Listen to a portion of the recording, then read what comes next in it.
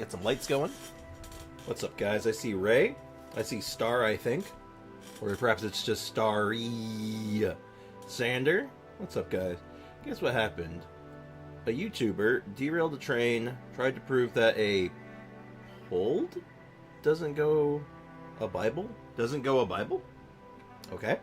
And C scammed his audience. I don't know, all of the above? I know all of those things have probably happened. Maybe not the derailed train one, but still. Hey, Leakin, what's up, man? Welcome to the stream. Big upgrade on Navia. Nice. YouTuber's a teenager, 17 years old, that took place in Nebraska. I don't know what the second thing was supposed to be. Your B answer tried to prove that a hold isn't a Bible. Currently, he's facing 10 years in prison if the court decides to send him to adult court. Find himself at least 20 years in prison. Like $20,000 what he needs to pay. Oh, like a bullet doesn't go through the Bible? Is that what you're trying to say? Go through it? Okay. Interesting. Well, not much you can really say about stupid, right? Stupid is as stupid does. And, yeah. Yeah, some people will do anything to get famous on YouTube, and it's not good. Yeah. 17-year-old derail a train. Like, I don't know what you're thinking at that point, right? Like, oh, this will be good content. Yeah, you're also gonna go to jail for a long time. Like, that's really stupid. How you doing? I'm tired, man. I had a rough weekend. Didn't sleep well, like, at all. But I slept a lot, if that makes sense. It's not good. Should send her a special role for daily news. At this rate, like, jeez. There's always something going on. But anyway, we got some birthday mail. Apparently it's Yanfei's birthday yesterday. So what does Yanfei have to say? Just now I found myself counting the years, thinking back on how many birthdays it's been since we first met.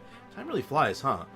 I still remember this time last year when I was writing how I hoped you wouldn't run into any legal troubles in Fontaine, as clearly as it was yesterday. Who'd have thought that the next time I wrote to you, you'd be on the cusp of setting off for Natlan? Most people would have thought that, actually, but, you know, whatever. Oh, by the way, the report in the Steam word was really a nail-biter. I'm just glad you managed to solve the case so perfectly in the end. Even as a legal expert, I take my hat off to you. That sure was brilliant. Damn shame that she wasn't actually in, like, any of these quests, huh? The Knave Weekly boss is getting on my nerves. Oh. Well, just heal through it. That's all you gotta do. Just, how do you stop the bond of life? Just heal. Yeah, you have to heal it off first. You heal off the bond of life, then you can do the charged attack. Does Rano get to fight her? She dies too fast? Oh, I see. Big shit talker here. Maximum shit talk. Anyway, it was a shame that the article glossed over all the juicy legal details. Actually, I wanted to talk to you. I wanted to ask. As one of the concerned parties, man, I really picked the worst background to read this on. This is like white on white. This is hard to read. Well, I made my bed. I'm going to lay in it. As one of the concerned parties, would you be able to elaborate on the ins and outs of the trial, how the trial went? I'd even consider it a birthday gift to me. How about that? Of course, aside from legal agreements, contracts made through friendly favors should be abided by too. After all, courtesy demands oh my god, I know how to say this word. I know this word. Reciprocity. I still think I said that wrong. It didn't feel right. Anyway, so as a gesture of my sincerity, please accept the return gift I've enclosed in this letter. This one is on me. What did you actually send me? You sent me an egg and some leaves. Also, Mr. Beast's career is over. I'll believe it when I see it. I'll believe it when I see it.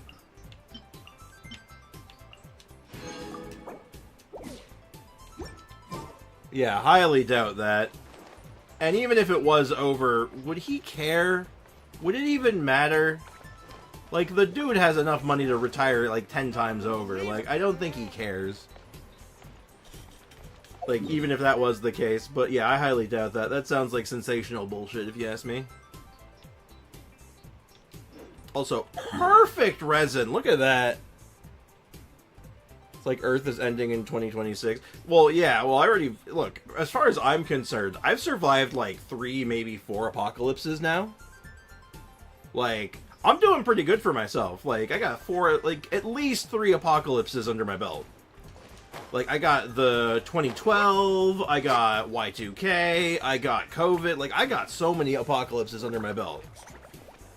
Like, shit, man. I'm in the Bennett burst. Healing ain't the problem.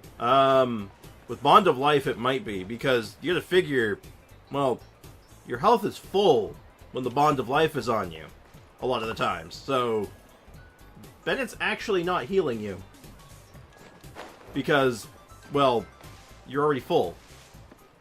You haven't actually lost any health. Bond of Life isn't damage, right? It's just like a debuff, so Bennett won't heal it, in many cases. Hey, good morning, Polar FPS. How you doing, man? I'm just kind of running around in circles. I know what I want to do. Something I was working on yesterday for shits and giggles. And I figure I can continue this process today. And we'll do this. We're just going to get rid of resin, because I got too much resin. I want to get rid of it. I don't want to be stuck on capped resin this much time. And then we'll get into the meat and potatoes of things, alright? Also gives people a chance to, like, sort of get here if they want to be included in this, in our buff stream. Hey, Springfire, what's up, man? Welcome to the stream. Whomst the hell are you? Okay, you know what? Why not? I haven't started it yet. Alright, we'll see what this person has to say. Maybe we can sneak another viewer. We'll grow the stream one way or the other. Lovely 80 Sayu, my respect to you. Oh, she's not, like, she's level 80, yeah, but I also have, like, a, you know, full weapon on her, like, okay artifacts. Not fully built out, but she has been built out in the past. Hello. Just so you know, you are on my stream. Just so they know. Full disclosure that they are being watched. They are being judged. Can you level her to 90? Thinking about it. I'm working on 2 other characters first, but I'm thinking about it. She is one of the better candidates for it. Being that, like, she's basically a swirl DPS, so...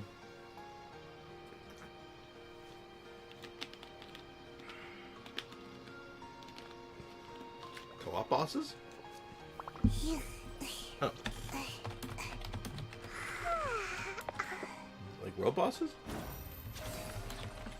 To farm the boss near me. Yeah, actually. Yeah, if they... Okay, yeah. That's kind of funny, that works out. Now, when they say co-op bosses, I'm assuming they mean the world bosses, not the weekly bosses. I think. Venti is also a swirl DPS. No, he actually is. Like, legitimately. Yeah, and weekly bosses. We can do some weekly bosses, maybe. Let me catch up on the chat. I know there's some other stuff going on here. Also... Can I... Yeah, this is a good enough setup.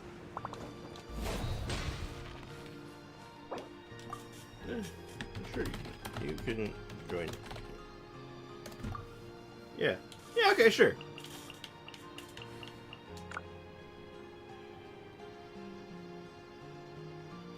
You can Xbox end it, only shape today. What's that? What?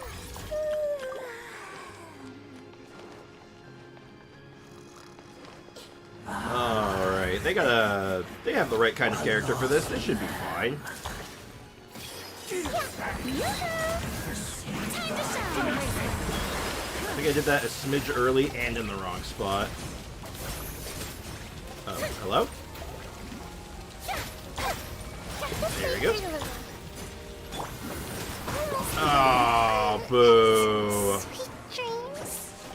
I'm a little annoyed on that one because it's like, dude, I know you had a Geo character. Geo can do cryo. Also, I'm getting bloomed.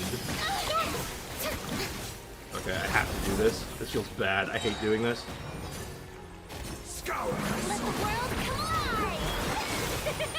Having to use healing mode.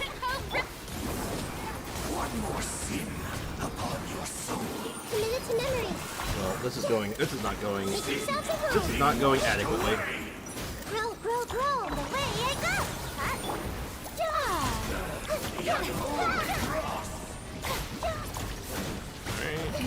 That. Don't bite off more than you can chew. Alright. Get some healing going. I'm getting bloomed to death, man. Holy shit, I'm getting bloomed to death. Oh my god, their blooms were killing me. Like, holy shit, that was scary. Chris is in shambles. I was in shambles there. That was not good. Alright, so we don't need any more of him.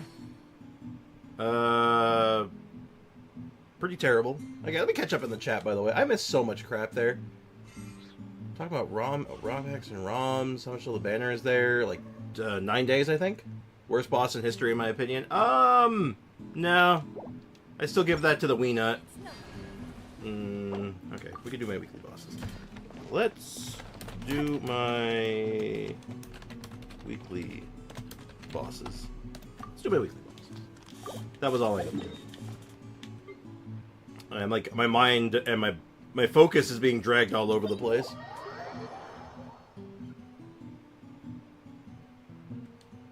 Worst boss is indeed the Wii Nut. Yeah, if I could remove one boss, it would be the Wii Nut. I can deal with that thing, because I find that like you could usually, in most cases, just deal with it. Did they get the invite?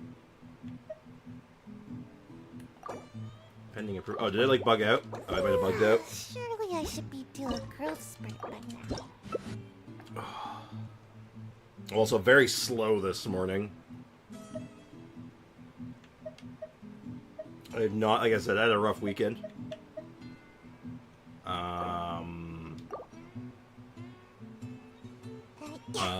Maybe they're playing on, like, PlayStation 4 or something. What is going on here?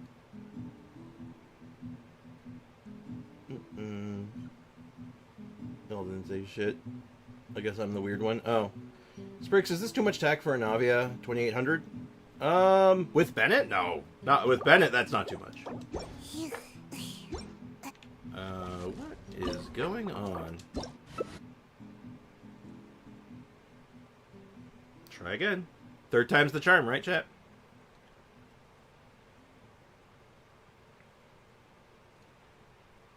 Seems like I should have just stayed in bed today. Are you getting the invite for the boss fight? Are you getting the invite? I've tried it 3 times now. What is going on? Like, did they like disconnect maybe? Well, this is taking longer than I expected. I was hoping to be done this by now. Like, gone through like 2 or 3 bosses and been done with it, but like 2800 without the Bennett buff. Oh, again, also, no, not too high. Whoops, the hell is this person now? Okay, we're having too much confusion and issues with one person. I don't know if bringing another one is the correct call right now. I think they might have disconnected. Oh, wait, no.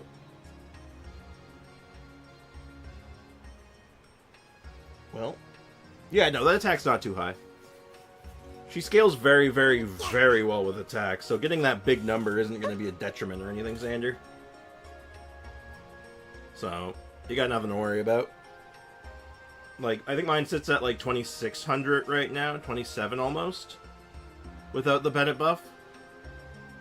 And then when you have the actual... Oh, wait, hold on. Actually, hold up. He's on act mode. But doesn't too much attack, like, there's a fall off. Not as much as some other stats. Because attack is, like, your proper scaling tool. It's not like, like, attack is less dependent on many of your other stats versus, say, like, elemental damage. Elemental damage is really good, but ends up falling off because you start sacrificing other stats for it, and then you don't have the attack to, you know, justify it, right? Crit rate, crit damage is the same way. Where, like, if you don't have the attack stat, the damaging stat to make it work, it doesn't really do as much, right? Like, there should be a balance. But I would say with Navia's case, I think you can get away with very high attack numbers without any issues. That being said, though, I should ask the question, is that when she's on field or nah? Because her attack, when you're looking at her in the menu, when you're not on field with her or not using her in your team at the moment, is going to be lower than when she's actually on the field. So, worth clarifying that. I got today a Battle Pass gamer join my world. It was the funniest shit ever. They offered me a welcome and a Battle Pass for free. They just needed my password. That's brilliant. Did they say they were going AFK or something? Like, did I miss something? I might have to just boot them. Like, we got stuff to do, right?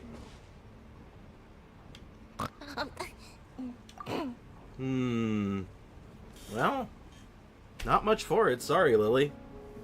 Hey, sorry. I gotta get stuff done for stream still.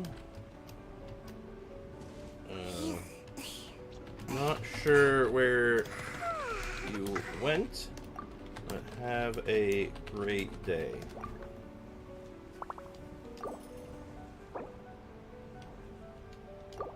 Alright, yeah, I think they're having connection problems, maybe. Well... Oh, I can't even... What? I can't even leave co-op because of how disconnected they are. That's...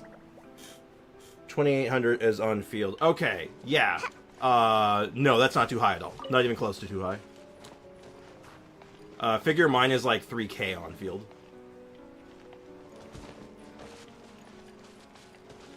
Go to Teapot? Yeah, it's just that easy? Is it just that easy? Well, we got to do the Teapot anyway, so this actually kills two birds with one stone. So, now I can... Alright, so I can't return to single player while in the Teapot. This realm... Apparently, so maybe I'm missing a step here, but... Well... Yeah, this has happened a couple times. People they disconnect way too hard, and then you can't get rid of them. Which is a huge problem when you're trying to do, like, streams and stuff. It's like, dude, we're doing things here, please! Like, show me some goddamn mercy here. Unless you're saying that, like, I just had to go in, go out to reset it. Oh, so it's like a reset. Oh, they're just gone now. Who's the first character you're doing today? Good question. We got to figure that out. Does anyone remember where we left off yesterday? I might just have to check the VOD. Because I should have written it down. I didn't, because I'm a dum-dum. But I do still want to spend this resin, but maybe we'll get right into let's get into the content. Let's get into some of the content first. Because now I'm not worried about capping. We left at Albabus. Was it Albabus? That sounds right. Well, let's go ahead and open the roster. We can figure that out. So I'm pretty sure we did Zhongli. I think we did Albedo. Like, I think we did Albedo. Maybe I'm not quite on that one, but I think we did Albedo. Because, like, Albedo is already very good. I literally just watched it not long ago, and I forgot. Sorry, I was eating and watching, didn't pay attention. No worries. We did do Albedo? Yeah, okay, that makes sense. So we would have left off on Ganyu, then. Ganyu is our next one. But what I want to do first, if that's cool, I would like to do a quick intro. Because I'm going to be editing this later. Like the first one. I haven't finished it. I haven't gotten to editing the first one yet because I've had too much shit going on. But... Big butt. Big butt. We can get started on this. Hey, good timing, Bricken. What's up, man? But engulfing lightning... What? Okay. But engulfing lightning on A is bad if you use Bennett because there's too much attack, so she has damage fall off. Well, I mean, it's not bad. It's just that, like, you don't need it. Right? Like, your damage still increases. It's just not as increasing as much as it would normally. That's all that means. Right? It doesn't mean Bennett's bad. It means that he is not as necessary. There's other options. It frees up a spot. That's it. But yeah, Navia has a massive attack scaling, like really high. And she generates a lot of attack for herself in addition to that. And you want that big attack value to actually be able to reach those big numbers.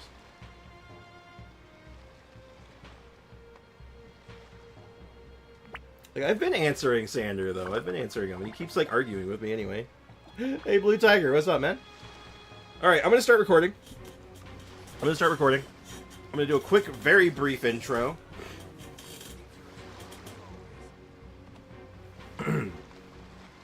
Let me ask you a question. If you could buff any character in this game, who would it be, and what would it be? That's what we're going to be talking about today, but this isn't the first time we've spoken about this. So, if you haven't seen the first part, go back and watch it. Go watch it. It's good. It's interesting. Wait. Let me think for a sec. That being said, if there's a character that doesn't show up on this particular video, we may have already spoken about them, so keep that in mind. Alright, so I'll have to cut that together a little bit because I was a little sloppy on it, but that should be fine. Okay, character archive. Let's get to work, chat. Alright, so we made it not very far last time because we kept getting distracted, so I'm gonna need you guys to be focused. Yes, no, we're gonna get chat on the screen.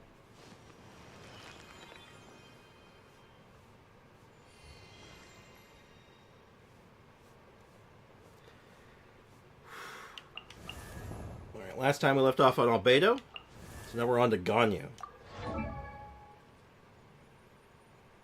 Well, I'm famous. Alright. Now, though, I'm going to need you guys to focus up, because last time you guys were not focused. You guys were all over the place. And we're going to need to be, like, on our A game here. So, what do we do with Ganyu? Because Ganyu is already pretty good. She has a good freeze build. Her reverse melt is very strong. She's one of the better cryo units in the game. But she's not really used the way I feel like she was intended to be, you know? I have a Raiden buff. We'll get there when we get there. Hold on to it. So most of Ganyu's damage synergizes with the artifacts and weapons. Yeah. Yes, we do have a resident Ganyu main in the chat right now, so maybe he might have some thoughts on this. Don't talk about Ganyu, I don't know anything about her. Well, then don't say anything! You don't need to point out that you don't know anything. Just don't say anything, then. But, yeah, so much of her kit is, like, support-based, but then she's got this really derpy charged attack. However, I'd say she gets a buff. Every character's getting a buff, Brick. Every character. That's the rules. I'll go over the rules again, actually, real quick. So the rules are, we are not trying to break a character. We're trying to make them balanced still. Like, we want to make them feel good without... We're not trying to turn Amber into Nervalette, for example. Like, that's not the goal. And rule number 2, we can't ignore the core design of a character. So if a core design of a character is very clearly set up to be a certain way, we're not redesigning them. We're playing into their strengths and weaknesses and trying to, like, fit within those rules. I feel like Ganyu fell off after Risley came out. I find myself using him when I need to cry over her, to be honest. I think she still has advantages. Hey, Dragon Tooth, what's up, man? Welcome to the stream. But, like, she has uses over Risley, right? Like, she's a ranged character with very big AoE, and I think that, like, gives her, like, a use case still, right?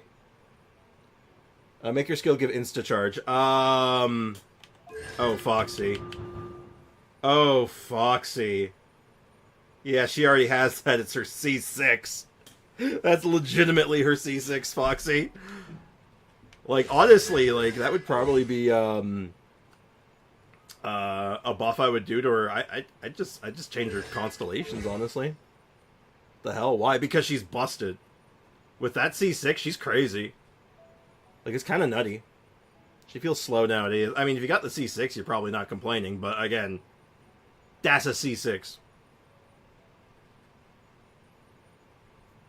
Yeah, her scale Triloquilin should have an effect that says when the flower gets attacked, it should tread cryo resistance. That might be a little... I mean, she has fallen off, so maybe... That could be something, like, if the flower pops or gets hit or something, it, like, has some kind of bonus effect. Like, that would be something, like... Because, like I said, she was set up to be a support, so, like, for her core design, it's like, do we look at her as a support, or do we look at her as a charge shot DPS? She becomes a sniper at C6. Yeah, pretty much. Hey, Ayaka, what's up? Welcome to the stream. I think I missed you earlier. Baby Burst has better utility. Well, it doesn't really need better utility, does it? Because it has this massive AoE. Can have perfect uptime if you build it right. And does, like, okay damage.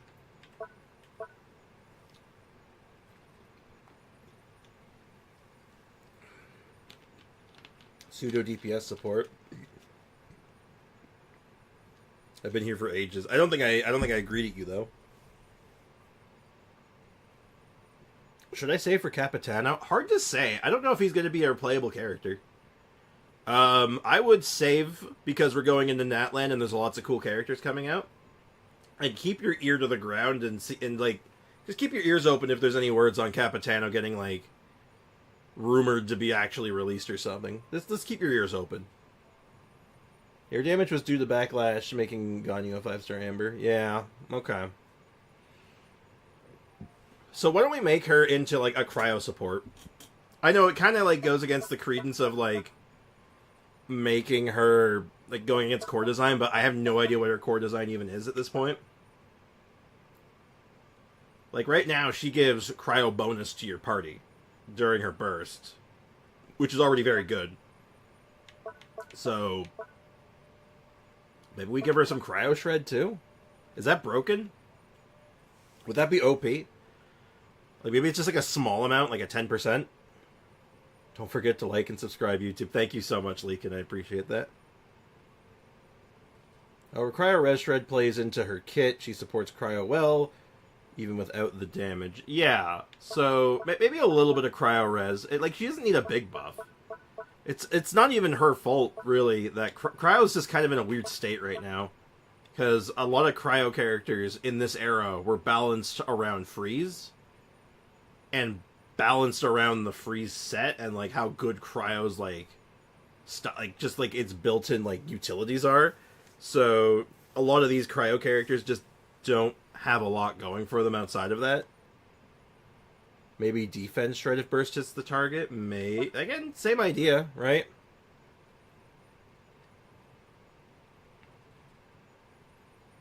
Yeah, she can do crazy. No, exactly. That's why, like, coming up with a buff for her, because like I said, we're coming up with a buff for every character, even the broken ones. So we're just trying to find something that isn't gonna break her or make her like disgusting, and maybe leaning in more on the support element of her kit might be okay, because she's a very, very strong DPS that was originally intended to be a support. So maybe some kind of shred, some kind of debuff to enemies. I think that's basically it. Some kind of debuff. You don't have to be specific. It could be like a resistance shred, it could be a defense shred, it could be some kind of like slowing effect, even a damage debuff. Like, what if she like makes enemy damage lower in addition to that? Like, put it on the taunt, even. Today won't be possible for me to stream. After the stream, I have a 4-hour drive. That's too much hours. Too many hours of driving. So, yeah, I don't think there's much else we can do with her other than just, like, give her more utility. Like, give her some actual use, like, supporty utility. Yeah, don't do it slow. It'll make her freeze team comp cracked. It's already... Well, no. Well, I don't know if there's much you can do with the freeze comp that makes it, like, good or bad. Or better or worse. Because it's already going to, like, well, everything's not moving. That doesn't change that. And it doesn't work on bosses, so it doesn't change that. So, what if it could slow bosses?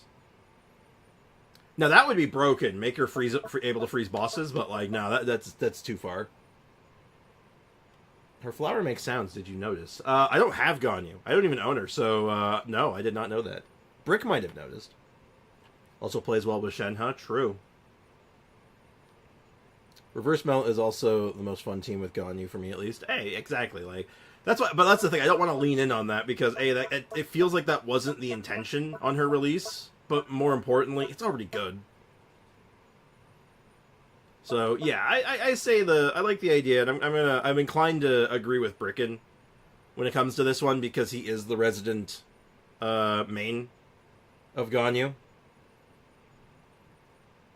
and I think just giving the skill taunt some kind of additional utility, like some kind of defense shred, resistance shred, something to just increase party damage without like absurdly breaking her damage. Doesn't have to be a big one.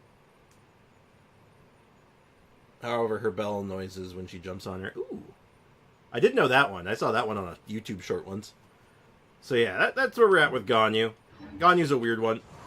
Okay, Zhao. Okay. So, I feel like Zhao is super good, right? And there's not much you can really do with him, so here's my make him taller. That'd make him happy, I'm sure. Yeah, I'm gonna go with Aiko, because this is exactly what I was gonna suggest. There's not much I'd want to do with Zhao, honestly, like in his core kit. Like, I switch his Albedo C4.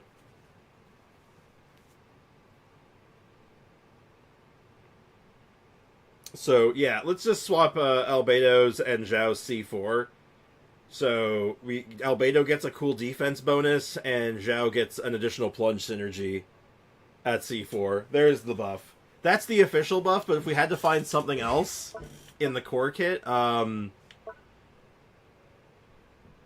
mean, I have no idea, I'll be completely honest.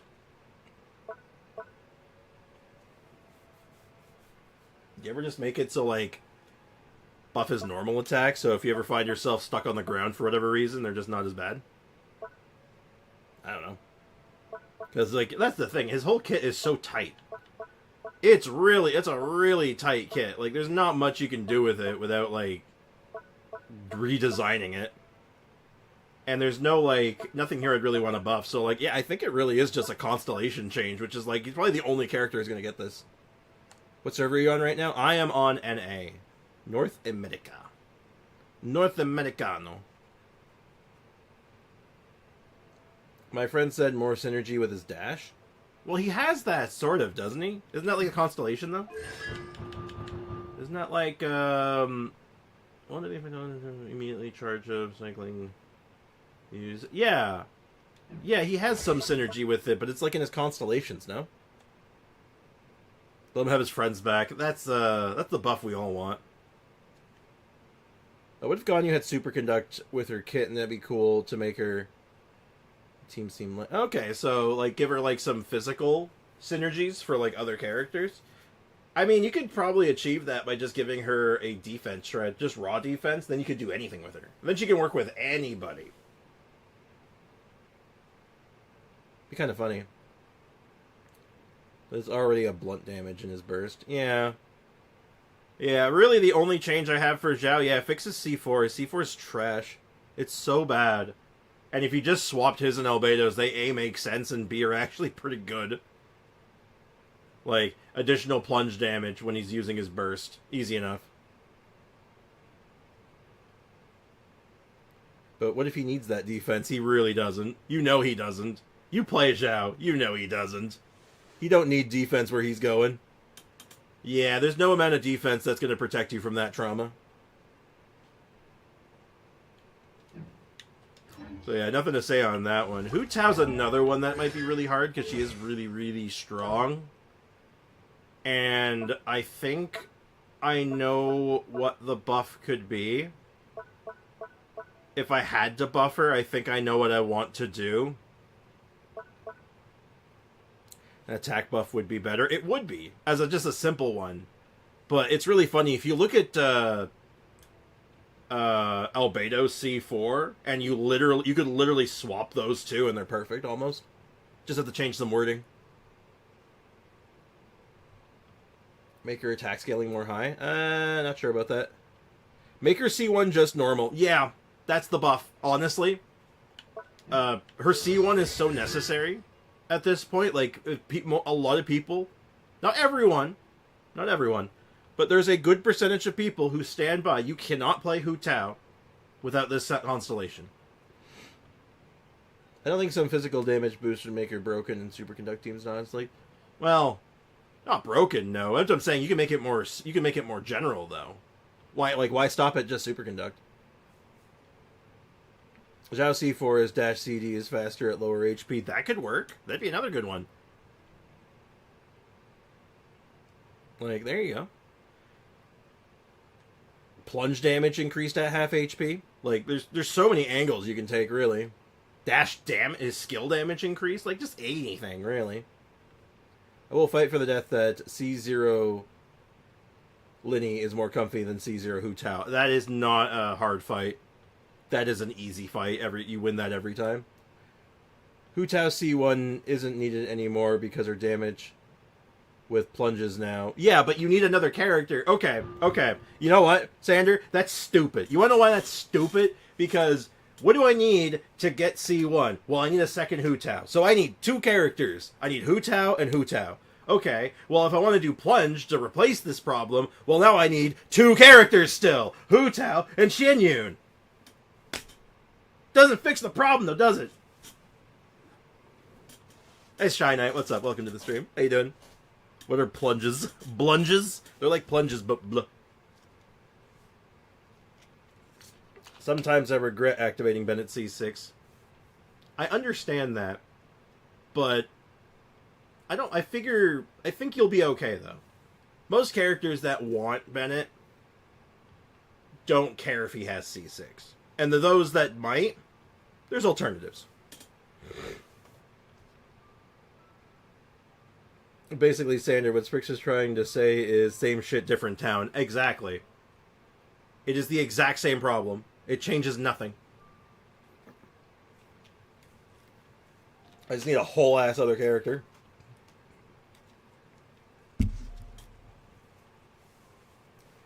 Hu Tao skill should do some damage. Like, it has like a little burst, like a little pop effect on it or something. I love C6 Benny because it's one more con than C5. Simple mathematics. Okay, so here's my proposed buff. This might be broken, but I'm so sick and tired of it. Just make this base. Give her a new C1. You can even make the C1 still have, like, a charge attack synergy. Like, I don't know, like, doing 2 charge attacks in a row, or having an attack between your charge attacks do something. I don't know, you could do anything. I want to say that since they're a Cloud Retainer, the C1 should be in the base kit. Yeah, there you go. Okay, yeah, Clout Retainer. She is a Clout Retainer. That's what people do on Twitter, right? They just try to retain clout. That's a thing, right? So yeah, like, seriously, I think this is it, right? If you play Hu Tao, if you're a Hu Tao main, you have this. Just make it base. Make it base for the rest of us. If you want to play Hu Tao and like do it effectively and have it feel like not like shit, just let people have this. Give her a new C1. Give her something cool. Alright, next up on the list is Rosaria. Ooh, I like Rosaria. Rosaria is like my first character. It's my first main. First character I pulled, first character I played a ton of. I loved Rosaria. She is a weird character, though, because she is split between 2 very different jobs. We are getting close to Eula. We'll see what the Eula main has to say.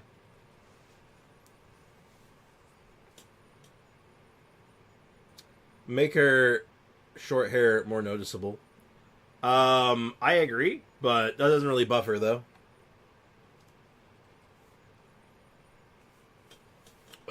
Okay. What do we do with her? I know what I want to do with her because her level up stat is physical damage.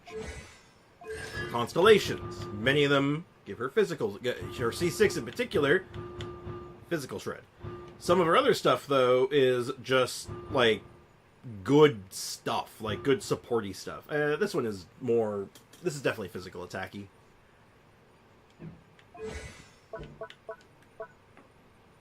And then...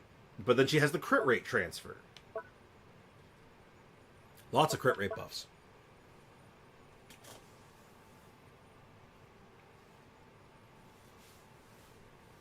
Hot take, Rosaria is still better than Mika at C6 for Eula. I don't think that's true. I mean, the crit rate buff and the extra energy and resistance shred is really good. But, man, Mika's attack speed buff plus physical damage bonus plus his C6 giving, like, crit damage. It's a tough sell. Though there's also this plan. Why not use both of them? There's nothing stopping you from just doing both. Give Venti the Archon skin. That would make Aiko very happy. Yeah, why not actually just do both of them together? Just go all in on it, right? So, here's my proposition. Why don't we lean in on her being a physical DPS? Why don't we just say, you know what, screw it, Rosaria is a physical DPS. Everything in her kit like should be like leaning towards this.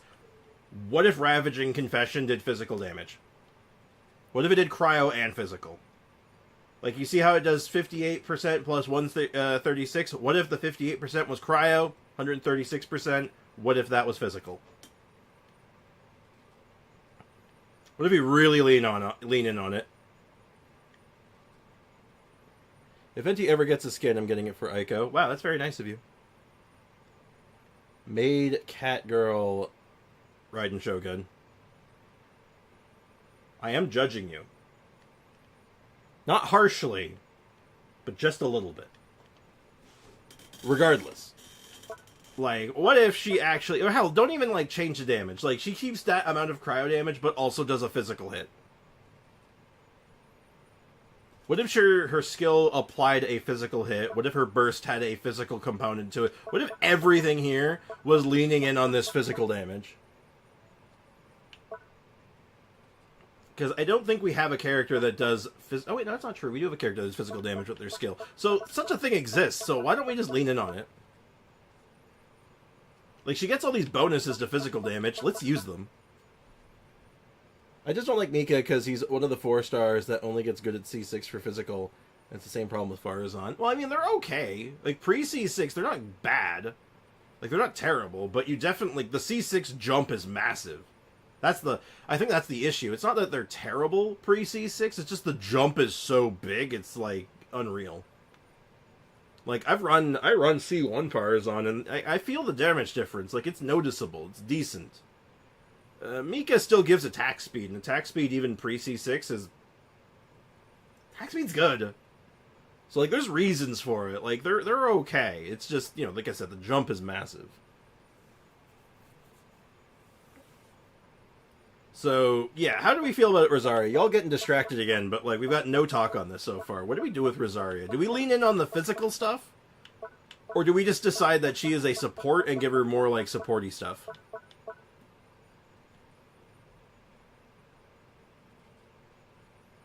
Oh, happy early birthday, Sander. You'll have to remind us when your actual birthday rolls around.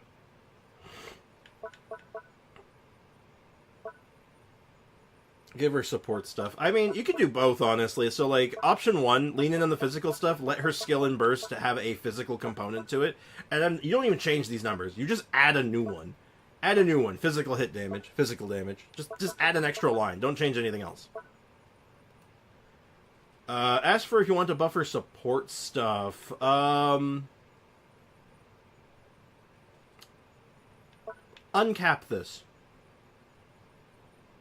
Uncap the crit rate buff. Might be a little bit crazy, but yeah, uncap this. I don't think you can get it much higher, but you could get it higher. So if she overcapped her crit rate, which she's likely going to do, trying to maximize this as a support, you could use it. Or if you really want it to get weird, if you really wanted to do something unique with her, maybe when you stand in her ult, you get more crit rate, like more than it already gives. Because it already gives crit rate. Like, that's literally what this says right here. It gives crit rate. Well, hell, it's just casting it. It's not even being in it. But you're saying, like, while you're actually in the effect of it, you get boner? Okay. I can see that. It would be insane if they made a 5-star Rosaria. I mean, they kind of did. That's kind of what Eula is. Sort of. Not quite, but I get what you're saying. Yeah, give her, like, so uncap this, or if you really wanted to go crazy, like, let's go crazy. Let's get creative. What if she overcapped her crit rate, she got a bonus? What if she was, like, the one character that you wanted, like, 120, 130% crit rate? Like, every percentage over 100% crit rate, you get some kind of crazy bonus. Whether it's a massive damage buff, a bigger party-wide buff, or something like that. Converted into crit damage, like something. What would you guys think about that? That would be flavorful, I think. And it would be unique. How's that sound? Does anyone have any thoughts on that?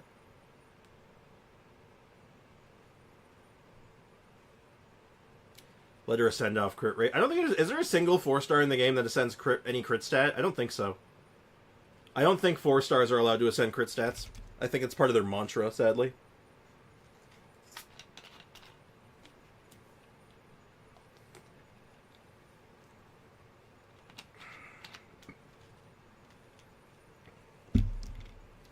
Need like 15 to 20% crit damage when it's capped. Could be.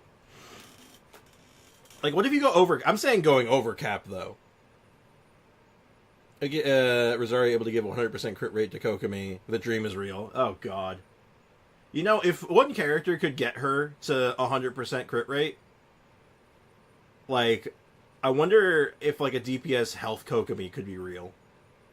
Probably not. Well, maybe. Terrifying to think about, though.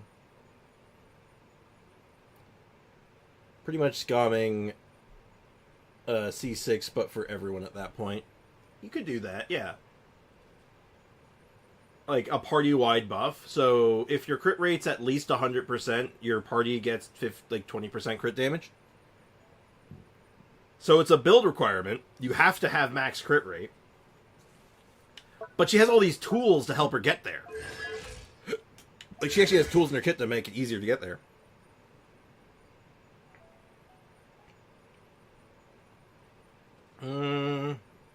Well, she already has energy generation in her. She already has that, technically. Her constellations already do that. She's already a very good battery. I think that would, like, make her too good as a battery. Coco on Mara Shase Hunter gives you already, like, 20% 20 crit rate with Furina, so it can happen. Oh, it's been possible since before Mara Shase even came out. It's just bad. You're getting distracted again. We're not at Kokomi. Why are we talking about Kokomi? Kokomi, in my opinion, would be one of the best on-fielders if she could crit, because full self-sustaining damage dealer. Yeah, but she's already one of the best on-fielders because she's Kokomi, and that's not up for discussion right now. We're not there yet. We'll get there when we get there. We're on Rosaria right now. Focus, chat. Focus. This is what happened last time. We went so slow because of it. Trying to add stuff that I already do have because overall she's already good. Yeah, I think I want to get creative with this one. The buff I would lock in is something to really lean in on all these crit buffs that she has. Either a party-wide crit damage buff when she's capped, or a crit damage or damage buff to the party based on how overcapped she is. So if she has a 120% crit rate, which is very possible with her, your party gets some kind of cool buff. I think that would be cool. And the trigger for it would be when you crit. So if whenever she crits, you get this cool buff based on your overcap. That would be neat. I think that would be very fresh. It'd be something we hadn't seen before. And it would be the first character that you'd probably be like, I just want crit rate and nothing else. And it'd be awesome. Yanfei. Yanfei's pretty good. Yanfei's got a very clear-cut playstyle, and I like her. Give attack speed based on her crit rate. That could be broken. That could be overpowered. They're very stingy about attack speed for a reason, but maybe. I think crit damage would be more on-brand, but she does have an attack speed buff in her kit, so... Like, even just attack percent even could be good. Yeah, permafreeze teams are already so good. Tank Fae. Well, that could be a fun buff. Why don't we give her some... You give her some, like, health scaling? Because she has this weird health scaling constellation. It's a very strange one. What if she actually had some health scaling? What if she had some other stuff in her kit that, like, scaled with health? What if there was something here that made you go, like, yeah, I wouldn't mind a little bit of extra health. Like, I could totally see something like that. Like, you don't change, like, the core of her kit. You just give her, like, a little bit of health scaling somewhere. Yanfei is the type of character that says, play by the rules, and you benefit from it. Basic attack to improve charge attack. Yeah. She's got a very clear-cut, like, generalist, like, right-to-the-point playstyle. I'm going to attack you 3 times, and then I'm going to charge attack you. And then I'm going to do it again. I'm going to do it again. Right to the point. It's good. Wait for the stream. Got to go now. Drive for an eternity. Alright, good luck, man. Take care. Thanks for hanging out for a bit. Appreciate you, dude. So, I think that would be the only buff I'd want to give her. Unless you want to, like, you'd argue just give her slightly better charge attack scaling. But I'm trying to avoid buffs that are just number. Like I said that last time, we don't want to do buffs that are just number. We want to do something a bit more interesting. Attack speed on Yanfei? Well, you can already get attack speed on Yanfei from other sources, so I don't think just giving her attack speed's the play.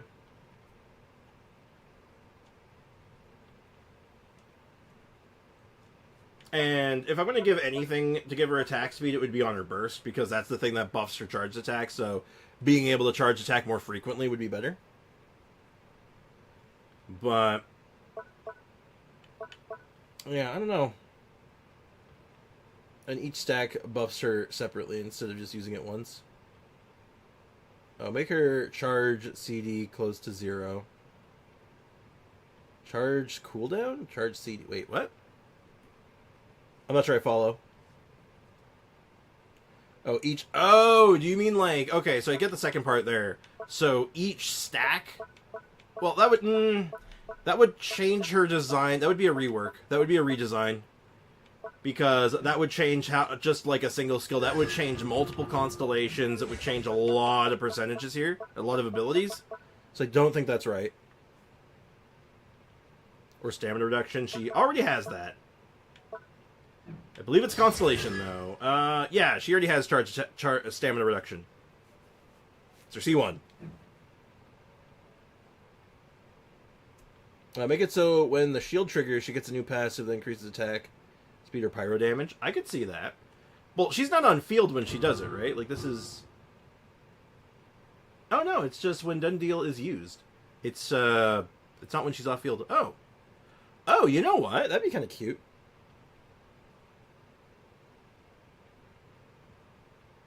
Yeah, no, if you did... Like, thankfully, I know Yanfei a fair bit, so... I've used Yanfei a lot. So there was an idea there that kind of like triggered there, though. I actually like Bricken's idea. Again, her C4 is really neat. I like this C4. I think you could make something with this. I think you could add something to her kit without, like, uprooting it. So my initial thought was to give something in her kit some kind of health scaling, so you might want some health. You know, kind of in the same way that Ayato has health scaling. It's not like you're focused, you don't need health, but if you get health, you're not mad about it. Right? So, I kind of want something like that. If not that, why not make it so when she has this Pyro Shield, she gets some kind of additional buff?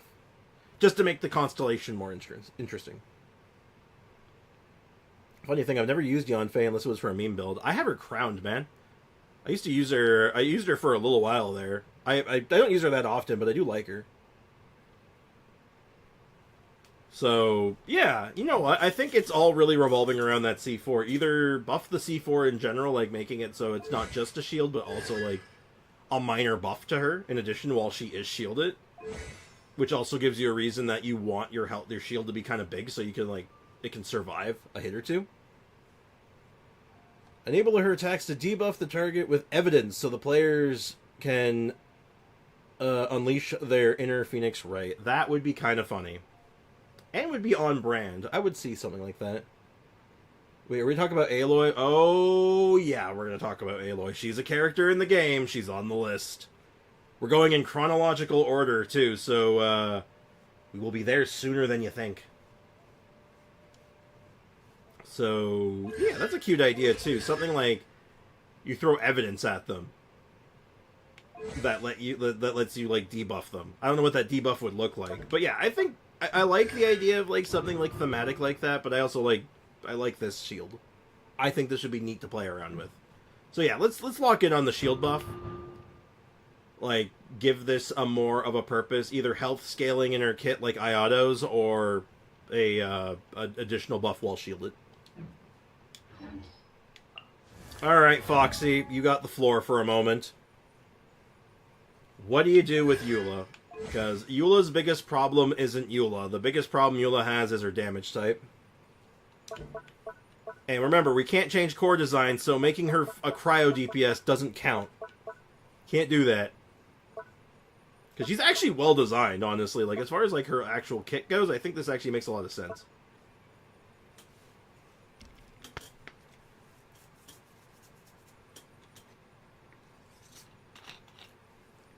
Now, I know what I want to do.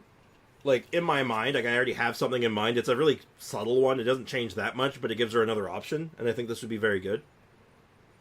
What if, so right now, the only thing that gives her stacks of her burst is, I believe normal attacks. Yeah, normal attacks, skill, and burst. What if they include charge and plunge? Give her charge skill. Have her charge skill give her attack speed on how many stacks she has. No. I don't think so. Because that would literally just be her weapon. That's her signature weapon, man. It already does that. So it would be kind of like silly to have double up on it. Because I don't think it would stack that well. Because attack speed does have a cap. So that might be problematic. Unfortunately. I like the idea. It would be make her strong, but I think it would be like the wrong kind of strong, you know?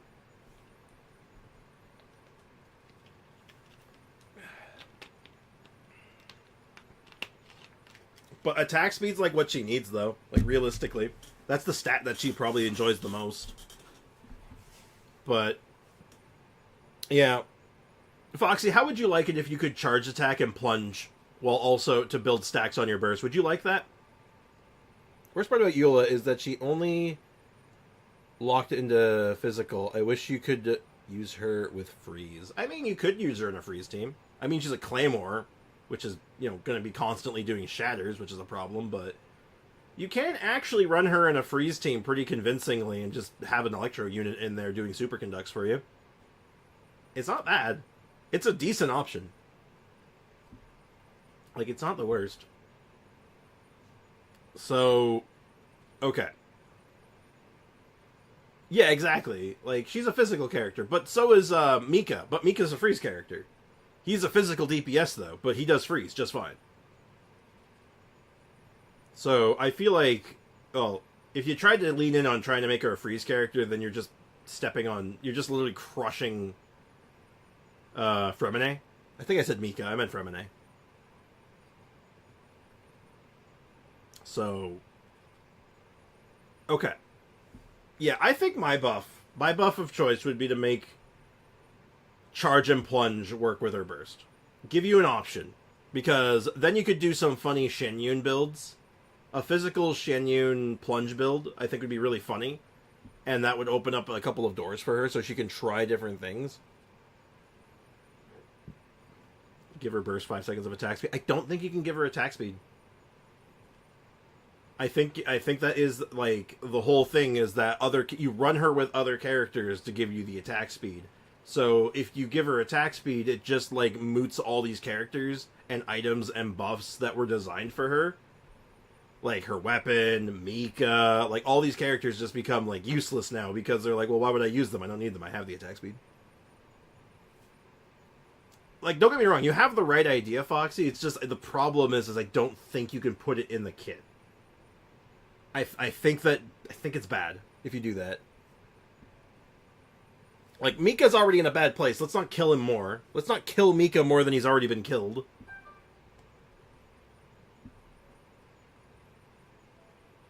So, yeah. Like, here's the thing. I like Eula.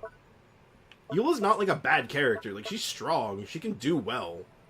There's lots of, like, there's a lot of variations on her team that work very well. But, man, this game has never been kind to physical. They need something. And, honestly, I think the answer is Shatter.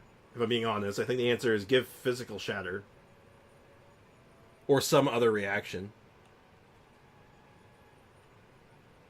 Attack speed does nothing on Eula because her rotation input is still the same, and the attacks in her ult wouldn't increase that by much. You need a lot of attack speed. Because it makes a difference. It does make a difference, but you only get like 1 or 2 extra hits in. Which is a difference, don't get me wrong. Like, that is a noticeable difference. And you gotta figure, like, for the burst it doesn't change anything, but for just hitting things, it makes a big difference. Because I think it's, her normal attacks are a little understated. She can just kind of dump truck something just by whacking it, you know? You can just, like, take your sword and just go whack, and it's like, ow! And they hurt. Never forget, you can just hit things. You can just slap things with your weapon. And it's not that bad.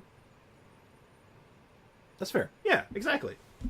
Like, the attack speed's only going to net you 1 or 2 extra hits for the burst, which, given the scaling of the burst, like, Jesus Christ, mate. Like, oh, that's an extra 150% damage, potentially. That's pretty good. And that's at level 1. Imagine what that's like at, like, level 10. It's a big number, potentially.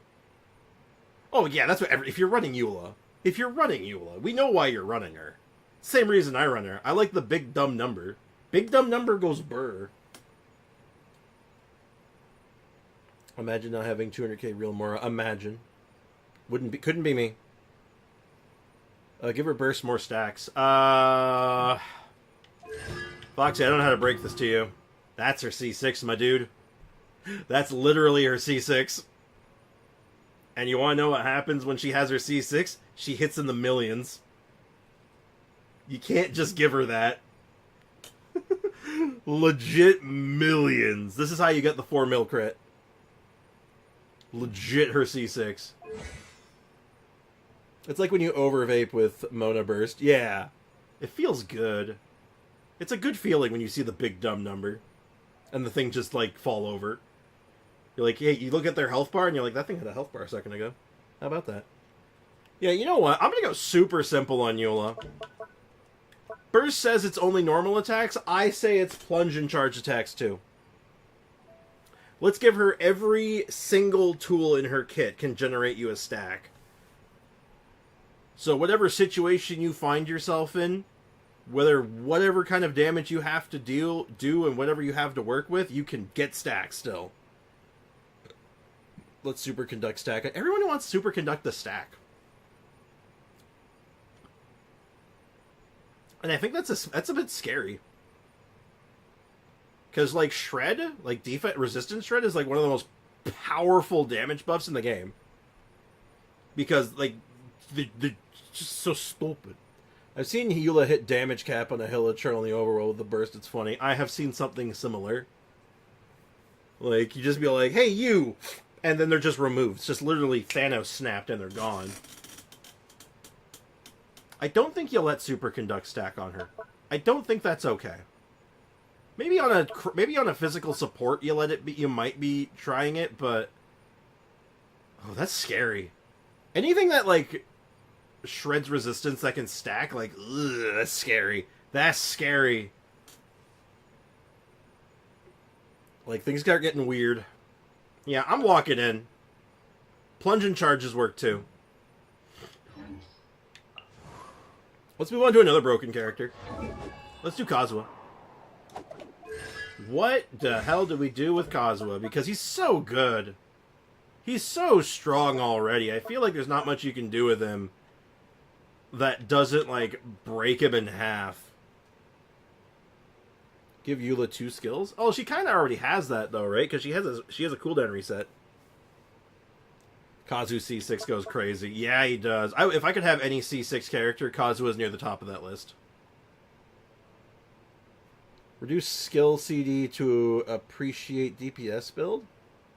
Oh, I don't know if you can reduce this skill cooldown. This thing's scary. The thing's kind of scary. Like, that kind of... His CC is so strong. I don't know if you can do that.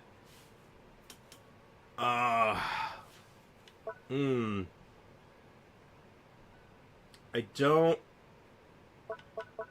I mean, okay, there's something you can do. And it would be a buff. But it wouldn't be a buff to his damage. It would actually just be a buff to building him. Okay. So, what if... And I know it's like this might not be to everyone's taste. Not everyone's going to like this idea.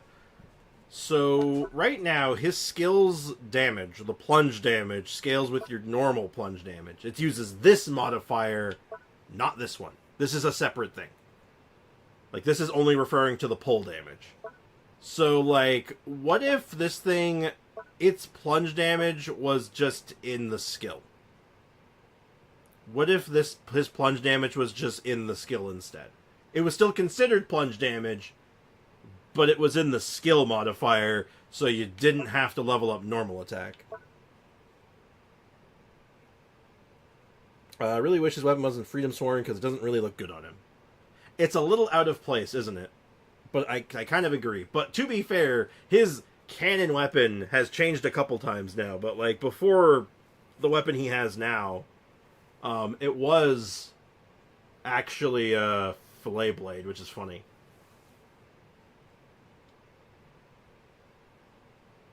Buff his plunge damage. Let's not. Let him swirl Animo. No. Hey, Squid, what's up, man? Welcome to the stream. Yeah, so that's the buff I propose. His plunge damage for his skill is calculated in his plunge skill. In the skill itself. So it's the same number. You don't change the number. Plunge damage will still be the exact same. It'll start at 81.8 and go up with level. But it's in the skill, so you don't have to level this up anymore if you don't want to. I got C1R1 Changli on Wuwa. Nice, congrats, man. That said, I love Freedom Sworn because it's just a good support weapon. Oh, it's an incredible weapon. It's one of the, I would argue, one of the best swords in the game. Just, it doesn't, you know, its color scheme is kind of off. That's awesome, Squid. Good shit, man. Yeah, so how do we feel about this buff? We're not having a lot of people mention anything about it. We're just getting, like, weird messages and off-topic shit. Come on, chat. Work with me. We're a team. We need to work together. This will never get done. If this keeps up, we'll never finish. Like, this is... Yeah, that's my proposed buff. Just make the plunge damage baked into the skill for building purposes, just to make it a little faster. Don't change the damage. Make the damage the exact same. Have it still be considered a plunge damage thing. Just have it be here. Yeah, stay on track, people. Focus up. Why are we talking about Woowa? Squid, I will throw you. Focus. You just got here. Focus. Oh my god, this is like, y'all have ADHD apparently. Yeah, just what Bricken said. Y'all got ADHD. I'm pretty sure Bricken actually has ADHD. Hey, he's focused. What's your excuse? Like, goddamn. Anyway. I don't think I got much else to say on this one. He's busted. So, like, let's just do that just to make building him a little easier for the newer players that get him. Oh boy, Ayaya. Ayaya is in a weird place because she definitely needs some help. Give him more crowd control in his E. No! His crowd control is amazing! He doesn't need more. It's all good, Squid. I know you're excited. You want to share? It's all good. But this happened last time, and I couldn't get people to focus, and we, like, didn't even get half the roster. What did we do with Ayaka? Now, my instinct is to actually... Because her burst is, like, the one thing in her kit that I think still holds up pretty well. Her burst is still very good. Okay, make her better. Yeah, okay, that's what we're working on. How do we do it?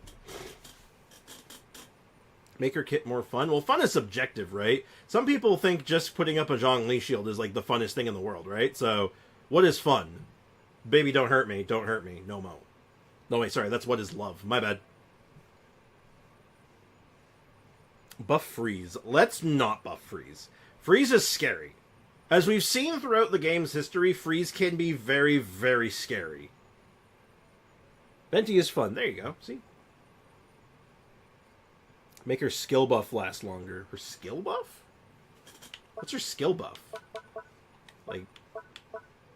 let me see here. Normal charge attack. Increase damage. Oh! Yes! I could absolutely see that. Her skill marks enemies, and her burst follows the enemies. Splits if needs to. I don't think you can make it split. I think it might be just the last enemy you hit it will go for. If you are going to go that route. And the reason that you don't think you can do that is because you'll crash the game because of her C2. You will literally crash the game doing that. So absolutely not.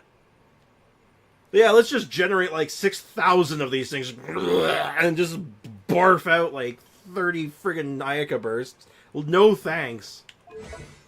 Yeah, mobile phones just start exploding. Poor mobile users who want to play Ayaka. God forbid. Jesus Christ, man. Cute idea, though. Baseline? Cute idea. Last enemy. Oh, how about instead of her skill doing it, Hoyo got the money for improvements just saying, yeah, but Aiko doesn't have the money to improve her phone anymore. God damn, do you want to blow up somebody's phone? Like, Jesus Christ. Look at this 7-year-old Samsung. This thing's gonna literally liquefy. Like, what the hell's your problem? Buddy, what the hell's your problem? God damn. Don't drag me into it. I'm gonna drag whoever I goddamn please. Yeah, I haven't upgraded my phone in 7 years. Don't at me. Okay, look, don't judge me, alright? Phones are expensive. Phones are expensive, and I gotta prioritize things. Next thing I'm prioritizing right now is a goddamn gym membership, so, okay? So, like, give me a break.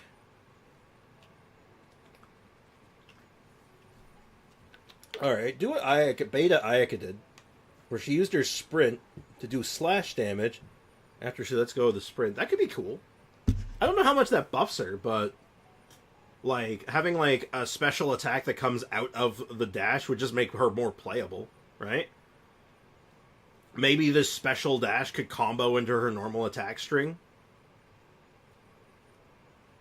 I'm judging you hard, Samsung, for 7 years. Well, when I get a new phone, I'm getting another Samsung. I like Samsung. Getting you a new phone when I get a job, that's another 5 years. God damn. Yeah. Yeah.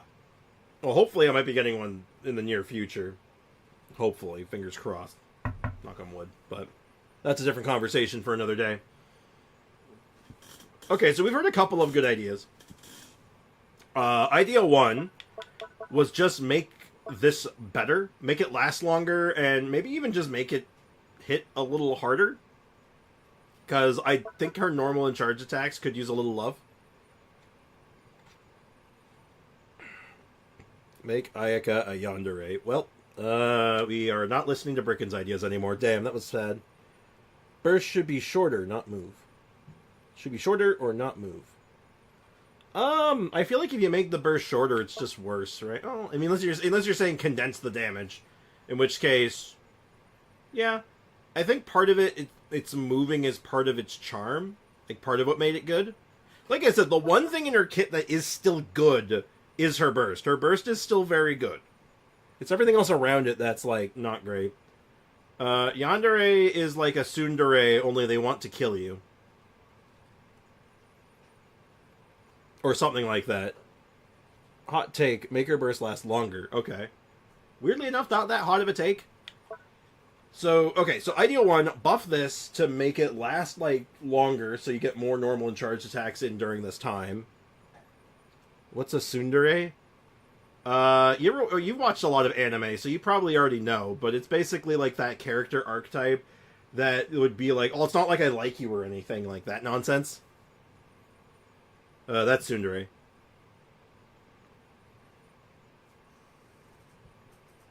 So you probably, I guarantee you've seen that many times before in your anime adventures. To some extent. Make her forehead smaller. Fair. Nikolai and Fyodor. What? So that's option 1. Option 2 was maybe your charged attack marks the last enemy it hits, and while it's marked, your burst chases them. Like, it will just follow a path, to the path of least resistance to get to that enemy. Making it so you could probably run her without doing freeze and feel a little better about it. Now, it could be a bit problematic. Like, I don't really know how this is going to work all the time, and might make certain elements of her kit worse. So, I'm a little dicey on that one, but it is an option. Hey, Kakarot, what's up? Welcome to the stream. Hope you're doing well. Wait, I'm thinking. All right, Aiko's thinking. And the last one, and I actually really like this one because I think this one's really elegant, is giving Ayaka her special dash slash from her beta days. Maybe even give it like some extra synergies.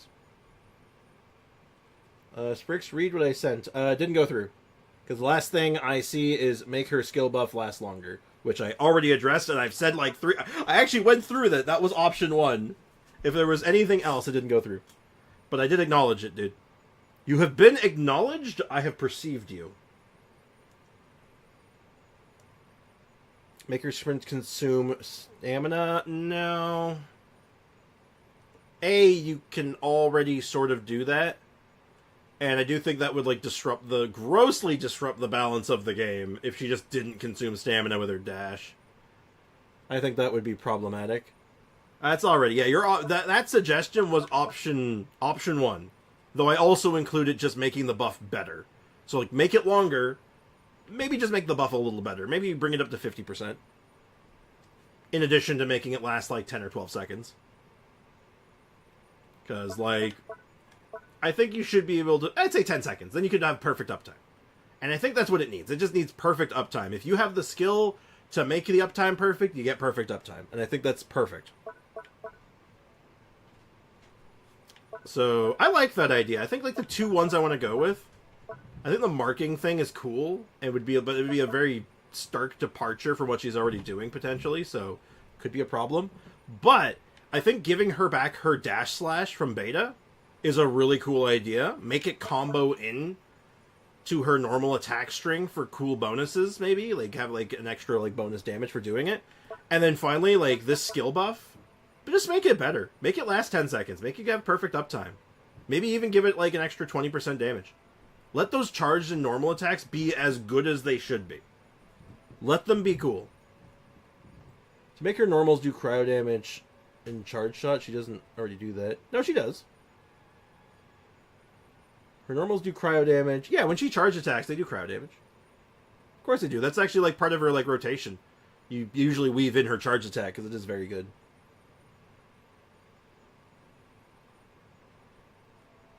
Yeah. Exactly. Yeah, I think I'd go with that. Next up is Sayu. Sayu's an interesting one because she is a character that is very good at the thing she does. She explores very good. She's cryo-ka-ching. Not quite cryo-ka-ching, but I'm sure we'll get one eventually. A cryo character that teleports. What do we do with her? I mean, I know what I want to do with her. Because, like, she has... Like, she's an attack healer with, like, a weird amount of EM scaling. I think. Because, yeah, she gets some extra healing stuff for EM. I think you just give her some EM damage scaling. I think that's all she really needs. You give her a little bit of EM damage scaling so you could, like, really all in on the EM stuff. And make, like, any weapon that, like, gives attack and EM, like, make her crazy good extra EM scaling. Yeah, exactly. Maybe your burst ticks could be heal lesser but proc more times. I could see something like that as well. Yeah, exactly, Kakarot. I think you give her some damage based on EM. Because she has EM synergy for her healing. Why not give it to her damage too? Because right now, she does get some, but it's only on her C6. It's only on her C6, and it's only on her burst. Like, why not make it so, like, her skill gets a little bit of EM scaling? Hell, it doesn't even need to be, like, on all of it, right? Like, because that would be, like, too many numbers. Why don't you just make it, like, on the kick? On the hold kick, it has EM scaling. So, like, there's a reason to want to land that kick at the end. Damage buff increased for party, not only her? I don't know about that. The reason I don't think that makes that much... I mean, that makes some sense. Because she's an Anemo support, but she's very on-field. She's a very greedy Anemo support. Because she wants to be on-field for long periods of time, just spinning around. A really obvious buff, actually... if we weren't going to go with EM scaling, you just lower the internal cooldown on her skill. Because right now, it, like, swirls every other tick, or every third tick, I think. It's like, you have to wait a while in between swirl procs. I think you just shorten that number so you can start swirling more frequently. So then she could really be a swirl DPS. And you really can lean on the EM. I think that would be fun. And it'd be fun just to speed around, roll around at the speed of sound, just watching like these swirly swirls going off constantly. But yeah. And that would also be like giving her EM scaling, in a sense. Because like she's just swirling all the time. And I think that would be cool. That would be rad. Oh, excuse me. On an unrelated note, buff this. Right now, this only works on the first one you pick up, so if you pick up one crystal fly, all the other ones will run away. Just make it work on all of them. As an added bonus, let's just throw this one as a freaky bonus. A freaky bonus? What am I saying? I don't know what that means. Make her Sanic the Hedgehog. She's already Sanic the Hedgehog, though. That's just like her thing. Yeah, you know what? Tons of swirls. I think she should swirl more. What if she just swirled more? I've seen a Sonic skin mod on her. Man, I wish you could do skins without concern, because like doing like custom models for characters, I think you can get banned for that, unfortunately. Which makes me sad, because I'm like, man, I wish they would lean in on that. I want to have, like, weird costumes for my characters that only I can see. Because that would be cool. But I kind of get why they don't let that, because they're really anti, like, doing anything to the game. Like, that's modding or hacking of any variety. But, it's like, I get it. But, what are you going to do? I feel like not. Oh gosh, excuse me, so sorry. I feel like not a lot of people have opinions on Sayu, because, like, no one uses her. Yeah, you can only do it on private servers without getting banned. Yeah, damn shame, too. Because I'd love to show off some of those. Those are funny. You mean a YouTuber did it, revealed his UID, and still didn't get banned? How do you know? And how do you know he was on the main server? Did you know that her skill used to work on multiple crystal flies, but they changed it before release? I didn't know that.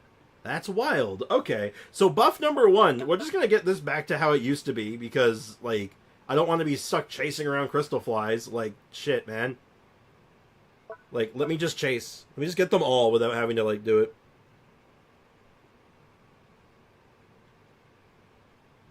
Except Lily Pichu. And then, yeah, just lower her swirl cooldown. Lily Pichu does care about Sayu. I care about Sayu, though, because I think she's cool. He made a video.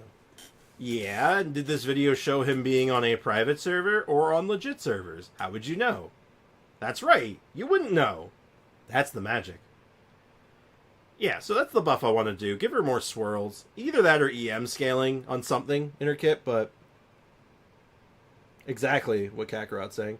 Her skill is still one of the most fun things. Yeah, no, exactly. Yeah, almost 800 subs, too. We're closing in on it. It's like how Beto's Burst used to work with Raiden in beta, but they changed it for release. Now, granted, I get why it doesn't work with Raiden. I understand the text on it. It's the same reason, actually, Raiden doesn't work with Shenyun, but no one talks about that. Shenyun Raiden doesn't work, but no one wants to talk about it.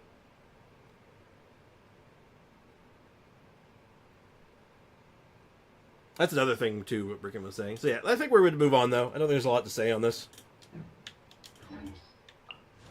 Yoi Amiya. A character that received very few changes, and everyone thought was garbage, and turns out that she was actually pretty good. Can we just buff her burst? Plunge Raiden? Yeah, Plunge Raiden doesn't work. Because Raiden's burst, when she plunges... It's not plunge damage. It's burst damage. It doesn't work with Shenyun. Resistance to interruption during her skill. That's a good idea. Because that's like her biggest weakness right now, right? But it is a... Character should have weaknesses. Am I okay with that? Am I okay with just, like, removing one of her weaknesses and just giving her resistance to interruption? So she can just machine gun as much as she wants? I'm kind of okay with that. Ayo, welcome to the stream. Hope you're doing well. Okay, first, make her burst actually work without switching to another character. Just here to lurk. Hey, I appreciate that. Nothing wrong with that. Give her the Edo passive, like that. Like her... Continue her attacks after dashing. Oh! Ooh, I do like that. I like that, actually. I think that's a really cool idea, and I think it kind of fits, right? Like, she can, like, almost like she's, like, rolling and to keep shooting. That would be kind of cool, actually. I think that's a really elegant buff, actually. For, like, her playstyle in particular that wants to keep these, like, long chains of attacks going. I think that's a super cool buff. Yeah, single target, it can't be considered a weakness. But, like, Hu Tao's very single target in the same vein, but, like, you wouldn't say it's a weakness in her case. And I wouldn't say it, like, for Yoimiya either, but I get it. I get what you mean. Like, you're not wrong. So, yeah, I think that's a cool idea. Her damage falls off if you don't commit to her attack chain, which shielders are an instant slot for that team. No, exactly. It'd be nice if she had another option. I agree with that. I wish she had another option. So either giving her resistance to interruption is, like, the boring fix, or giving her the ability to continue an attack string after a dodge. That's a really elegant buff, and I think it fits. Because she does absolutely strike me as the kind of character who would be like this wild child, like rolling around and like jumping while she's doing shots and shit. Like, it fits really well, doesn't it? And it kind of fits everything she wants. Make her know how to wear clothes. She knows how to wear clothes. This is a conscious decision. She knows exactly what she's doing. Yeah, playing Yoi without a shield is like, eh. And her last normal attack is a crazy damage multiplier. Yeah, I know. Her whole playstyle is all about getting that last attack off. Everything is all about that last attack. That's how you get, like, those 90 to 100k crits. Like, that's where the money is. That's the money shot.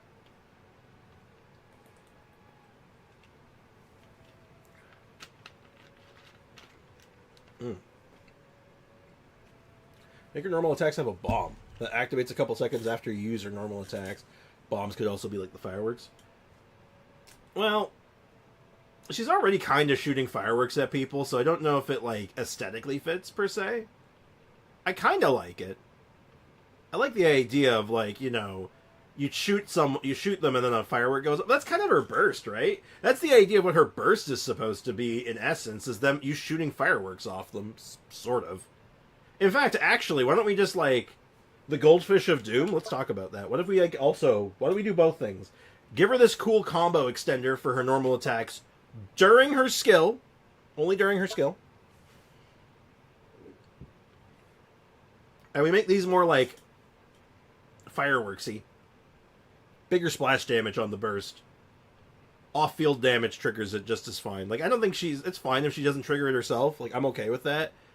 But, like, let, like, everything be able to trigger it, then.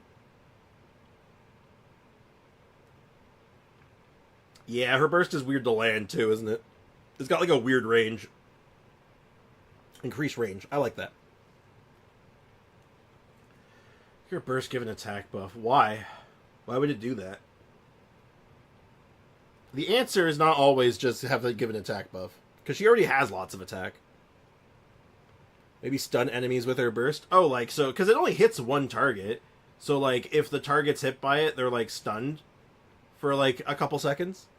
Because, like, they've been blinded by fireworks. So, like, a second or two, they just can't, they're just like, ah, they can't do anything. Buff her dad so he can hear her properly. I like the way you think, Brocken.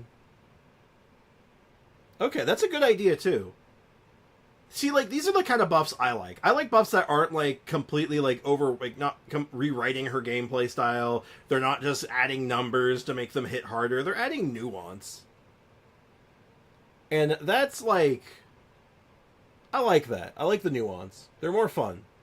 Some characters, you can't get away with that. But the ones you can, oh, it's good. Yeah, so, like, add a little stun to the Goldfish of Doom. And the reset, like the being able to continue your attack string while dodging. I think that's really cool. I think that's a cool idea. I like these ideas. Oh, God. What can't we do with Aloy? Okay, number one. This. Just change it. Just make it activate skill if it does damage. Period. No more sentence there.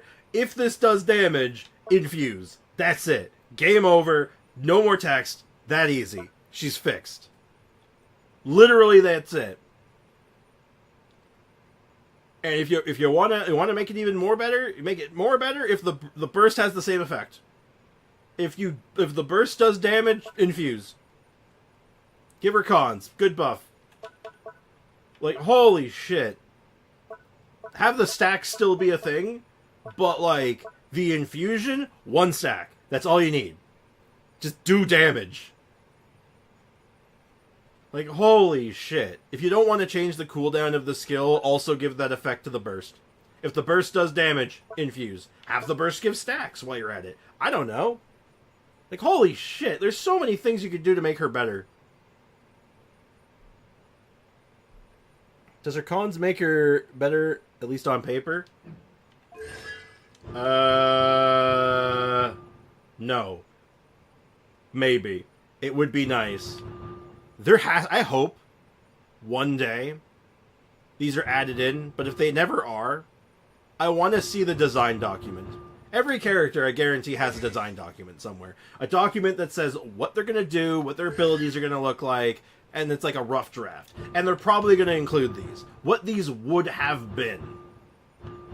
And I want to know what they would have been.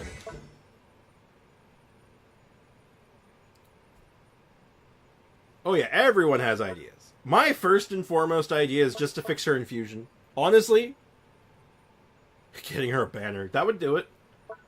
Yeah, my solution, honestly, fix her infusion. If you can get her infusion working, and I say seriously, just make it happen at 1 stack. Or if the skill does damage. If the skill or burst does damage, cryo infuse. That's it. That's the answer, man. And then she's playable.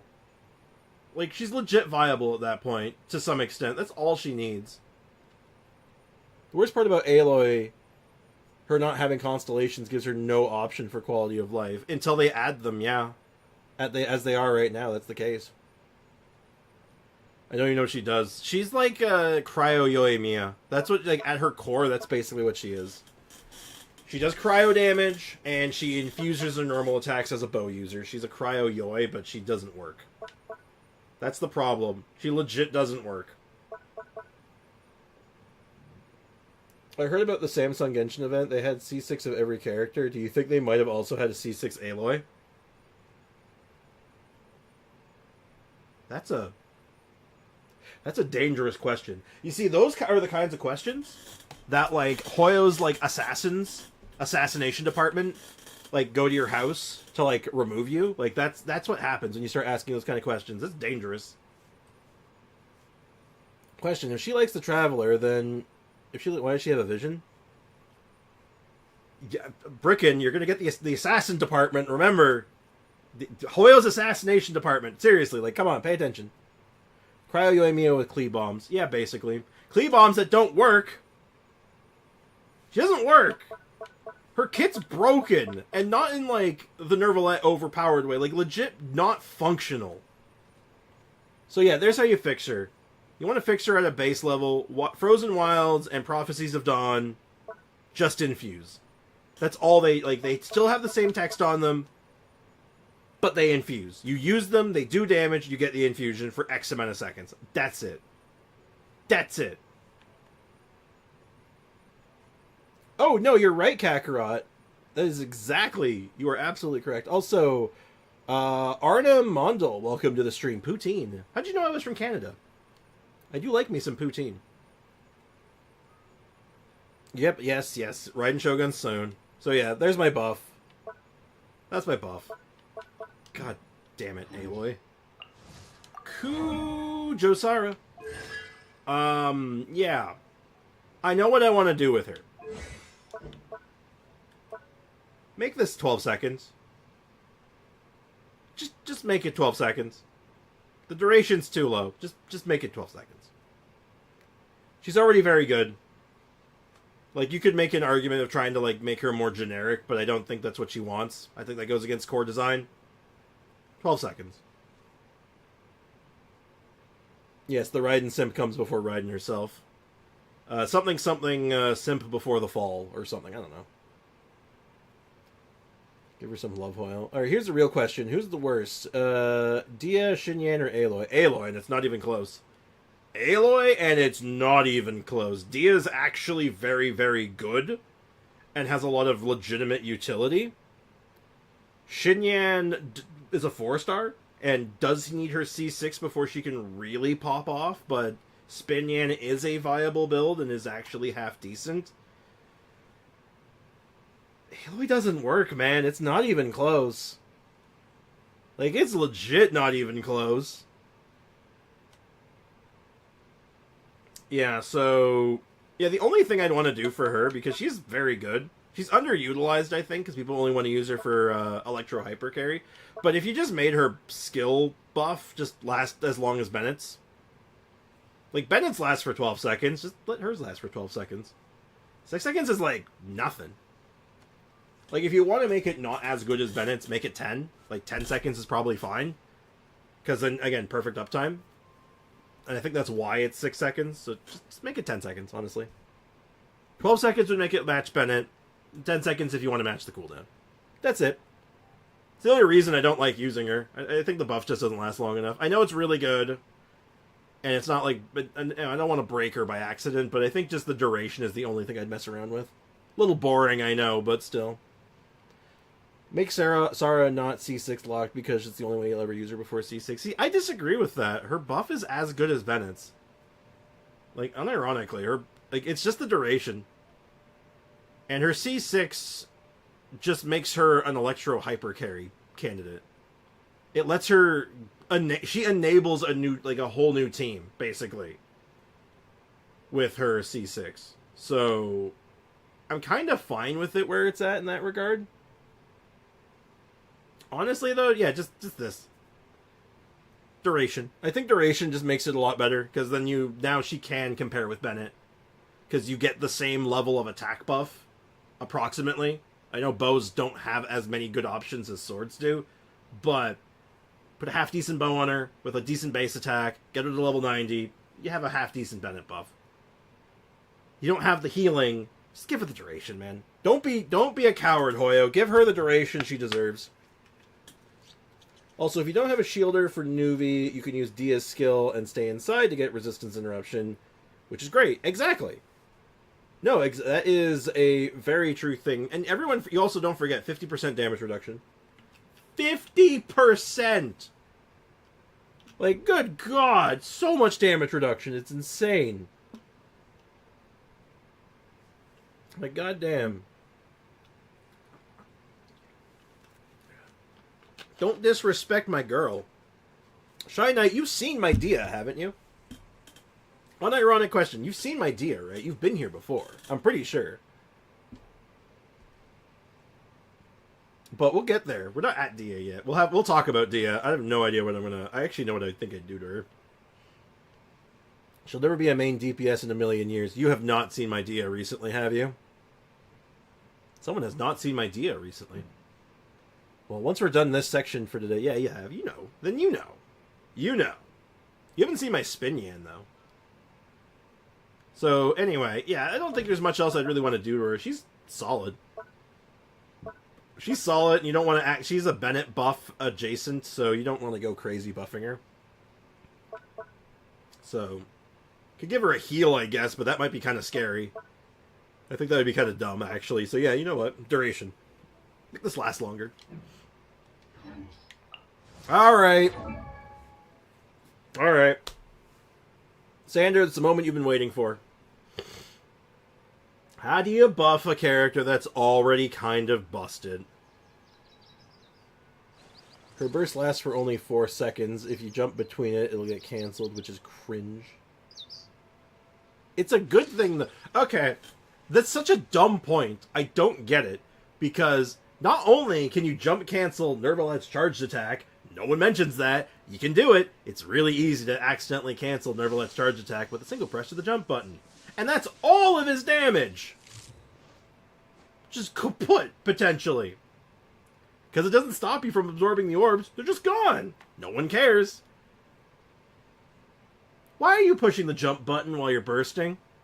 Why are you jumping? Why are you doing that? Explain yourself!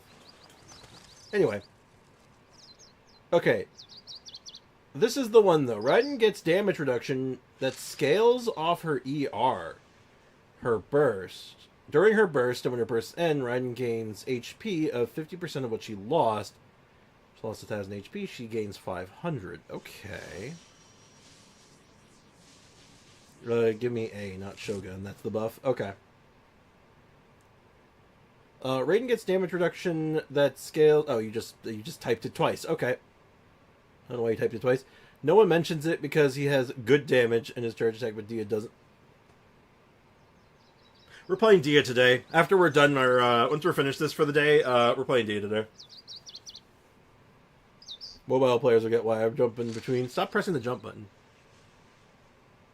I know guys talked about Tartaglia, but it relates to Raiden since they both have stance change characters, but give him a plunge attack with the Hydro Daggers. Hey, funny enough, that was the buff we came up with.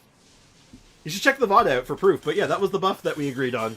Our buff for Tartaglia was giving him a plunge attack.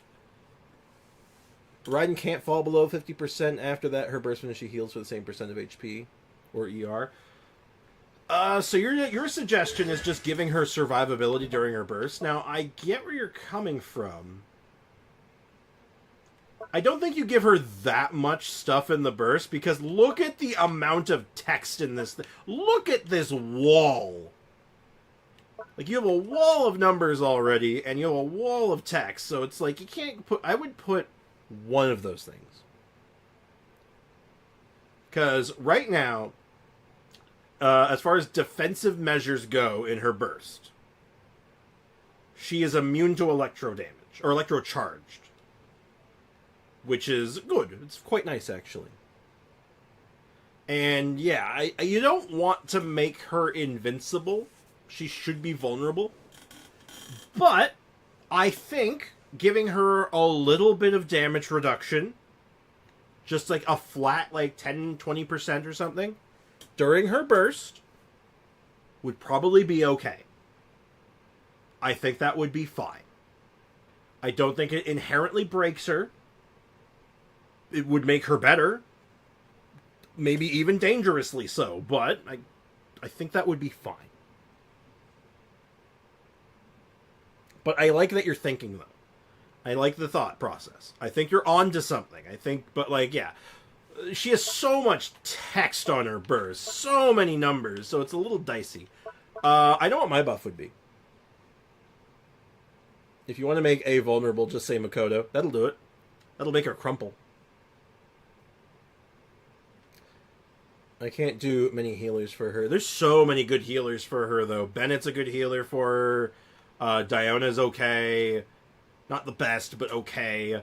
God damn, like, Jesus Christ. Like, any of the electro healers are good on her. Good with her to some extent. Any of the dendro healers, like, god damn, they're monstrous. Damage reduction would be nice because she can't be interrupted. Sometimes I don't realize I'm taking damage. Yeah, I think that's why I think it's an okay buff. I don't think it's, like, insane. I'm a little weary about adding another number to this wall, but that's a different measure. Make Raiden have a longer sword form, but its own special burst that deals more damage. Raiden does not need more damage. We need A to be more active. That's the biggest buff. I like it. I like it, but not quite. Maybe make her a better Archon. She's a fine Archon. She's an interesting character at the very least, but that's neither here nor there. That's subjective. So, yeah. I like the idea of giving a little bit of damage reduction to her burst because it is really, really easy to accidentally unalive yourself because you're not being stopped, right? You're basically unstoppable while you're bursting. So the chances of you just not realizing you're getting killed is not low, so I think that's fine. Alternatively, let her work with Beto. I know why she doesn't work with Beto, and it would be more of a buff to Beto than it is to Raiden. Let Beto work with it, though. Like, could you imagine how good that would be?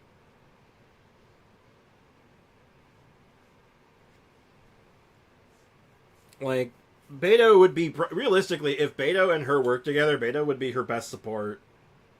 Like, probably unironically, they would be like... they'd be glued at the hip together. It'd be great. There's only 2 Electro and Dendro damage. Like, I don't find them that good in the game. Play what I want. Okay. Well, here's the fact of the matter.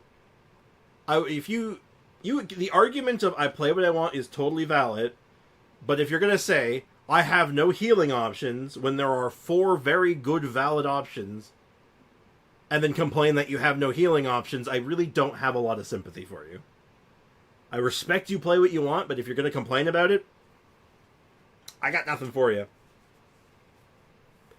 Worth noting, all the Hydro healers are good with her too. Like, Kokomi's good with her. Barbruh's fine. Not great, but fine. Who else is there? What other healers are there? I'm trying to think every healer in the game. Hell, the newest healer's good with her. Also, I'm gonna be honest, I like Raiden more than Nahida. And Furina, because I love her design. That is totally valid. 100% valid. Healers, I meant. Yeah, I know. I know what you meant. I knew exactly what you meant. That's why I said 4 options. That you were just, like... Because I knew what you meant. I knew you meant the four healers. Barbruh C2 gives her hydro damage bonus. That she does, which is interesting. But... Now, when you say that would also be a nerf, do you mean making her work with Beidou? I'd say you're not changing... You don't change Raiden. You change Beidou. You change Beidou to work if the character is also doing burst damage. As long as it is a normal attack button press and it would count. And that would be a massive Raiden buff. Could be scary, but it would be kind of great. It'd be kind of cracked. Like, the team I want, they're not. Like, I want Aeon Field, so Yao Yao I don't like, and I don't have Baiju. Well, Yao Yao's good off field, though. You only use Yao Yao on field in emergencies.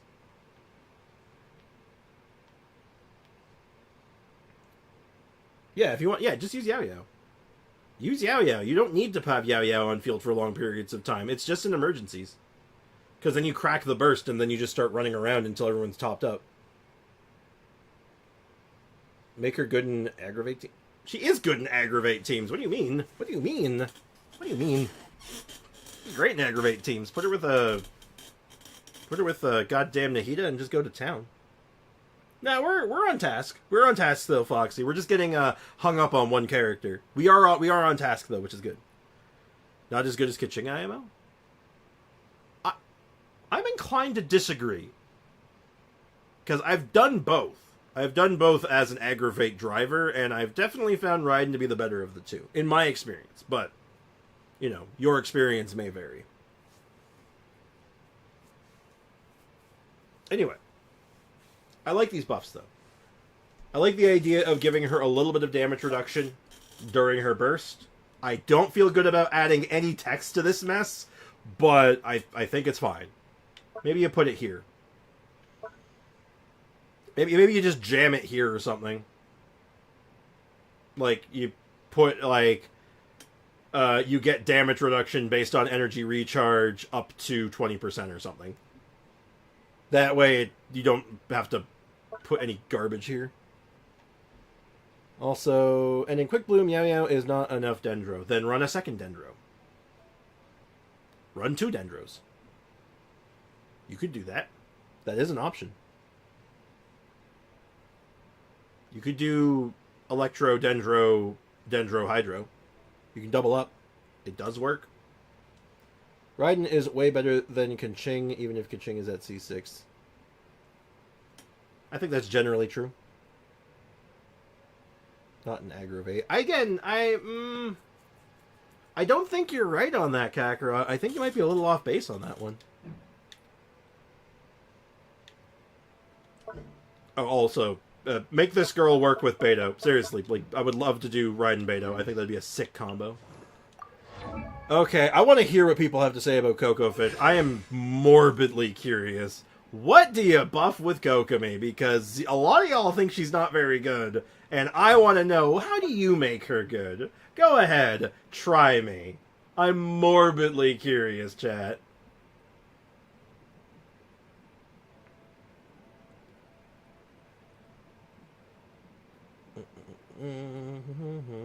You can maybe her charge shot during her burst consume less stamina. Oh, do you mean for Raiden? You could do that. Like, her charge attack's good, so I mean, that wouldn't be bad. Better resistance to interruption. Okay, well she already has that, but alright. Already there, but okay. I'd love a bit of EM from HP scaling. That's scary. Oh boy, that is a terrifying buff. I don't think you want that. I don't think you want that. Her burst has bad resistance interruption. It has it, though. Like, what do you define as bad? Because I find it's usually fine.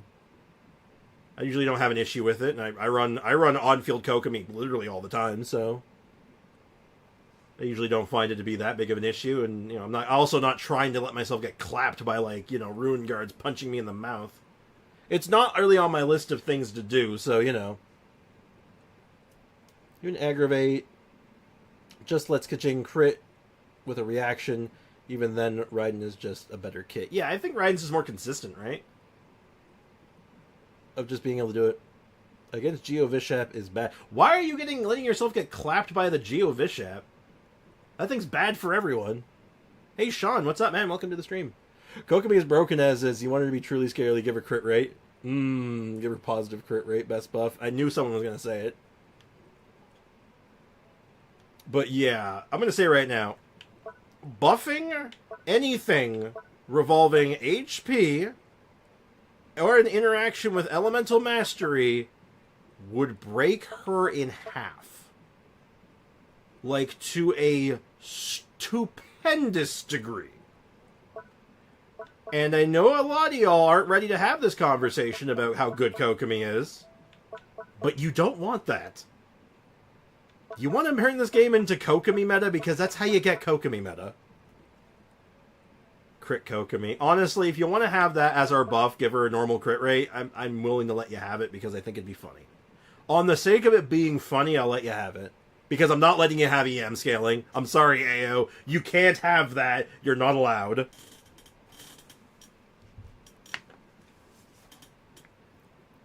Oh my god, I tried both Kaching and Raiden in Aggravate, but trust me, even with all the buffs, Kaching has the edge 10%. Really. You know what? There's a non-0%. Are you sure you're not doing it wrong? I think Raiden would just be easier to work with, no? But regardless, if we're talking just what does the better number, I mean, Raiden just has the better upward scaling, right? You're just gonna get a better number for Raiden, just because, her scaling is, stupendous comparatively. Don't get me wrong, Kaching's good at it. She's I would put her at par. I would put her at par, at least. Give her a bajillion HP. Okay, Squid. Talking about of damage or faster clears? Because I will say Raiden will get you a faster clear. Better AoE. Much better AoE. She has a much wider swing arc. And, the burst actually has that gigantic swing arc in front of her. Doesn't give that much of a big number without Benny. That's just fundamentally not true. I run my Raiden without Benny all the time. She does great damage still. Benny gives her stupid damage. But, dude, you could say that about a lot of characters. It's oh yeah, just don't run. If you don't run Benny with them, their damage isn't as good. Yeah, obviously.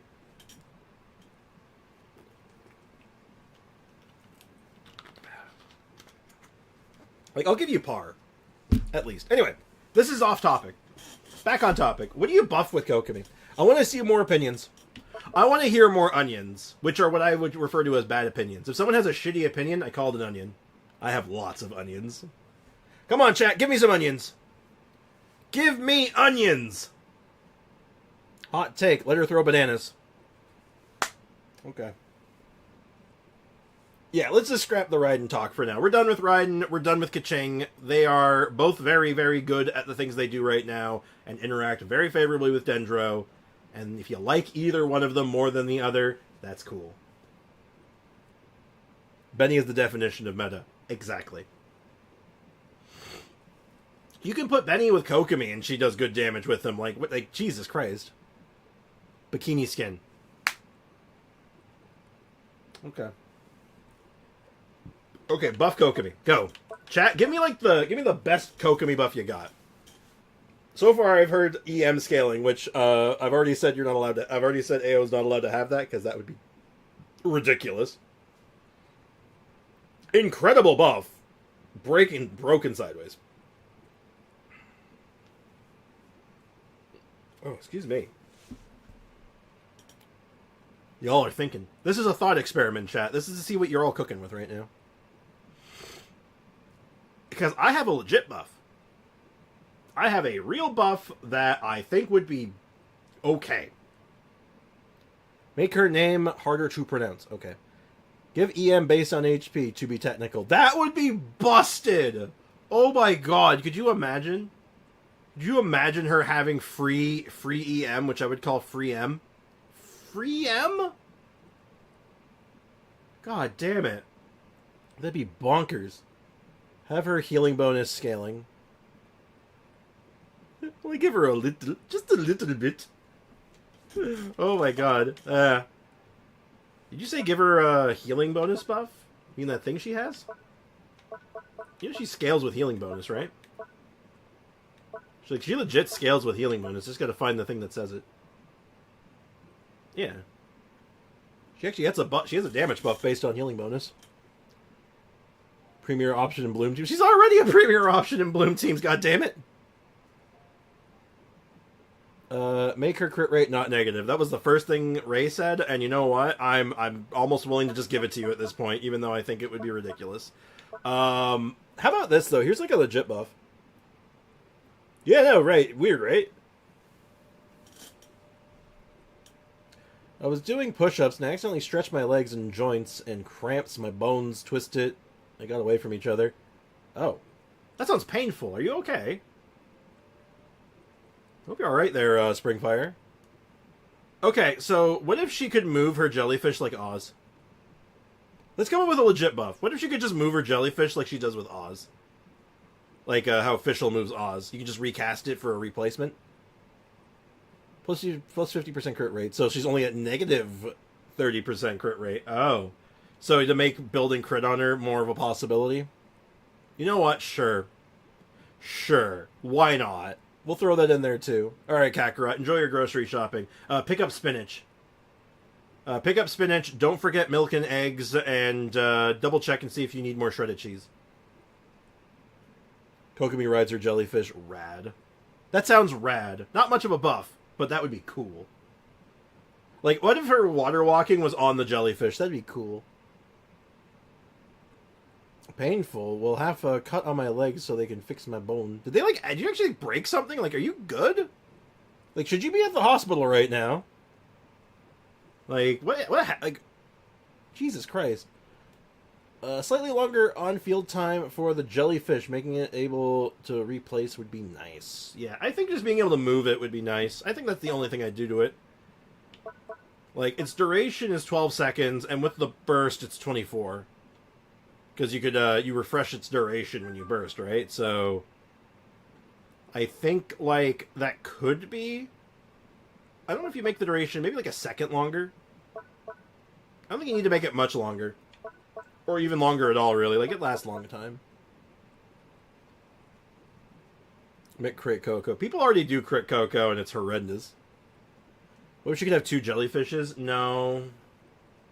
No. Brocken? No. Brickmeister? No. No. No. No. No! That is a game-breaking thing for Coco, which is why I'm all in. Sure, god damn it. Yeah, I'm just gonna go with remove and be able to move your jellyfish. I think that seems fine. Y'all crazy. Y'all are crazy. Make Ocean Heat Clam Set deal hydro damage instead of physical. No. No. No, no, no, no, no, no, no, no, no. That would be bad. No. No, no, no, no, no, no, no, no, no. You don't want that. You do not want that. Holy shit, that would be broken. Oh my god. Holy shit. Terrifying. Could you imagine? Imagine a universe where you could vape without a Hydro character. Just by having a healer. I don't want to live in that universe. I'm not ready for that. No. At worst, it's broken. At best, it's obnoxious. Oh. Someone clip it. Yeah, get on that. I don't know what you're clipping, but do it. Yeah, the ideas for Coco Fish are getting out of... these are getting out of hand. This is getting out of hand. Let's get off of Kokomi. Moving jellyfish. Moving on. Thomas the Tank. What do you do with Thomas the Tank? He's pretty good. He is pretty good. But I know what his problem is. His energy cost is just too high. Like, straight up. Did I just lower his energy cost? Like, his energy cost is just way too high for what it is. Like, make this 60, man. Like, this is too high. Let him ride a train. Let him be a train. Bum bum bum bum bum bum bum bum bum bum bum bum. Ba da da da dun dun dun. Dun dun dun dun dun dun dun. Okay, I'm done. Dude, Hyperbloom would be insane if Fusion Clan... yeah, exactly. I'm not ready to live in that universe, okay? Hyperbloom's broken enough. Do we really need to make it better? That you don't have to run a Hydro character if you want to do a Hyperbloom? Like, that's insanity. Make him a truck. Is he Truck-kun? Let him sweet talk his burst to fill faster. Like how he talked down the Mora price when we got to Inazuma. Yeah. That's basically what I want. Make his skill last longer. 8 seconds? You don't think 8 seconds long enough? Let's use a point of reference real quick. Point of reference. 12 seconds. 12 seconds and she gets 1 shield. 8 seconds. He gets 2. He gets 2 8-second shields. So, I don't think you up the duration. You could. There's an argument to be made. But, yeah. Give him another red sleeve. I like it. A little bit of resistance shred. Like Pyro Shred? I could see something like that. Like, what are his constellations, right? Because I don't remember his constellations. Because I think it's just stuff that, like, lowers cooldowns, gives him a little bit of extra energy, duration. Oh. Yeah, let's not increase the shield duration. It's already 11 seconds. It's 1 second off from Layla's, who's, like, one of the best shields in the game. Yeah, it's already in his constellations. I'm not throwing it in. Energy. So there's the 15 energy reduction that I'm already asking for, but maybe I want even lower. I want it even lower. And this already gives bonus damage, so I don't know. I still want to lower the goddamn burst. I still want to lower the cost. I still want to do it. His burst shield's stronger? Well, it's refreshing constantly, right? And it stacks. Like, if I remember right, how this works is that the shield's actually stacking with itself. So I don't think you need to make this stronger. No, I don't think you'd want to. His burst shield's already pretty good. As long as you're maintaining it, you always have it. Like, just keep attacking and it's fine. He's a character that's, like, he's really good. He's just, like, he's a little underrated. And he gets a little bit of extra health scaling. Maybe some extra health scaling damage. How would you guys feel about giving him a little bit of health damage? It replaces not stacked. I thought his burst stacked. Let me check. It should say, actually. In effect, the active character's normal attack will trigger a fiery collapse, summoning a blazing barrier. Can be triggered every 1 second.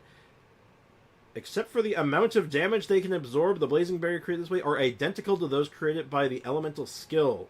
When a new blazing barrier is obtained, the remaining damage absorption of an existing blazing barrier will stack, and its duration will be refreshed. It stacks. Yes! Y'all forget this. I was correct. Pyro Shred. So you'd make him like a Pyro support. Oh, he'd work really well with Lenny, potentially, then. But I think he only interacts with normal attacks, too, doesn't he? Do we... maybe not. Ooh, do we want to give Arlecchino that? Think of it this way. Do you really want to give Arlecchino this kind of a buff? Ooh, that's scary. Do you want to give Hu Tao and Arlecchino this kind of a buff? Because they already like Toma. Toma's a really good option for them already, and it's like, do you really want to give them Pyro Shred? Are we prepared to give them Pyro Shred to that degree for free? With a shield and upside? Ooh, that's scary. I don't know, chat. I don't know if the universe... I don't think the world's ready for that. I don't think I'm ready for that.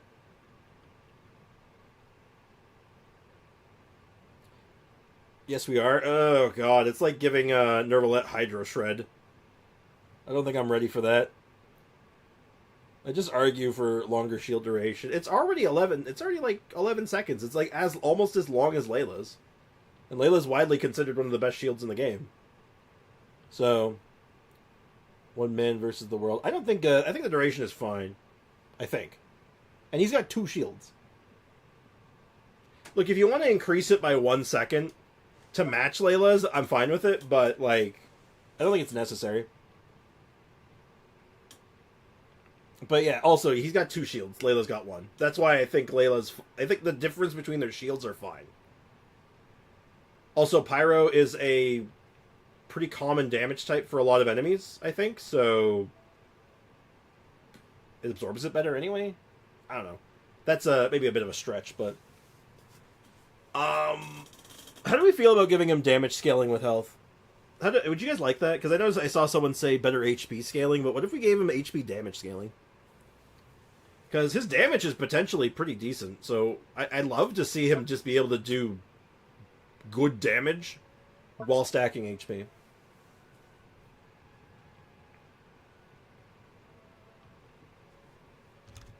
I'd like that. I personally like that a lot. And you can make the shield a little better if you want to go along that route, like maybe just like but his shield's really big. I think you guys are downplaying how good his shield is. I couldn't care less about his damage, about his damage. I mean, that's fair. I guess I just want to give him something. I want to give him something that would make it feel nice. Because I like how he does his damage.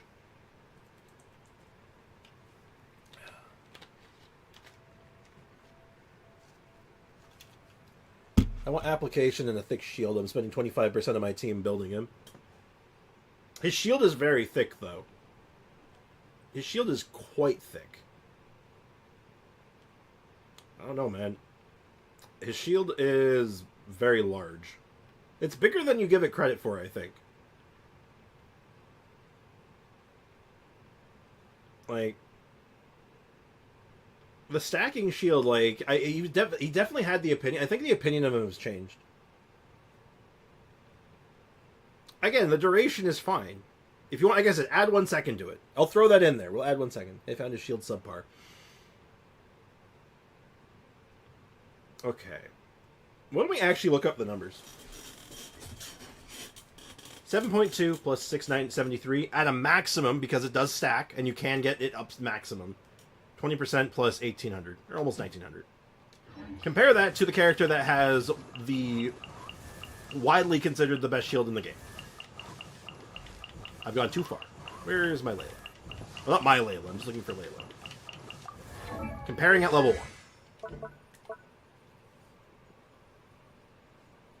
It's not that much better, and when you add the stacking onto it, which it refreshes the duration. Don't forget that duration refreshes when you stack another shield onto it. It is actually much better. Terrifyingly big shield potentially. Like, I guess I'd rather bring Shinsho and just dodge. Shinsho's pretty good. And, well, if you're doing Hu Tao, I mean, you probably don't want extra pyro anyway, because you don't want to screw with your vapes. So, that is understandable. Maybe 2021 he just had a bad kit. Honestly, here's the thing. There was a big thing with him when he came out, was that everyone thought his shield was bad. And then, like, the next year, everyone was all like, oh shit, his shield is actually massive. We were just doing it wrong. It's because it's the way it stacks with itself. So you can have, like, this, like, 30-second long shield, potentially. Because you get 8 seconds here, plus the 3 seconds off the constellation, which brings you up to 11. And then 15 seconds of this, so that's 26 seconds of shield. That is a 26-second duration shield.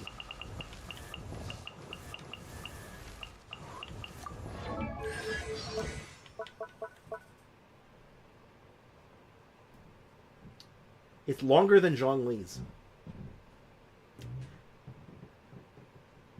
It's longer than Zhongli's, and it has a higher shield absorption. It's better than Zhongli's. Bro, his shield's better than Zhongli's. Be afraid of Toma's shield, it's massive.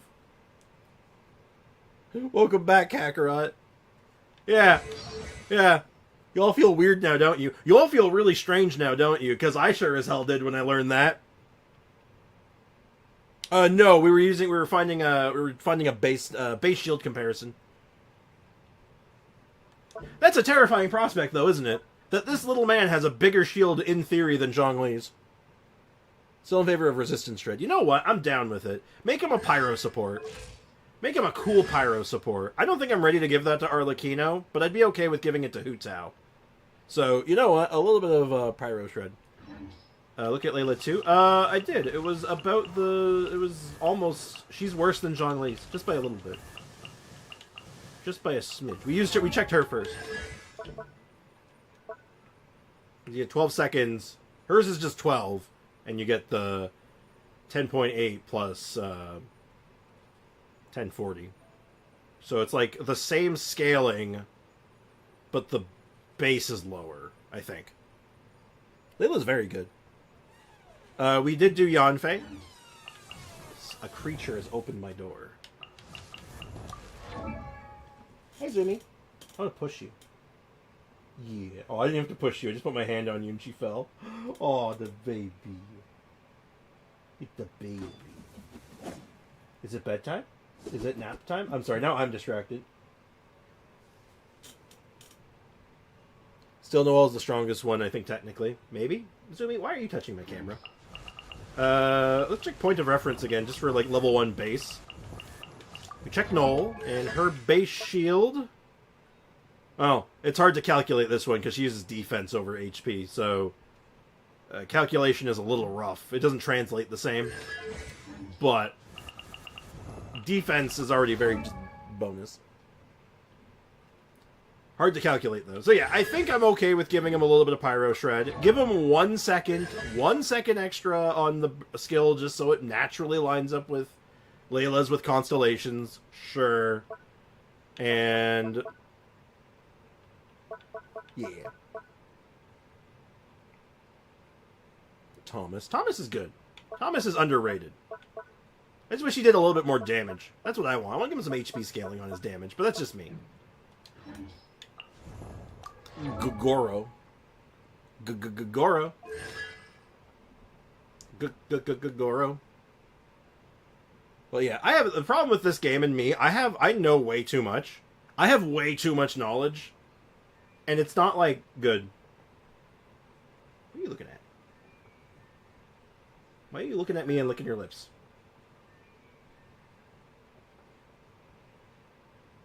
Hi, Zumi. Yeah, I know way too much about this game, and it's just like, it hurts. It's not helpful. It does not help me.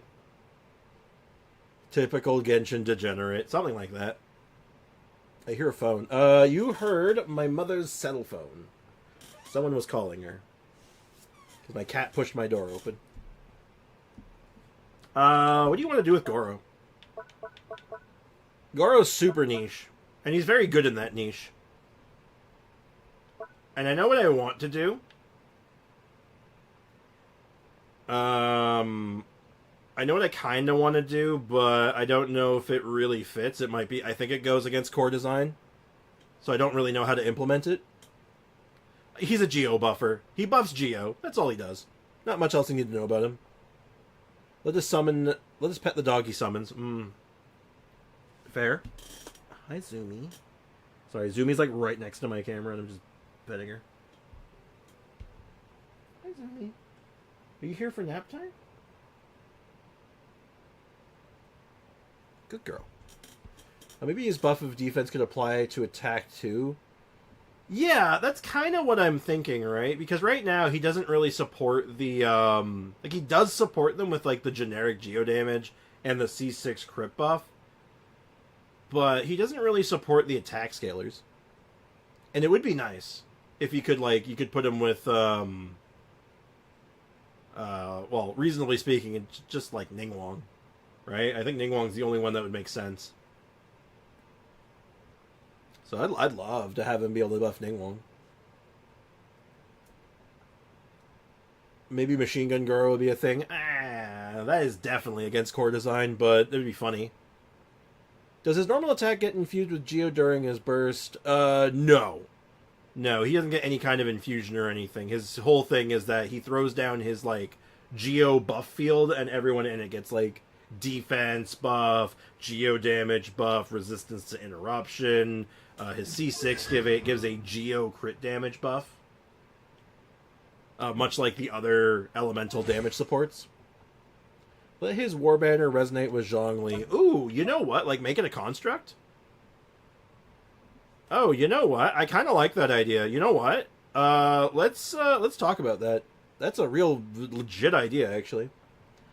Make a 5-star version of the Exile artifact set. That would be another one. That would be a really good buff to him. I don't... well, what would he do with the Geo Infusion, though? It'd be cute. It'd be a cute idea. I just don't know what he's doing with it. Doesn't really, like, add to, like, his kit in any meaningful way. Like, he's already good, so we could give him something weird like that.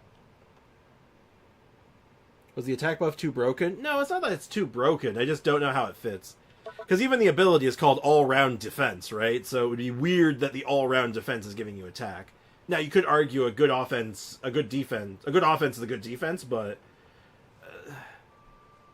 it looks weird. Make him a DPS at C6. Doesn't he give a defense buff? Yeah, he doesn't scale with defense very much, though. Like, he scales with attack. Except for his burst. And I think one other thing gives him defense scaling. Yeah, he has a passive that gives defense scaling. He scales in weird ways. He's not used for his damage. He's used for his buff. He's basically like the Bennett for Geo. Now, Geo isn't only about defense now, it makes sense. Well, it wasn't always about defense back then, too. You gotta figure Zhongli's an HP scaler and Ningguang's an attack scaler. And they both came out well before him, so... Like, it makes sense. I'd love to do that. That's actually the original idea I had, because I want him to work with Ningguang. But I'm not sure if it's right, you know? Forward onto victory. You could make it that the burst also affects attack, gives an attack buff as well. Because it's more attack sounding. Zhongli Pillar Resistance Shred would expand to fill the War Banner area. It would help a lot with new super mobile enemies. That's true. Though, wait, doesn't the shred based on the shield location, like based on where you're standing, not on the pillar? Or based on that? Or maybe I'm wrong. I'd have to double check that, but either way, yeah, it makes sense. Truthfully told, it would also just make him run better with Chiori. Because then you wouldn't be beholden to Zhongli for Chiori in a lot of cases. You could actually do Goro instead. Crystallized shards extend the duration buff.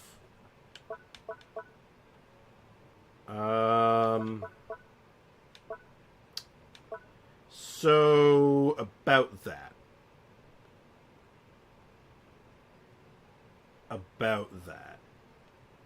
Well, it's a really silly buff, but like... Because his burst deals damage based on collecting crystallizes, which you don't typically do in his team because he doesn't really want other elements with him because of his kit, and it's very weird. Very weird, very weird. It would give him another option if there was, like, more purpose to the crystallized shards, but I think at that point you just want, like, crystallized buff. Let's just buff crystallized. Geo is weird. That's fair. Navia support? Yeah, if he gave him an attack buff, I feel like he could be a more viable Navia support, and I kind of agree with that. I was thinking about that. But you still want two other elements, and Goro doesn't want that. Goro wants 3 Geo characters, including himself. So, and Navia wants 2 Geo characters and 2 different elements. Like, it's a weird prospect. So, if you're giving him an attack buff, it can help Navia, but it's more so helping Ningguang. Not a bad idea. It's not a bad idea. I just, like, I'm in my head, because that was the first idea I had, was the attack scaling. I'm just thinking, like, yeah, attack scaling, obviously, makes sense. But now I'm like, does it make sense? Then maybe change Goro to just want 2 Geo characters. Oh. Is that going against his core design? Ooh. That's a dangerous question. Yeah. Ooh. That is an interesting prospect right there. Okay. I might be in for it. I don't know if it goes against his core design too much, though. It might. You could make the argument that it does, but I could also argue that it doesn't. Because it's still following what he wants to do, just making it less stringent. But it does change a couple things, right? Because not only does it change his skill, it also changes his C6. Which I guess you just change from 10, 20, 40 to 20, 40. Also, I don't think I greeted you properly. What's up, MDR? How you doing, man? Welcome to the stream. There's been a lot of stuff going on in chat, so I apologize if I missed you, man. Want Raiden to return for her weapon. I think you might be waiting a while, sadly. Unfortunately, you might be waiting some time. Yeah, I'm here chilling. Cool. Glad to hear it. Navia saved herself. She didn't save Geo. Yeah. Well, that's like every Geo character. Every Geo character is pretty okay. At worst, they're okay. At best, some of them are great. Like, Shiori's amazing, as an example. I mean, in his ideals, why should he have to be Mono Geo, right? I guess because, like, he's, like, the Geo General, I guess. I guess that's, like, the idea in my head, but... Spriggs...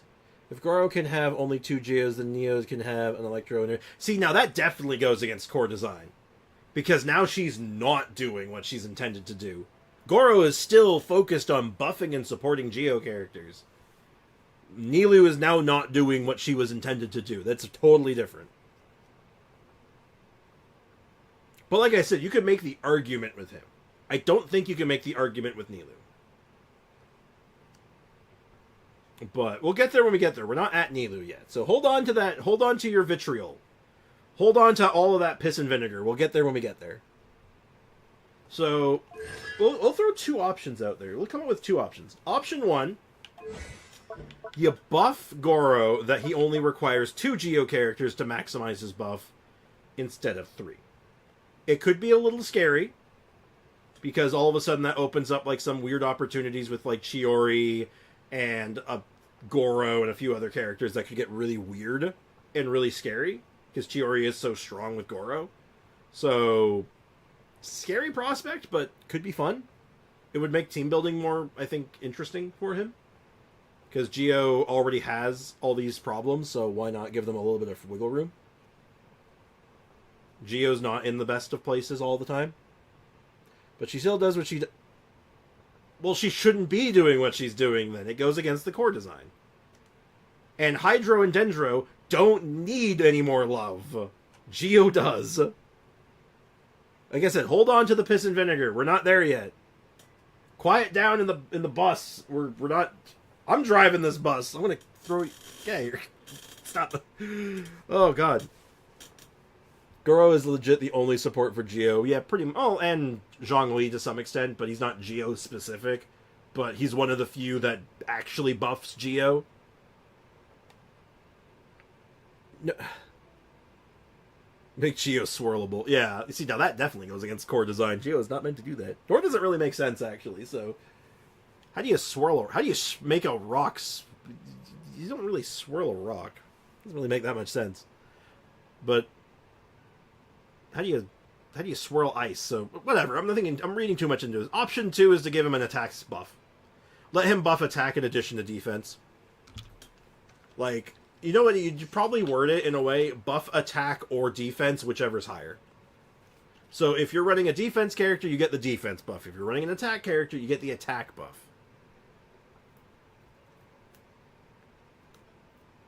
Yeah, that's kind of a fair point. The Geo characters are good.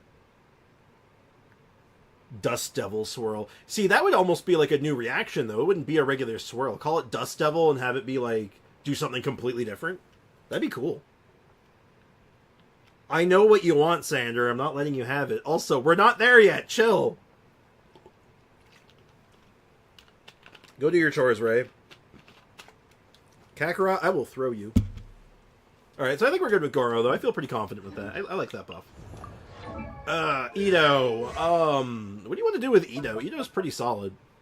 He's got a very specific playstyle. The characters that have these really specific playstyles, I think, are the hardest to buff. Because they already do a super specific thing, and without, like, changing a number, you're not really doing all that much. Less rate-ups. Less rate-ups, more pull-ups.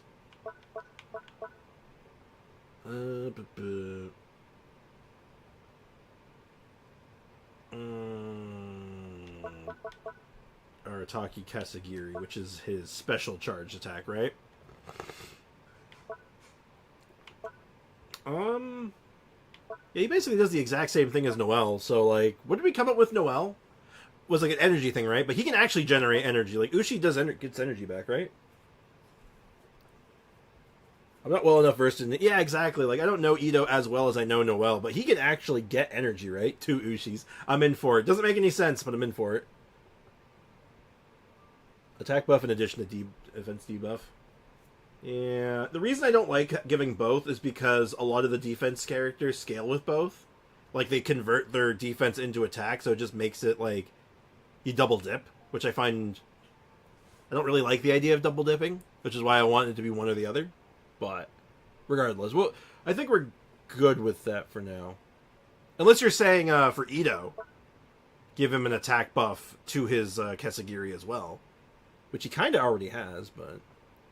I want to say let him pick up Ushi so he can eat the cow again, but the cow hit... Yeah, no, seriously, like, the Ushi hits so damn hard. It'd be kind of ridiculous if he could just keep throwing it.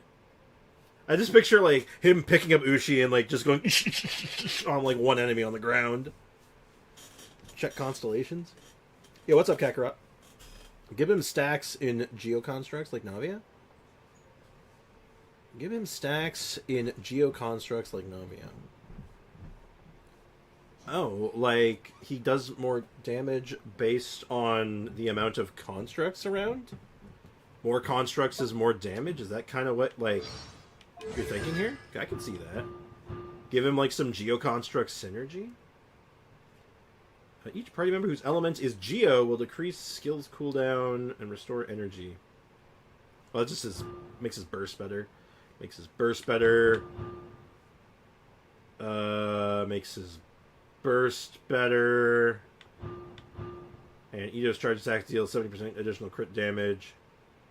And also has a chance not to consume stacks. So basically, everything buffs his burst. Double Ushi. I kind of like the idea of being able to throw out 2 Ushis. It might be too broken, though. Ushi hits so freaking hard.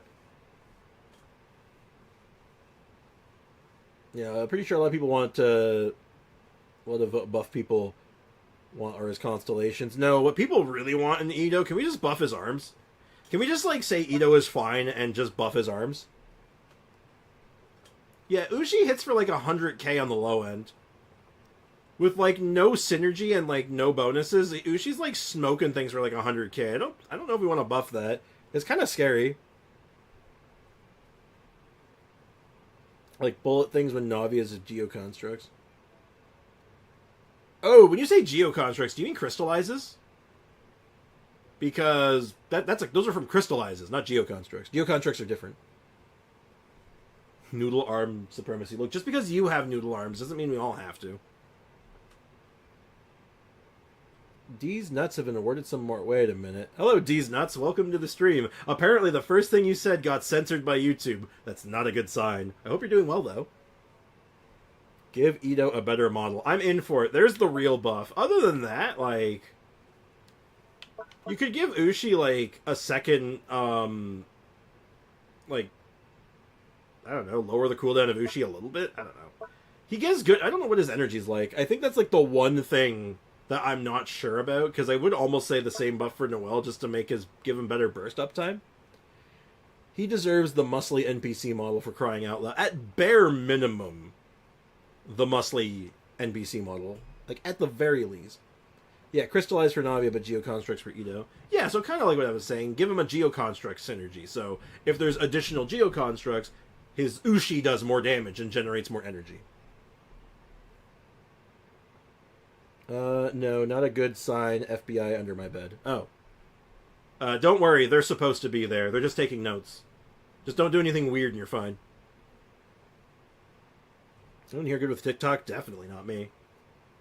C2 solves his energy problem and helps his party generate energy. Yeah. That's C2, though. I'd like to give him something that, like, makes his energy a little better base. Every NPC in Fontaine has bigger arms than him. Yeah. Make him not Geo. Okay, Aiko is not to be taken seriously. Zumi is sleeping right beside me right now, and she is the most precious little angel in the world. What if Ushi hits a geoconstruct, it breaks and generates more energy? What if it doesn't just break? What if it explodes? Like, that's what Ito needs. Ito needs explosions, right? But it wouldn't be a nerf, but some people might get really annoyed at that, accidentally breaking extra constructs. Like, you have your Zhongli pillar out, and you accidentally yeet your Ushi into it, and it shatters, you're like, ah! Let him crack any shield. Geo can already kind of do that, though. Unless you're saying just give him additional shield damage. Why would... Okay, the only problem I have with that, why would he be better at breaking shields than anyone else? Like, I would think that, like, Navia would break a shield better than him. She's literally bringing out, like, heavy ordnance. He is a walking hazard. Makes sense. I could see it to some extent.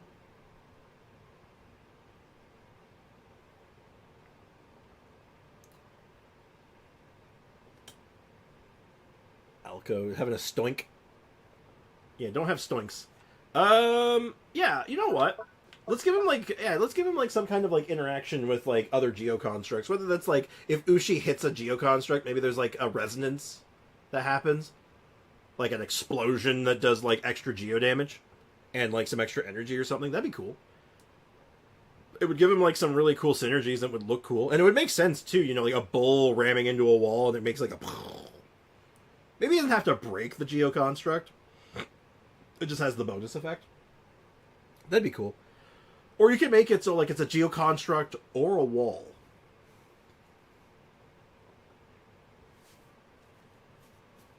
Sorry, I'm just having a bit of something caught my throat there.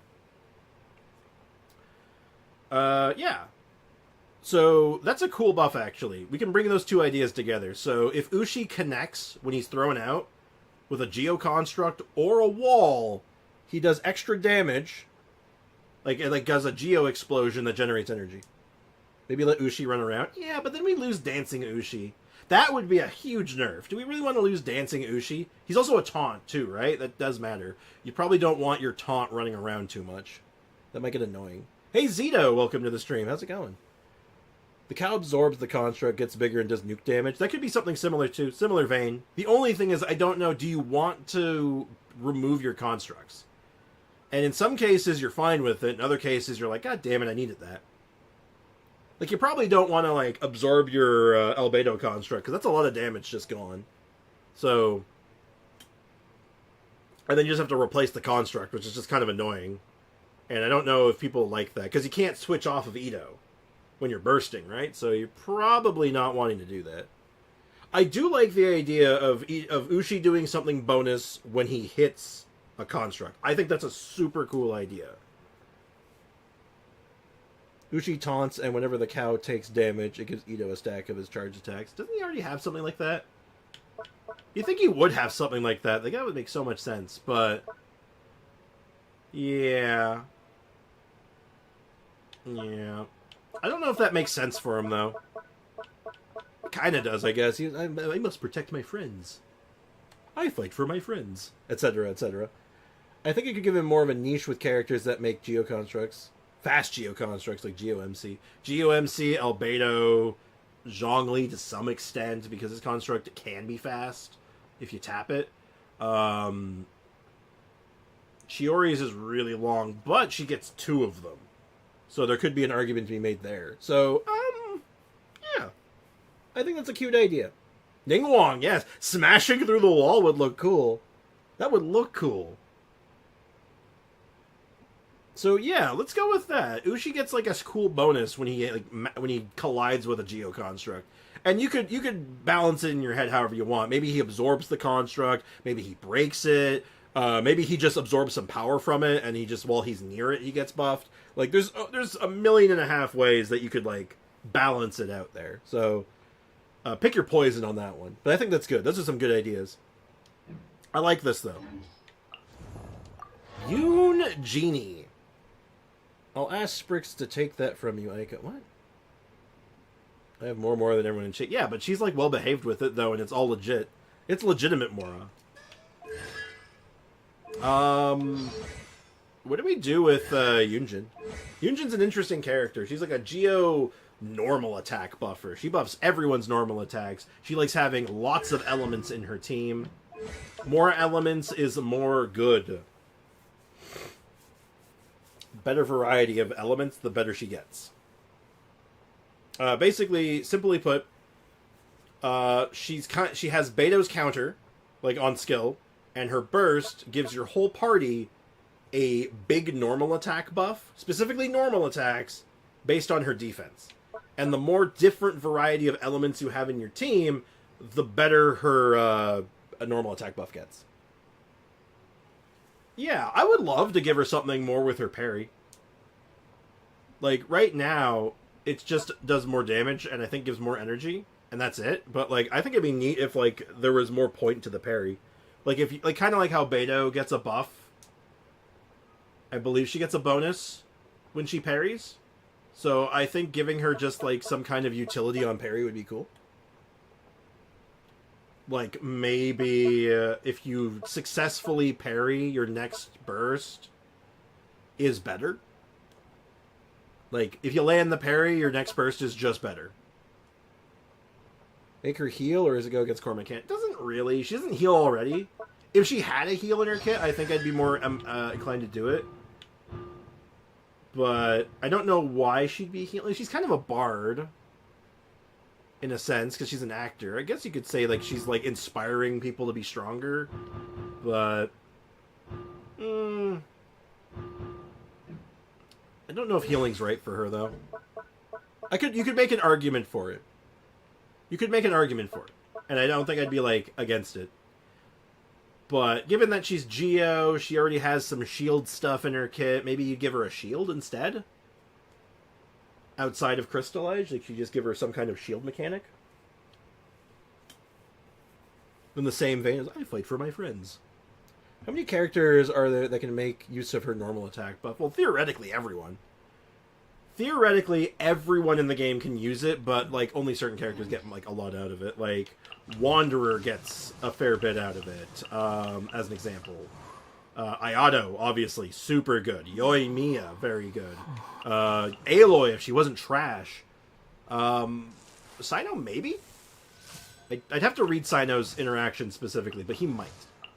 Any of the physical characters, pretty much. Chlorand, I think, can. I'm pretty sure she's considered normal attack damage.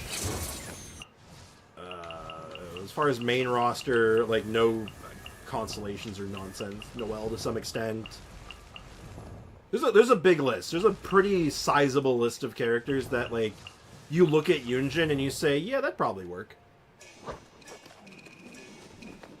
Noelle does get the buff, yes. It does work. It's just not as good, because you want more variety to maximize it, but it does count. She has a self-shield, Kakarot. She only shields herself. She has a greedy shield. A victory fanfare when you win a fight with her in the party. Kind of cute, actually, but maybe. What else we got here? Yeah, so how do you guys feel about buffing her parry? What if, like, her parry is just better? So if she lands the perfect parry, you get some kind of really sick bonus. Because I think you should get rewarded for that. And I don't think it should come at the cost of making a skill worse. You should just have a good burst and a good skill, but if you land the parry, you get something really cool. Maybe you instantly activate your burst buff. Or your next burst is better. Thoughts? Maybe you give your party a shield even. Like a really big Geo shield. And we know how good Geo shields are.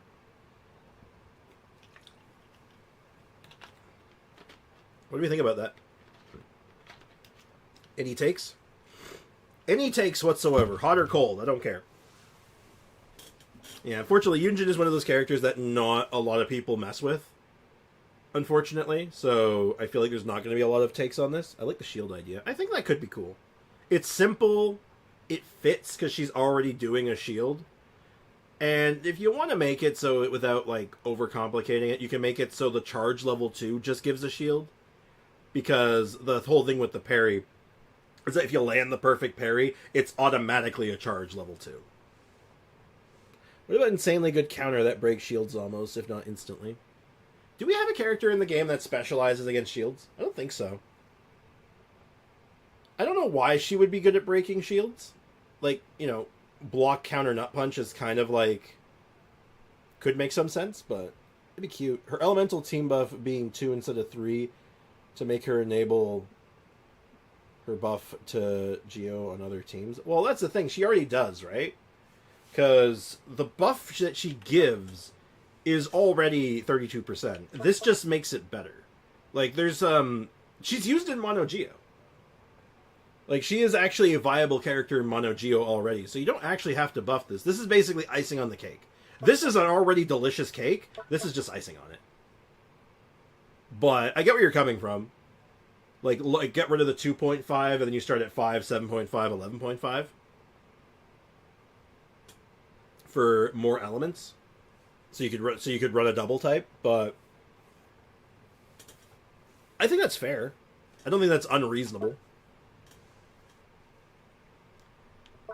She's only hard to add if you don't want to use her. She's weird because she's super specific, and if you don't need it, you don't need it. Like I can do Yoimiya. Yeah, she's Yoimiya. She's one of Yoimiya's best friends. Like she loves Yoimiya, or rather, Yoimiya loves her. But they are definitely, like, her and Ayato in particular are like bread and butter with Yunjin. So, all in all, though, I think those are both good options. Big ass shield for landing a perfect parry, just to give her a bit more utility as like a standalone like defensive unit, and maybe make this a little less stringent so you can run a double unit if you want. I don't know if that'd be broken, because it does interact with 2 very good characters. That's the thing. Man, this buff's really 2 very good characters already. Ooh, that's scary. Oh, make an out-of-context clip out of that? Oh, no. Anyway. Yeah, I think that's, like, the 2 ideas. We'd end up on, like, cool parry bonus, like a shield, and make this a little less stringent, just to give her a few more potential options that would feel a little bit better. Shenhe. What in God's name? What in God's name do we do with Shenhe? Again, super niche character, and we've said this. I've said this many times before. The nicher they are, the harder they are to like buff. Because if you buff them in the wrong direction, they're not the niche anymore, and you don't want to take away that niche from someone. Because as soon as you take away their niche, they're so much less interesting, in my opinion. Make the number of ticks higher. Ticks off the skill? Yeah, because right now it's only 5 or 7. And you only get more, I think, off the C6. Just making sure there's another constellation here.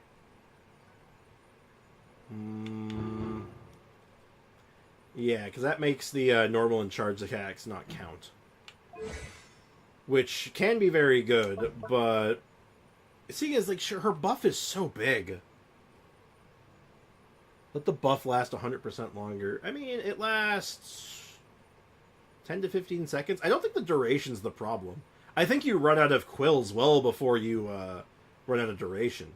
Though if you increase the duration, if you increase the number of icy quills, you'd probably have to increase the duration to compensate. Though, well, actually, no, would you? It has perfect uptime. Baseline, it has perfect uptime. Because it lasts for 10 and 15 seconds with a cooldown of 10 and 15 seconds. So I don't think you screw with the... I don't think the duration needs to change. I think it's fine.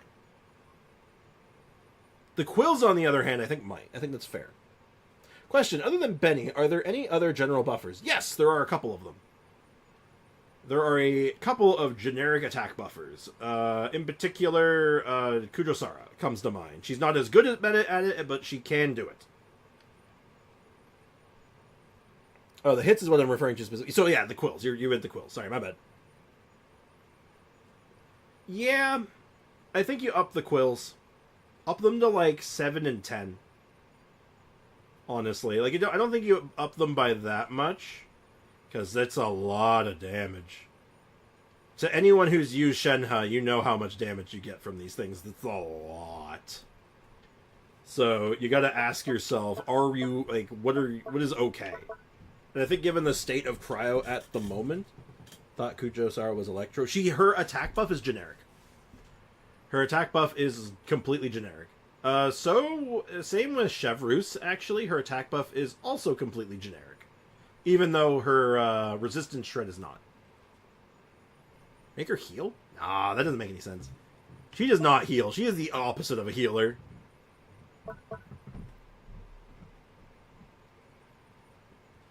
Also in co-op, the quills are gone too fast. Yeah, that's another thing.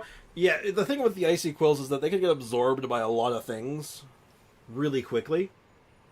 And you just don't get the full value out of them because it just... timing ends up being weird. You could make it so... I think icy quills... You have to be on field. Don't based on Shenhe's current attack. Quills effect will be cleared once duration ends. Maybe it only works on characters on field? Doesn't fix the co-op issue, but it does fix some timing issues.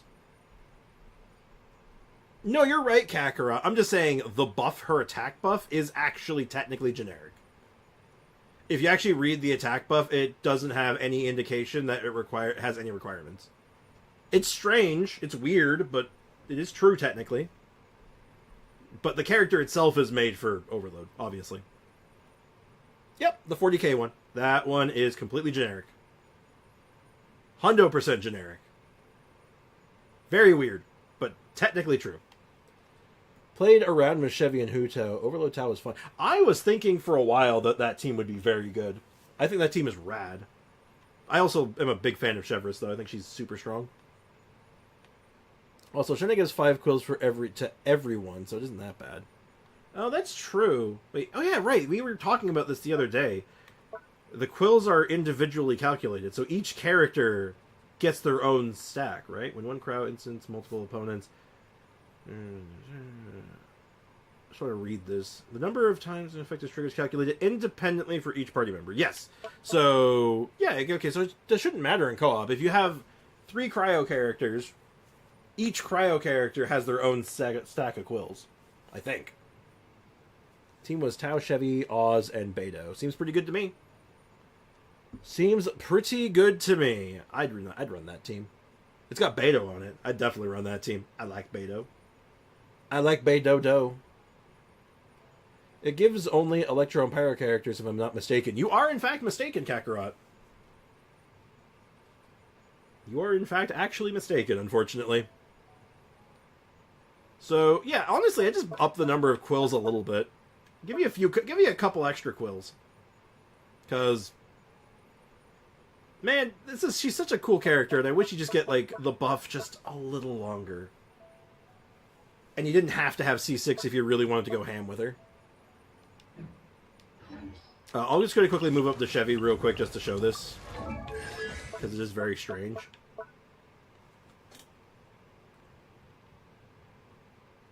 Oh no, it is not generic. Oh, never mind. I was mistaken. My bad. I apologize. Nearby Pyro and Electro characters in the party game. Wait a minute.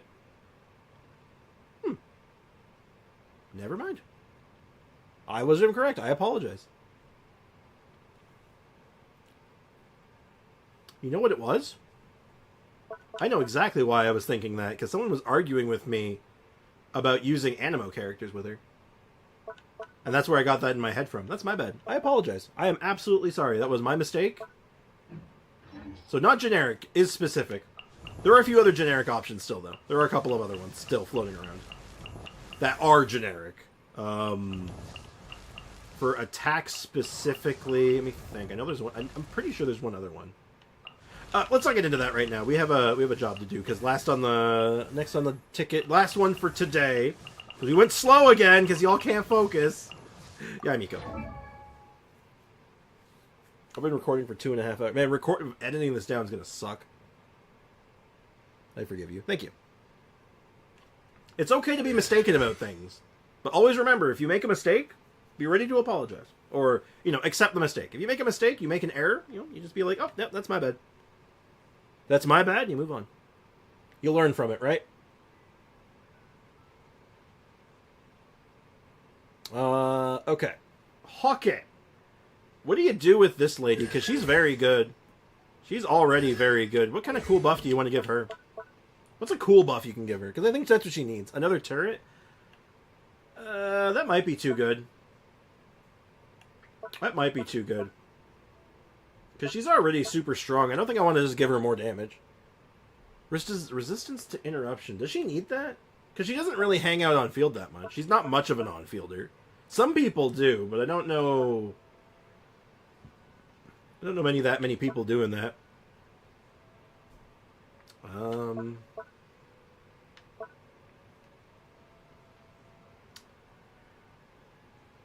I know one thing I might want to do with her, but I don't remember if they changed this or not. I remember her targeting is really weird. She's made of glass. Yeah, but look at her, though. She looks like she's made of glass. Yeah, I guess that's fair. You can make it so, like, while she's in the middle of her skill, she can't be interrupted. So, like, while she's actually doing right here, like, if she gets hit mid right here, right now, emerge, she's, like, not going to stop. That could be fair. You should have resistance against interruption after coming out of her skill. Yeah. 3 seconds after each skill. I wouldn't say 3 seconds. I think just while she's doing the animation, right? Because you can chain the animations, more or less, right? You can just do right here, right now, emerge, and you just not stop. I think during that not stop time, she's just, like, unstoppable. Make her burst reset skill. It literally does do that. It actually does that. That is actually part of her kit. It's built into her. Not like a constellation, even. That's just normal. Make it so her model has fluffy tails. Okay, Bricken. We know where your priorities are at. Yeah, so I like that idea, AO. I'm not sure about the numbers. You'd have to find someone to calculate that to find the optimal amount of time. But whatever the time it takes to do right here, right now, emerge, it's that long. Well, she has resistance against international. She can resist the international. Damn, that's crazy. Like 3 seconds so that you can small time window. Okay. Bricken is also right. I mean, it's fair, but like his priorities are clearly... We know where their priorities are at. Yeah, no, honestly, it's just resistance to interruption during her skill. That's all he needed. That's all she needs. Make it so she can easily right here, right now emerge without getting stopped. She can still get killed during it. If something claps her and she just dies, I mean, like, that's your fault at that point. But, yeah, I think just getting it so she can just do it without having to stop would be great. Easy enough. Super simple. Barely an inconvenience. But yeah, man, we made barely any progress today. Yeah, okay, we did better than I thought. Oh, we have so many more to go. This is probably like 2 more days. This is probably at least 2 more days of this at this rate. Like, goddamn. So, yeah. I think we're going to wrap this one up here. We're not ending stream. I'm not done with stream yet. We got other things to do still. But I do think that we'll call the buff stream the buff time for now. And we'll pick this back up tomorrow, the buffs tomorrow. So if you were here today and you want to like contribute more, if you are or aren't here today, let me try that again in English. If you want to contribute to the buffs, please, share your buffs in the comments down below. And like I said, to those who are here in stream today, come by tomorrow for stream, and you will be rewarded with more buff options. Go ahead and think ahead of time. Think ahead of time. See what you can come up with. And then we'll be picking up tomorrow at Ayaka. In the meantime, though, we have a few other things to do today. So let's go ahead and get off this screen. Let's stop the recording. That is another 6 gigs of stuff.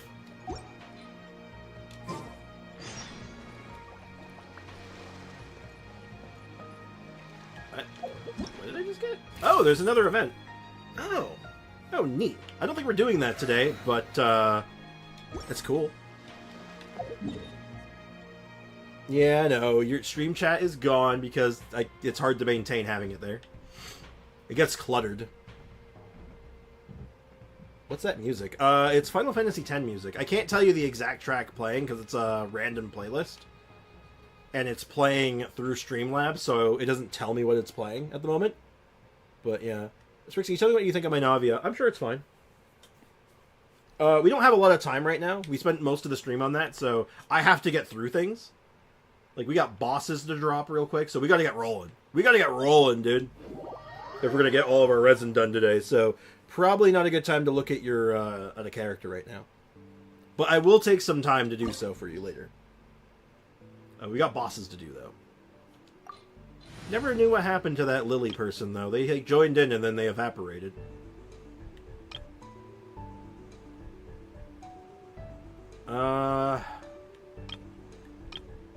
What character were we talking about, like, screwing around with today? I think we wanted to do, oh yeah, Dia. We had a lot of Dia shit talk today.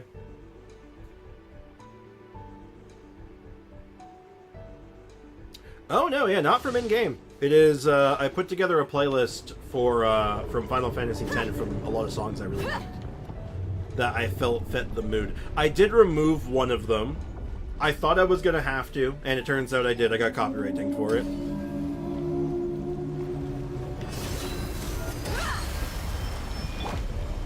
Oh yeah, I got copyright dinged on Tizanarkin, which was not a surprise in the least. It was like, yeah, I'm just surprised it didn't happen sooner, if I'm being honest.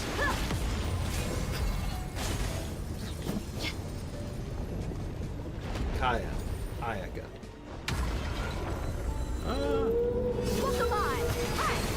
Unfortunately, I don't have much to do with it. Let's light it up. Final warning. Like, I also don't think I do Ayaka against this boss. This boss can be a little obnoxious, right? Yeah, there he is. Like, show me your stupid big head. You asked for it.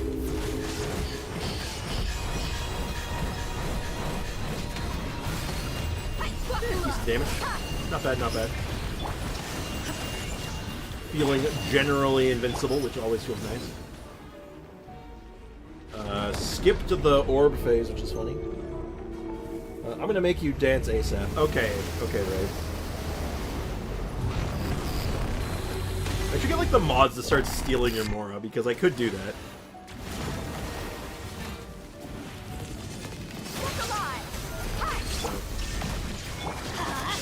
Yeah, I was even seeing on Oil Lab last night. I was doing a little bit of reading up on something. And, man, I screwed up. Well, that's unfortunate. That's going through. Damn. I could have actually stopped that and done massive damage for free, but I wasn't paying attention. There is no escape. But, yeah. Yeah, there was a thing saying about how, bad Dia was, and I was just like, well,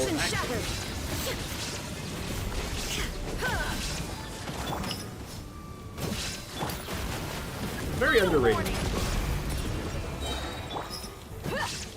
Shine down.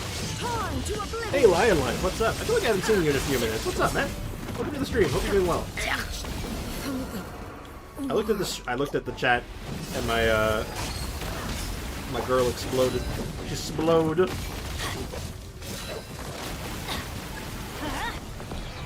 Stop right there. All right, now I did screw up my rotation pretty bad. Girl got one-shotted. Yeah, that's usually how it goes with Shogun on this boss. It's really easy to catch the dead. Justice will look for dead meat.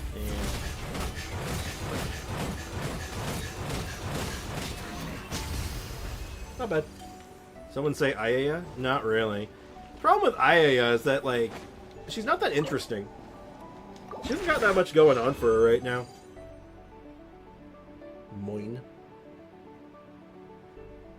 Oh yeah, Sandra's doing pretty good for herself. Dia does what now? Pretty good for herself. She does good damage.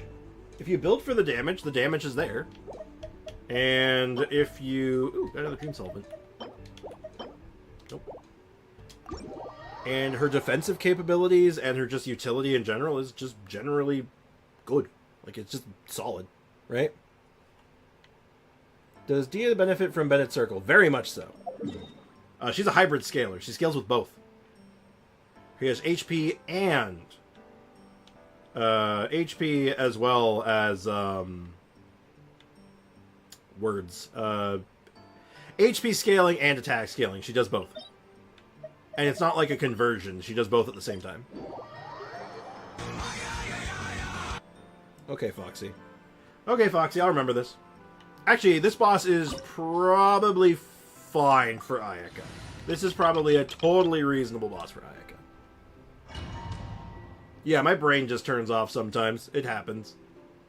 And it does not help that, like, I'm exhausted. Spriggs, could you get a command that basically lets us create our own teams for you? That's kind of the idea with the Ayaka one. I was going to add more for, like, other characters. I just never got around to it. But I'd have to make it expensive, because you guys would make, like... I'm down for meme teams, but man, you guys would just give me, like, 4 DPS and say, make it work, and I'll be like, okay. Can't stop spending, Foxy. Let's go, let's go.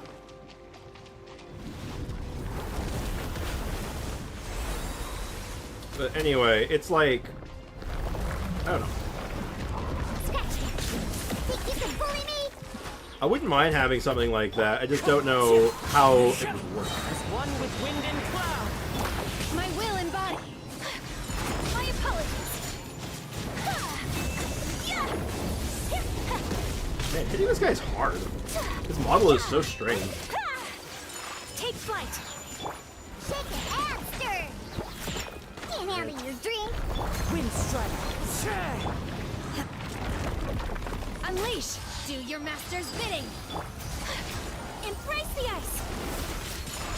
Like, the damage is there. Like, she hits hard. But... And stir. it always feels wrong. I need a Zephos. I got really lucky on the weapon banner this time around. I actually got my Zephos. I was super lucky. Into the wind. Transfiguring. Whirling snow. Like, I've been wanting Zephos for like a hot minute, so being able to pick it up when I did felt really good. Special. One with nature. Fallen leaves. Adorn my... My apologies. Some healing back. Kamisato I get some more health on my my Diona at one point. The wind knows me. My will and body. Take flight.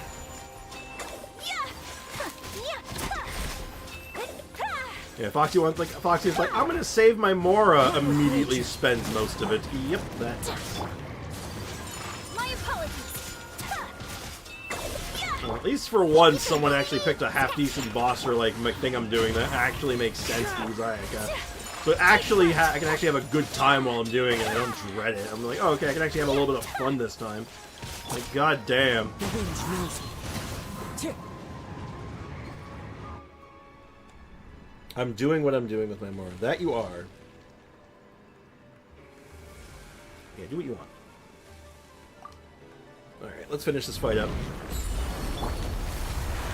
Think you can bully me? Look at you. Oh, my thing. Clouds high. The birds call.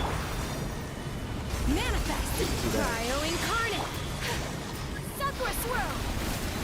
Whirling snow. Like, look at that damage, right? Like, up front, her damage is, like, just good. Like, you push the button and things get, like, just get chunked. But it just ends up being kind of clunky in hindsight now, because, like, you have these really tight damage windows, and then you got basically nothing afterwards.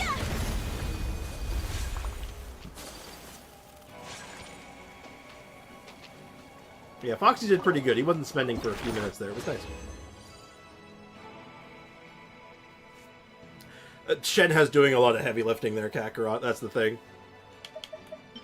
That's pretty bad. Nothing really exciting this time. Oh well. Like, Ayaka's not, like, inherently bad, but, like, Shenhe does so much of the heavy lifting for her. It'd be really cool if I could do, like, a reverse melt Ayaka, but she just doesn't have... Like, there's not really a lot of tools for it, unfortunately. Like I said, my Ayaka's... She's good. It's just not quite good enough. Like, it's wild to me that, like, I can't really run my Ayaka in the Abyss all that often, because she's just not good enough. And, like, that's the damage. If you're gonna do it now. I'll give you a second to think about it. I'm gonna have a snack. If you're gonna Ayaka me, do it me now, and then I'll go do it on this boss. But if not, I'm gonna play what I want. I have a cookie. Oh, it's not. Oh no, Zumi, it's not a treat for you. It's a cookie. Oh no. Oh no, I feel like a monster now.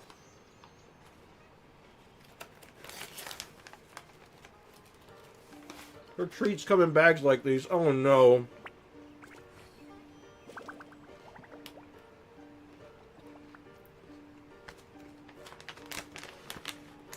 Oh, Zumi. Oh god. I'm so sorry. You can't even have these. There's chocolate in it. A little more often. How greedy of me. No, Kakarot. I'm actually running her on a 2B set.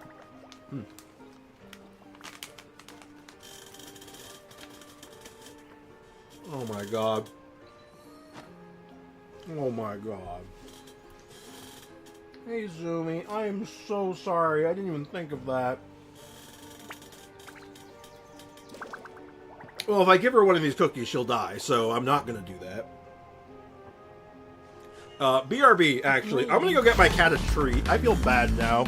Hold on, Zumi. Zumi, you want a treaty? Oh, let's get you a treat. Okay, you stay here, okay? We'll get you a treat.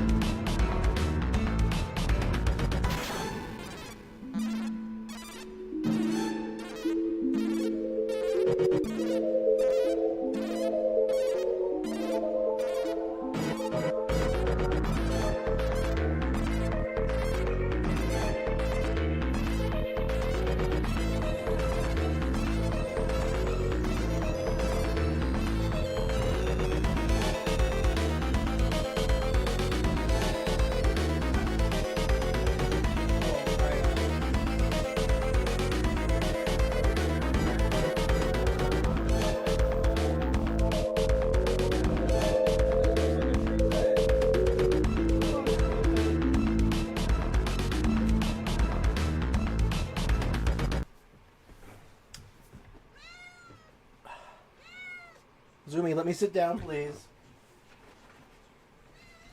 I know. Oh my god. Hold on, Zumi. I got your treat. We're gonna get you a treat. Okay. We're gonna get you a treat. It's gonna be okay. Oh my goodness. Here, you have one. Have one to start with. I only wish life could be as leisurely as this a little more. Let's see if I can get you in camera while I do this. How greedy of me.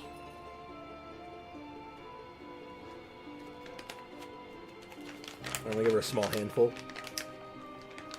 Okay, I'm so sorry I didn't get you a treat at first. I didn't even think about it. She was sleeping too, so she hears the bag open of the cookies. Oh, and she just loses it, and I'm like, oh god, what have I done? Treato for the Zumo. A blade is like it.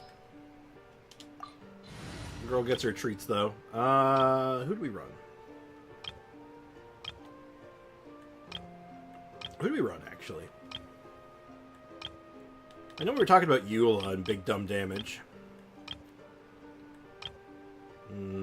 Oh, I know we were having a conversation about Spinyan.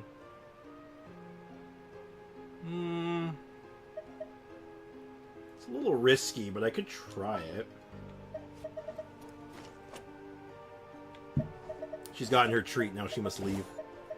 You were talking about Rosa before. But... Kirara DPS. She's not built for it right now, so I can't really pull it off at the moment. Let's do Spinyan for just something a little different, eh? She's not optimally built at the moment, so...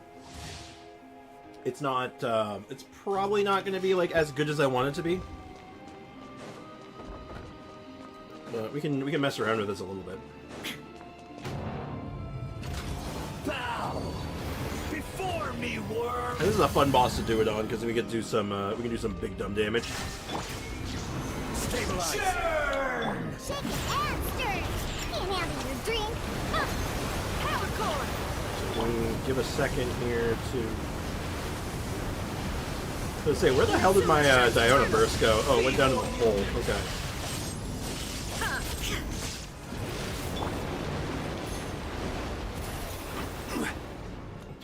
Ow! Solidify.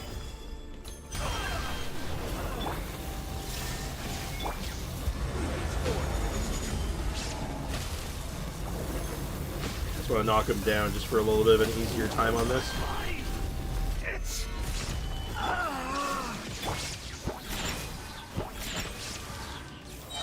That going, some of this.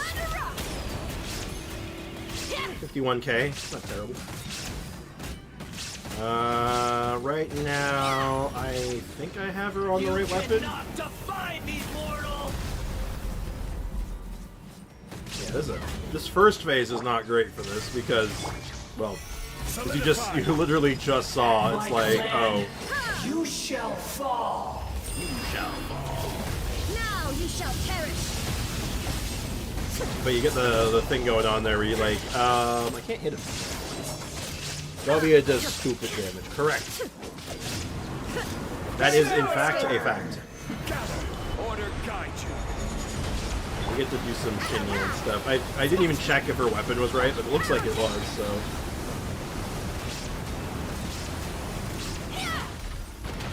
Not bad. Yeah, we got Dio for it. Zhongli can do it too, to some extent. He's not great at it, but he can do it. Yeah, I got my red horn on her. I got an okay setup. It's not optimized by any means, but it's fine. Fine will have to be good enough. I am the all-knowing God. He is some kind of all-knowing god or something. Solidify. Think you can bully me? Scratch that. Can't handle your drink. Huh. Huh, I'm here. Feel the beat. Burn to oblivion. I'm an idiot, and I literally just... Think you can bully me? Well, maybe I can get this in time? Nope. I just used my shield, so I'm like, I can't break those. Damn. Kneel. Hate to see it. Gather. God, I love doing that. Boom, do you feel broke after seeing her? Reality is pain. Reality is Stabilize. pain. Shake it and stir. Scratch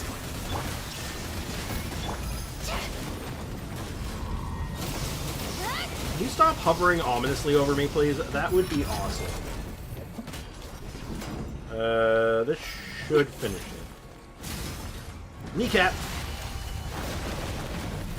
Speaking of Oblivion. Good riddance, cruel world. Yeah.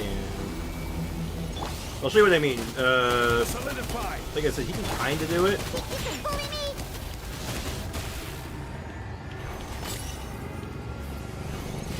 me? And Shinyan can help a little bit as well. Gather.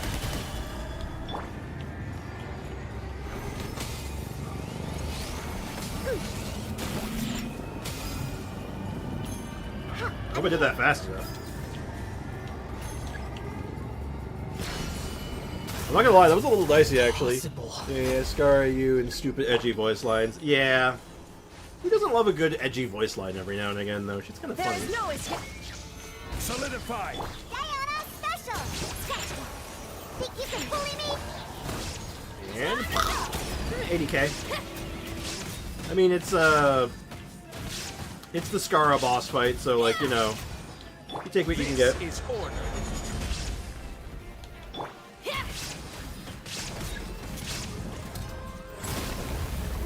I can't Ooh, that looked cool. lose it all again. I also like baseball swung him in the junk. I'm not gonna lie. I'm pretty sure as I was falling, I literally just went like ding right in his nads. Poor guy. Didn't know what hit him. Spriggs, what do you think if the water boy's interruption and damage reduction is doubled by sack? No. Absolutely not. That would be silly. Positively redonkulous.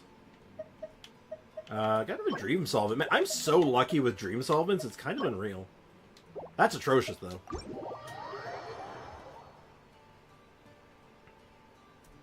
Yeah, let's not buff him more than we need to. I'm gonna put this back on Knoll. I should be able to just find it with the white blind. Where's my white blind? There it is. I'm like, I was confused for a moment there. I'm like, where the hell's my where's my other weapon? Because we're gonna go. I guess I'll do the this boss, because we did not do the this boss.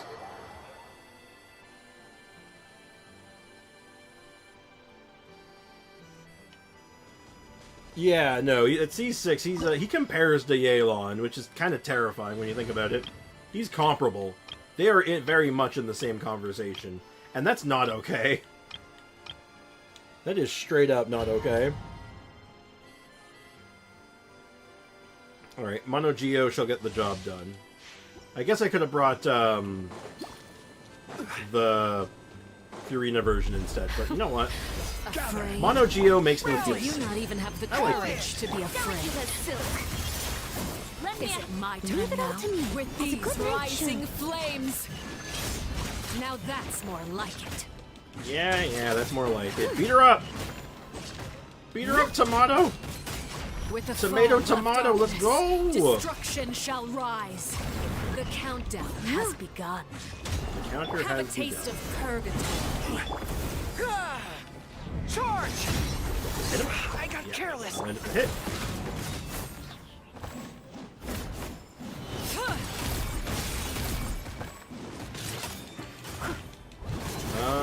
Goro is almost dead somehow. I do not know what happened before Goro.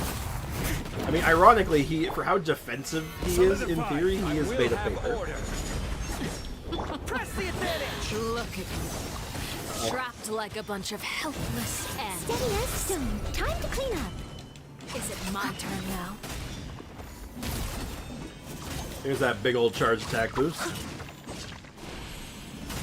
We doing phase 2? Yeah, we are. I'll catch up in the chat right now.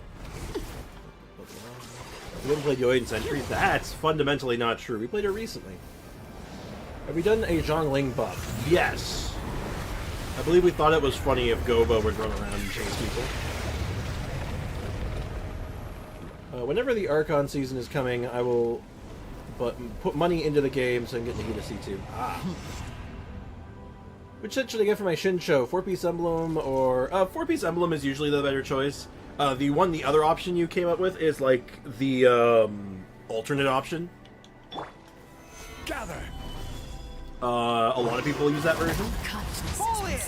I am the cutting edge. My blade is all And it's not that bad. Like, it's good. It's just, the emblem is generally a little better. And it's easier to build around.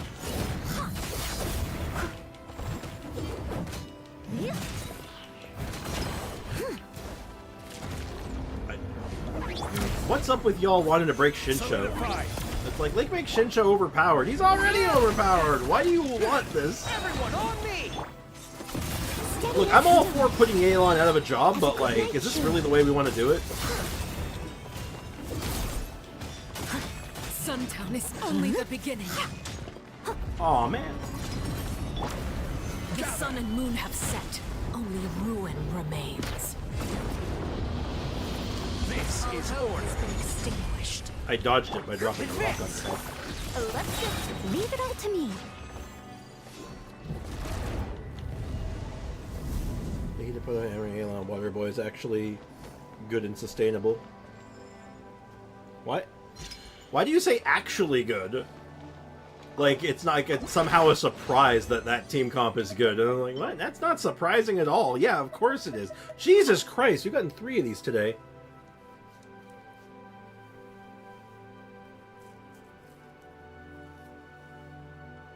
But yeah, no, as far as the Kakarot's question, you can go either way. Emblem is a little better, but the other one is his old build. It's just a little outclassed, and it's just easier to build around, right?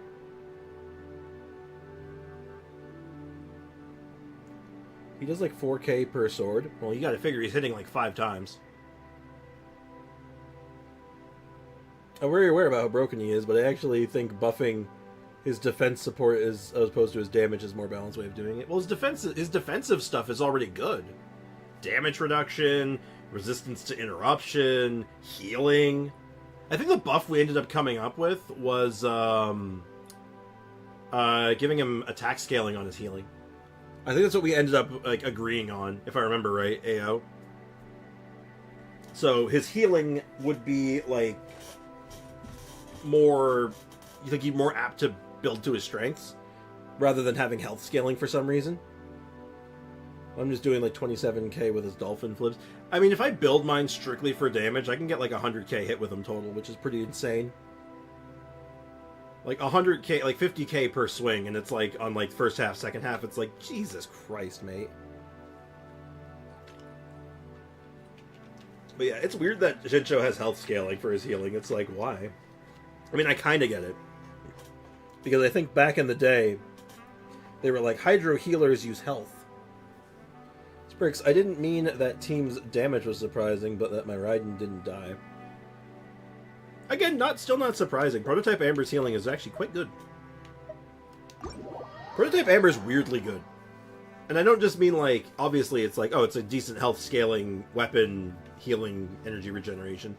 But like, it's just good. Like the healing on it, you could almost get away in a few different team comps of just putting Prototype Amber on a Catalyst character and saying, yeah, it's good enough. Back in my day. Yeah, that's Shinsho's old build for me. It's like, back in my day, you just put 2-piece Emblem and 2-piece Heart of Depths on them and you were happy about it. Hell, before that, you just did 4-piece Noblesse because Heart of Depths didn't exist yet. No Heart of Depths? Yeah, just use, Just go all in on Noblesse, call it a day. It was great. We got a little bit of resin left. Got like an awkward amount. Guess we can just get books. Why not? No, Heart of Depths was not base game. It came out, it was like the first set added. If I remember right. It was either, I can't remember what, if it came first or Pale Flame came first. Like, those two domains. But no, it was not base game. It was not in the base game. Yes, 1.2 sounds right. But yeah, it was. It came along with Dragon Spine. It was the Dragon Spine update. Yeah, you think about it, you're like, oh yeah, it was totally base game, but then you're like, oh wait, no, it wasn't. It's like I had that moment recently, actually. You guys, how well versed are you guys with Pokemon? Do we have any Pokemon connoisseurs here, like from like older generations? Time to clean up. I'm in project loading hell. Ew, that sounds gross. That sounds gross. No help is coming, I'm sorry. Alright, so I got 4 Fragile, and I don't really know what to spend it on. I know Pikachu. That's a start. That one challenge near Water and Dragon Spine that gave me PTSD. Oh boy, that sounds pain. Yeah, I know the one. Dragon Spine introduced Heart of Depths, and a later patch came Pale Flame. Yeah, I just couldn't remember which one came first. I had a... You know, I should have remembered, actually, because Pale Flame was not included in the first batch of the updated Strongbox, but Heart of Depths was, I believe. Just waiting for it to crash at this point. Oh, dear. Well, to continue my my line of thought from earlier, do you guys know the Pokemon Nosepass? Are any of you familiar with that Pokemon? Excuse me. No, that was gross. What do I do with my resin? I got some condensed. I don't think we need books. Like, I don't think we're leveling up anyone's talents at the moment. Actually, I think I know what the answer is. I hate to admit it, but I think I know what the answer is.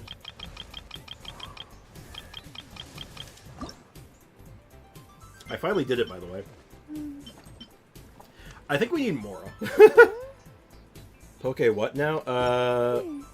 Nose Pass. The Pokemon is called Nose Pass. Spelt exactly how you think it should be. One word, though. Yeah, we're gonna do money ley lines. We're kind of broke. We're bordering on broke. And we're gonna... I'm about to go broke in a second.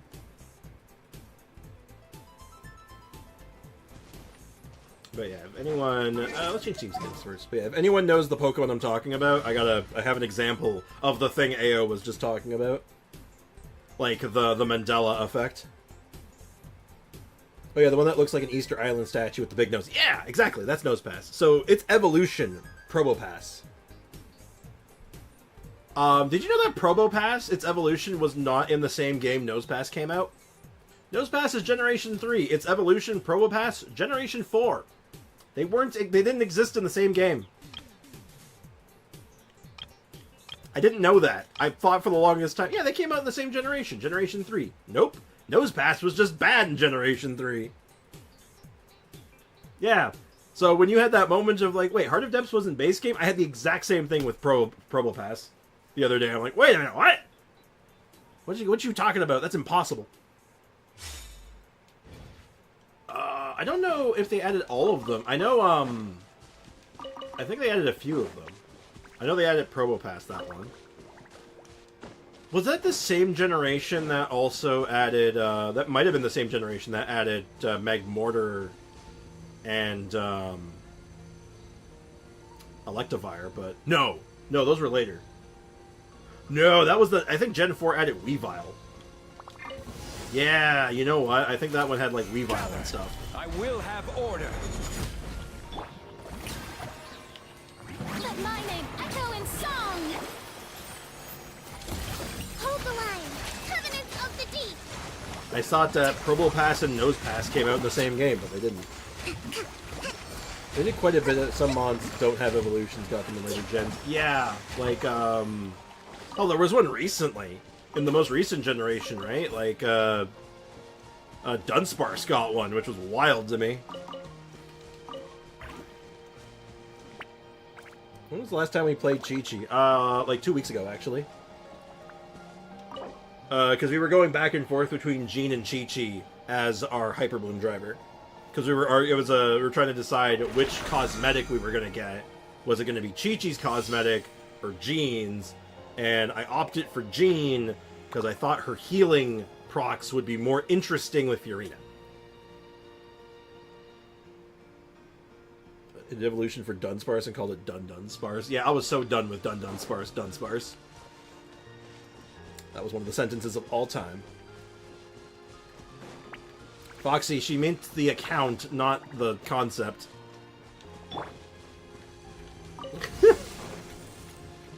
Don't worry, he's doing his best. Yeah, I'll even switch over to that team, actually. Because, like I was saying before, Chi-Chi and Jean are basically interchangeable.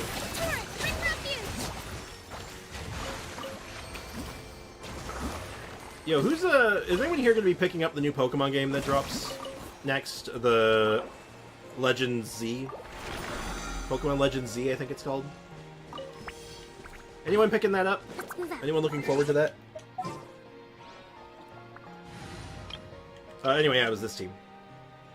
Jean and Chi-Chi are interchangeable in it. What Pokemon game? Pokemon Legends Z, I think it's what it's called. It's supposed to be the next Pokemon game coming out.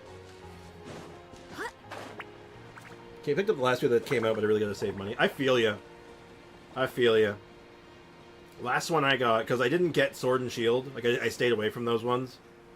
And I kind of, like, hadn't really touched Pokemon for a little while. I took a bit of a break. But I ended up getting Pokemon Violet, and mechanically I really liked it. But, like, from, like, a technical standpoint, like, God, it ran like garbage. Like, holy shit, it ran bad. Like, I was gobsmacked with, like, how bad it was built. This is a poorly made game with a lot of really good ideas in it. Like, holy shit. Go up there. Oh, that guy's, like, dying in slow motion. Damn. That guy had a really bad day. Waiting to refuse before I pick up Pokemon Legends. Fair. That's a good mentality, honestly. I know the last Legends game was apparently really good. A lot of people really liked Legends Arceus, so I feel like this one has some legs to stand on, at least. Genshin? Not yet, Foxy. Soon, though. I started a smidge late today, because my eyes were burning. So, like, I was like, I can't look at a screen yet, so I need a little bit. So we're gonna go a little late.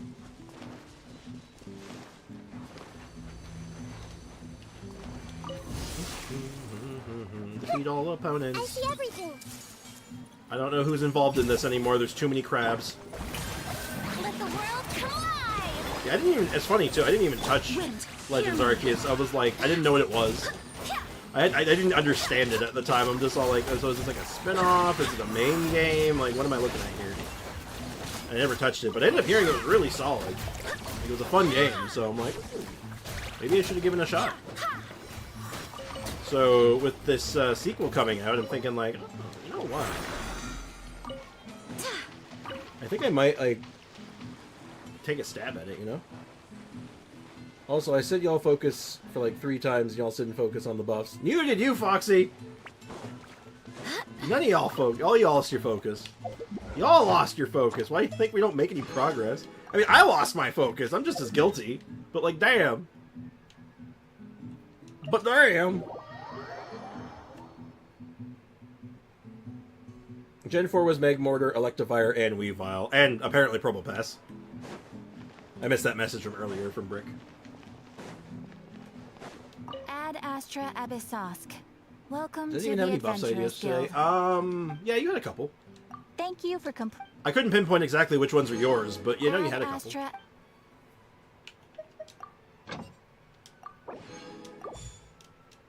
We're making progress, though. It's going to make a good couple of videos. Honestly, like, we're going to have a lot of videos coming out soon, hopefully. I say we, but me. It's going to be me. I'm making the videos.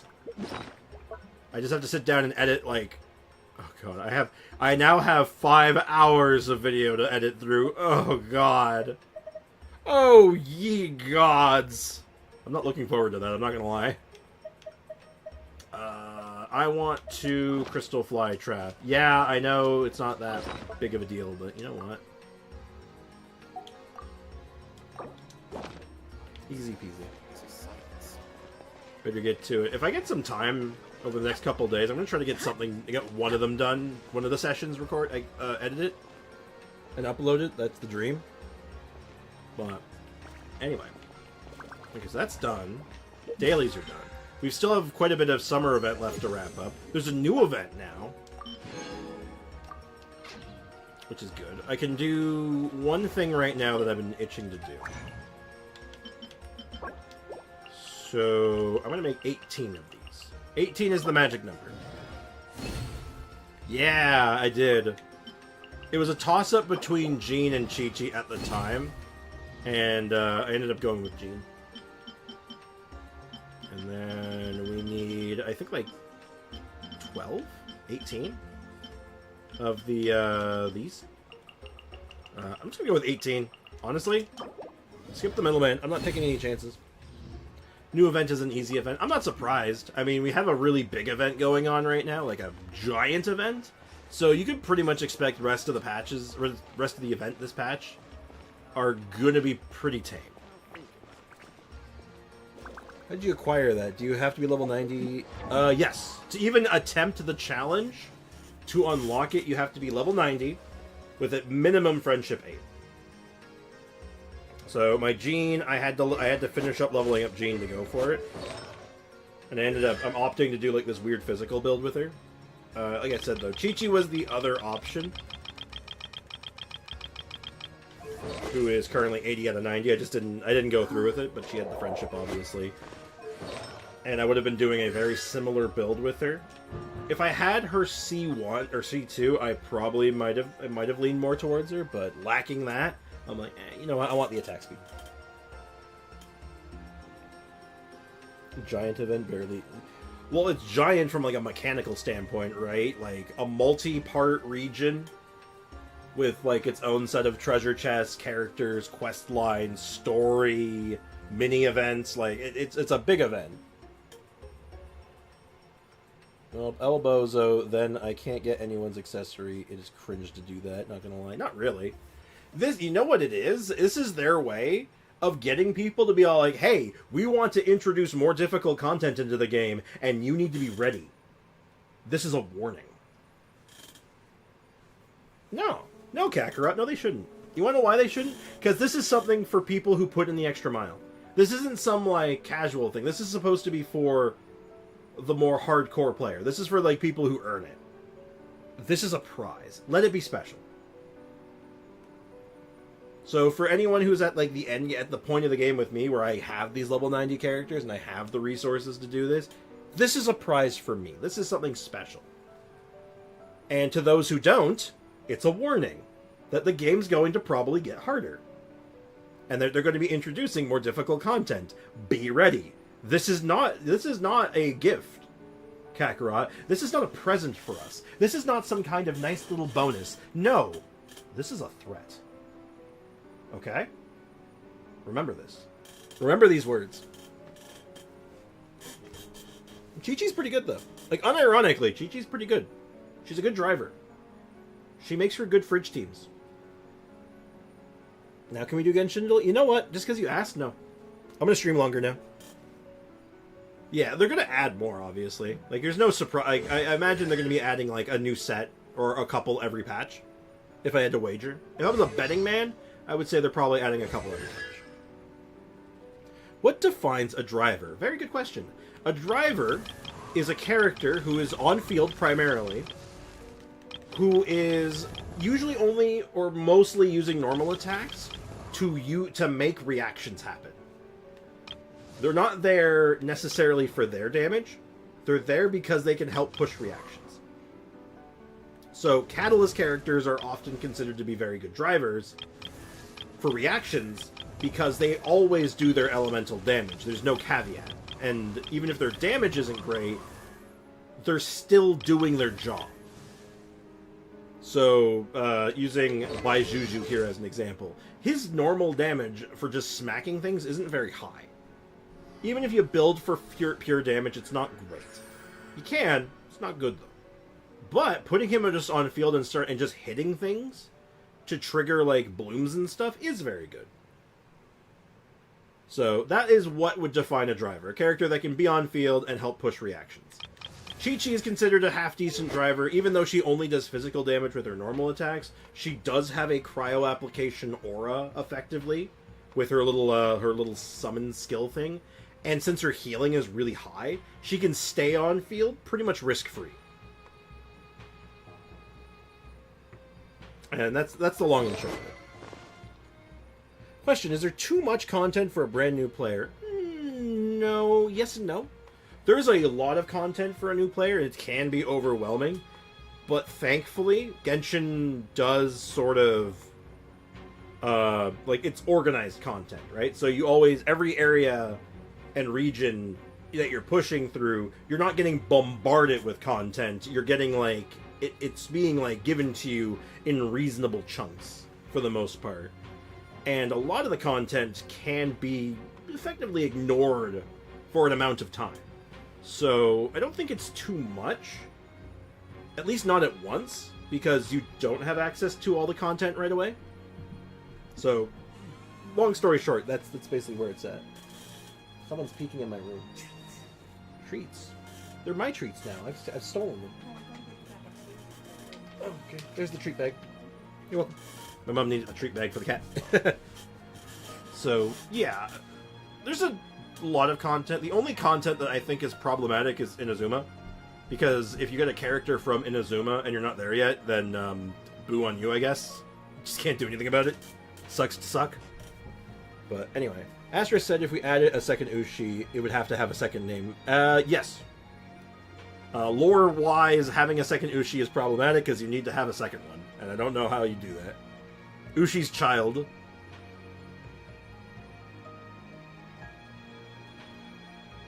Well, anyway, the problem with it, I think, is that there's a lot of content that people aren't patient enough for. That's also true. There's a lot of content that can be a bit drawn out. And patience and Genshin players aren't exactly a pair of words that get used together very often.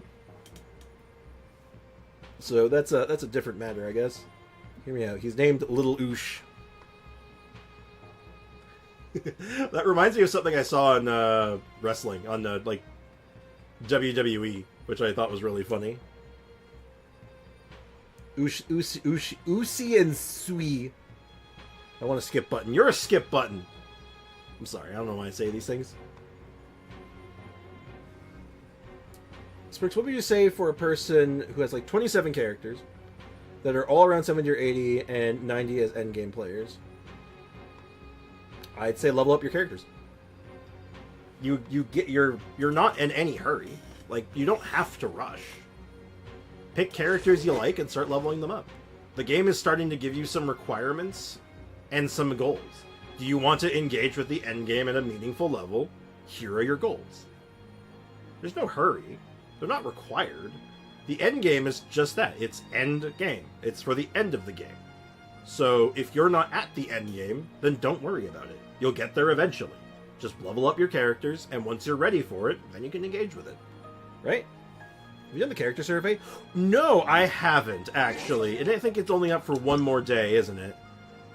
3 more days. You know what? Let's do the research survey real quick. Why not? You know what, Oos? Yeah, Zito knows what I'm talking about, I think. It reminded me of... Look, he's just not feeling very Oosy today. If you know what I'm talking about, you know. If you know, you know. So the question is, if you know, are you feeling very Oosy today?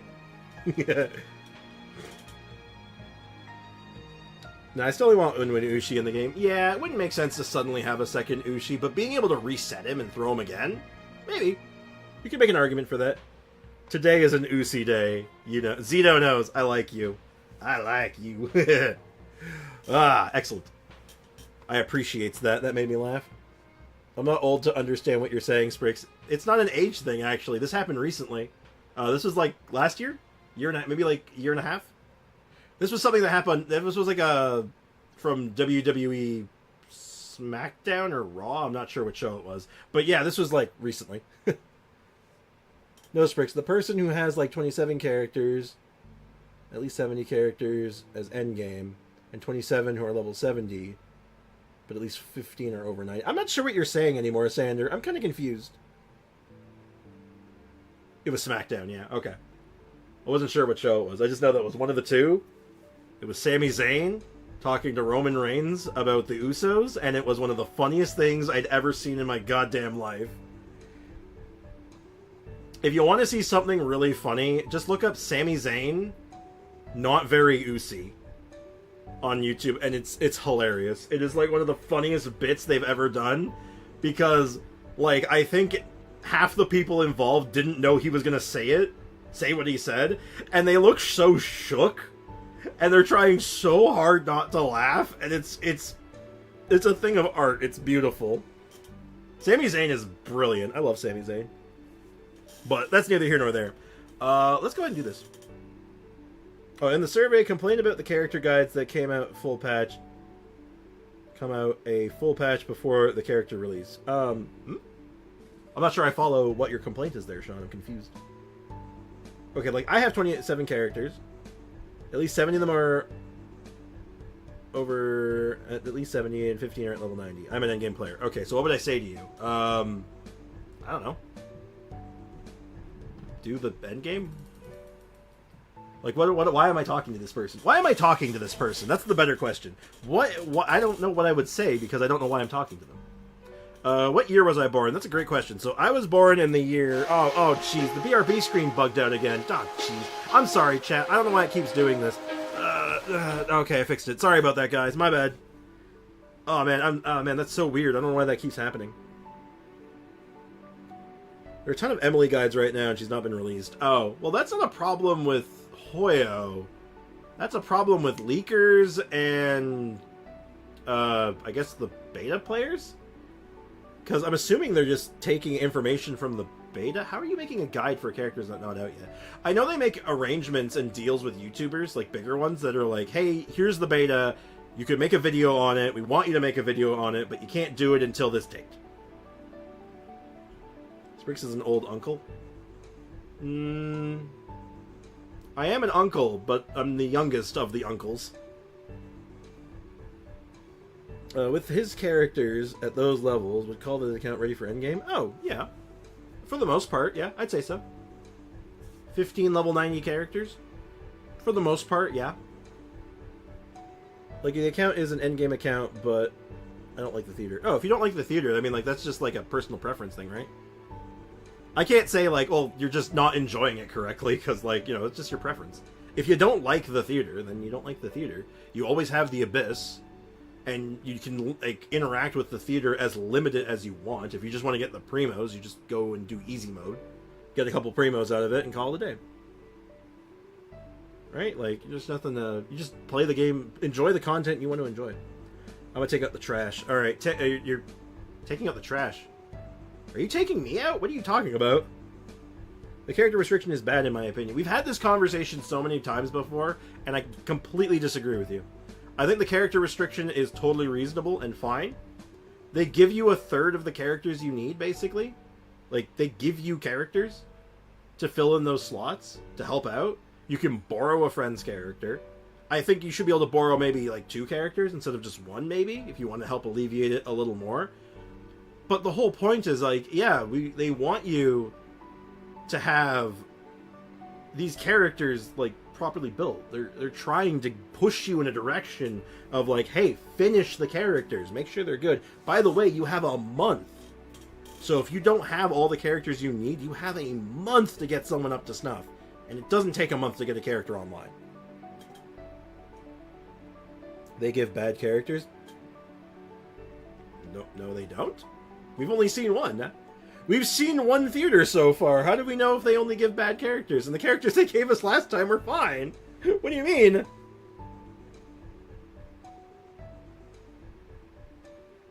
Wish that the borrowed characters counted to the character limits. I think they do, don't they? I thought they did. But maybe I'm mistaken. I can say what element is in the next theater. Unless they've said it officially, I recommend against it. Bad character builds? Really? They look like they were built fine to me. It's easy because you're early gamers, Sprix. It's tough for us late gamers. Oh, yeah.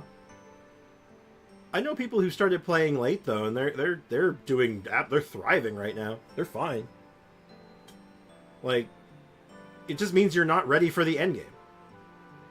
And that's fine. It's like, well, we just started. Why I can't... Okay, that's like saying, I just started playing this game. Why can't I do the end game? I don't know. Maybe because you're not there yet. Toma has bad ER. It was fine in the run I did. Like, it was good enough. I'm not shaming you. I'm just pointing out the problem. It's not a problem, though. It's a non-issue. Because why would you... It wouldn't be endgame, then. If you could jump into it right out of starting the game within, like, the first couple months, it wouldn't really be endgame, because you're not at the end. I'm about to talk about impatient players. Yeah, no, fair point. How is it a problem? Explain why it's a problem. Let's play. I'm gonna play devil's advocate with you. Why is it a problem? Also, I'll answer some of these questions while I'm getting answers. I'm a male. Which of the following characters do you know? I've never heard of any of these characters in my entire life. Shenhe? Why is Shenhe on this list? Why are you here? These two I understand. Why are you here? Curious. Which of these following characters do you know? I know every character in this game, okay? How much do you like Shenhe? I hate this... No, I like Shenhe. I like Shenhe a lot. Open world mechanics, neutral, because she doesn't really have any voice acting. Love it. I like the new theater. I never liked the Abyss. See? It's preference. I think anyone who has played for 2 years, they are endgame accounts. Not necessarily. Please tell me we love Genshin's pants in Genshin. 10,000 out of 10. Okay. If you can't do the theater, and you don't have enough characters, in 2 years, then you're not endgame. You're not in the endgame that Hoyo wants. They have created they have decided what the endgame is. Theater is the endgame. This is what the goals are. Do you not reach this goals, then you are not at the endgame. Am I off base? Am I out of my mind when I say that?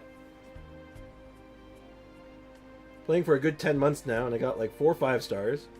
Uh-huh. Then Yoi, but she doesn't... Yoi doesn't count? Why doesn't Yoi count? Yoi's great. But the problem is we don't have enough resources to build players in a short amount of time. Sure you do. You have plenty of resources. You're just not using them. You have tons of resources. Battle Pass. Battle Pass gives lots of resources. In addition to the Battle Pass, you also have Fragile Resin, which you get constantly. And if for the newer players, you guys start with a lot of Fragile Resin. You get a lot of Fragile Resin right out of the gate. If you misuse those tools, that's, well, unfortunate. I misused them. Well, it happens. Yeah. And a character only we did the math on this. Didn't we like agree that like getting a character to an acceptable point took like, was it like 3 days we agreed on? I can't remember. It's 3 or 4. Like, any account that has at least 30 characters at level 80 is endgame. Yeah, and if you have that many characters, you should be able to do this endgame.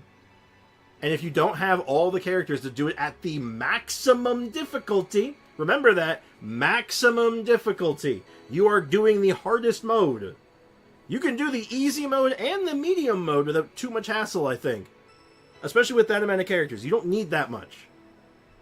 But if you're doing it with the hardest mode, then the expectations are, and should be, a little higher. I should be rewarded for building a variety of characters. And also, worth noting, you can actually check this if you want to go back to my early VODs. I built a lot of my characters in 1 year. A lot of them were done in a single year, because I was just building characters. I don't even know what the theater is, Lamau. I feel like it's too far into the future for my account. Honestly, it's basically, think of sort of like Spiral Abyss, only with, like, different requirements.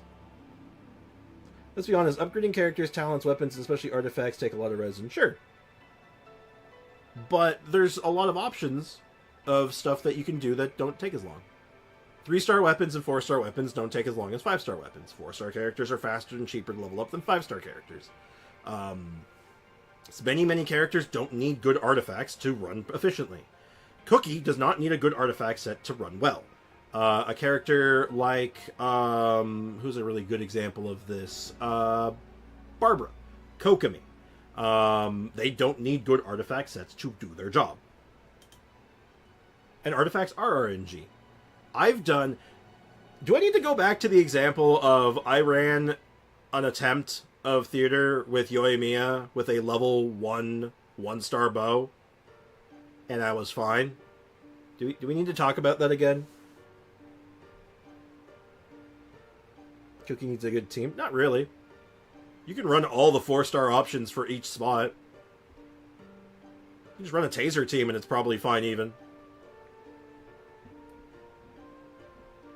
There's workarounds, though. You gotta find the workarounds. If you need to rush, if you don't have the characters that the theater is currently asking for, you pick the most efficient options. You go for the ones that are the path of least resistance. If you really want to do the hardest mode, you need to follow a path. That's, like, part of the thing with endgame, right? You can't just get away with, like, You can get away with almost anything if you plan ahead, but if you don't have that ready to go, you gotta think of a plan. You gotta think of ideas. Workarounds. People worry about artifacts too much. The main stat's like 60% of the value. In a lot of cases, yeah. Some characters, not as much. There's some characters that want more from their that need more from their substats to really pop, but generally speaking, yeah. I'm just pointing out the problem. Is it a problem, though? Why is it a problem? Hold on one sec, chat. I'm getting a phone call.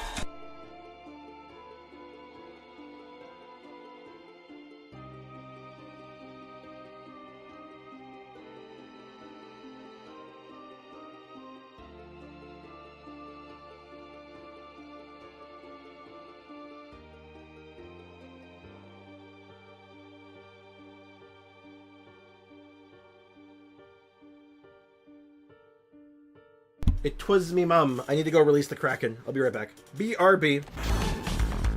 I need to free the cat from her cage. It's not actually a cage, it's a bubble, but...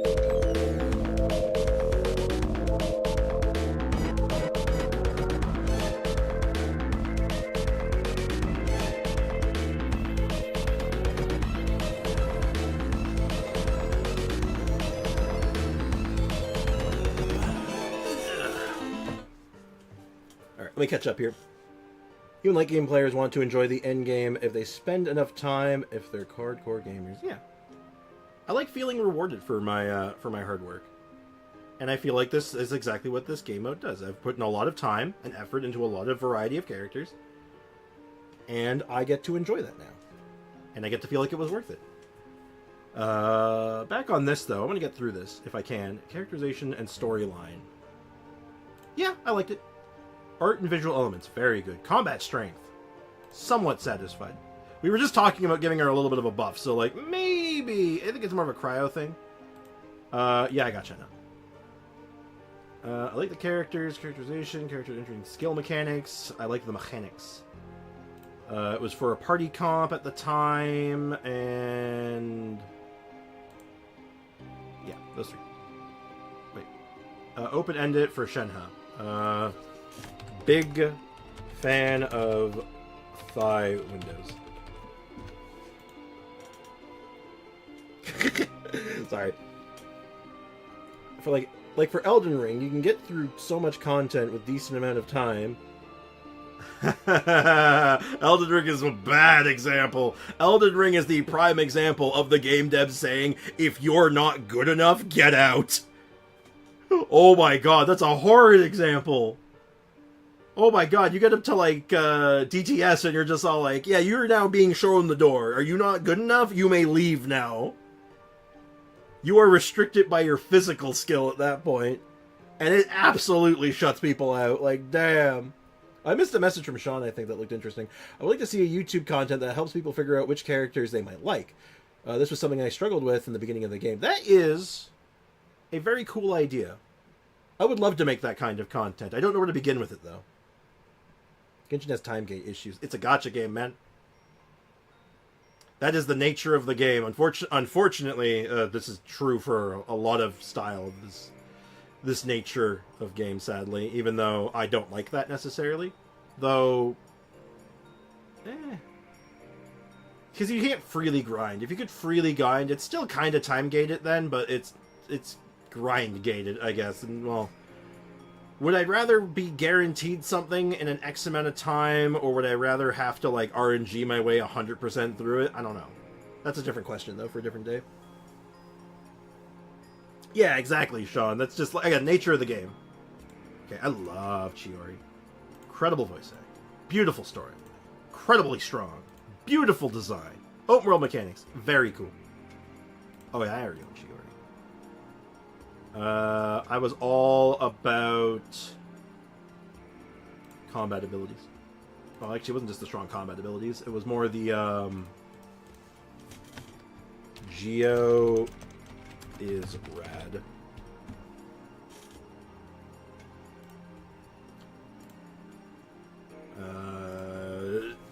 Two swords is cool.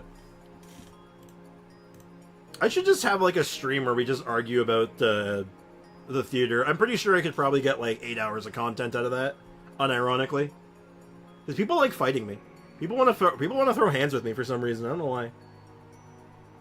Wish I would have had primos when Shiori Banner was up. I think a lot of people are of that mind now, because a lot more people have seen her now, and they're like, "Ooh, she was actually pretty good. Damn, she's one of the good ones." Like they're gonna read and fix Geo. Oh yeah.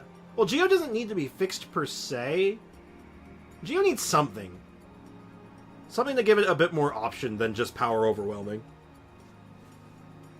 I somewhat like this character. I don't like her as much as like some of the other ones, but she's good. Like the art, combat strength is okay. Voice acting is fine. Open world mechanics is fine. Characterization and storyline, actually quite good. Got her. I would have even more characters at level 90 if I can get the 90 without resin. Well, yeah, obviously. But I can't think of a gacha game where you could just grind a character all the way to the maximum level without like some kind of like energy system.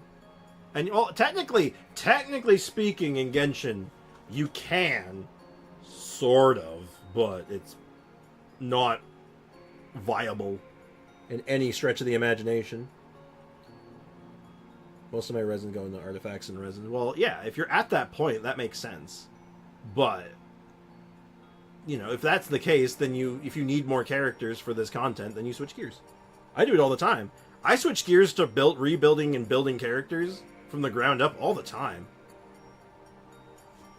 What was my motivation for obtaining Sejuan? People said she was bad, so I wanted to prove them wrong.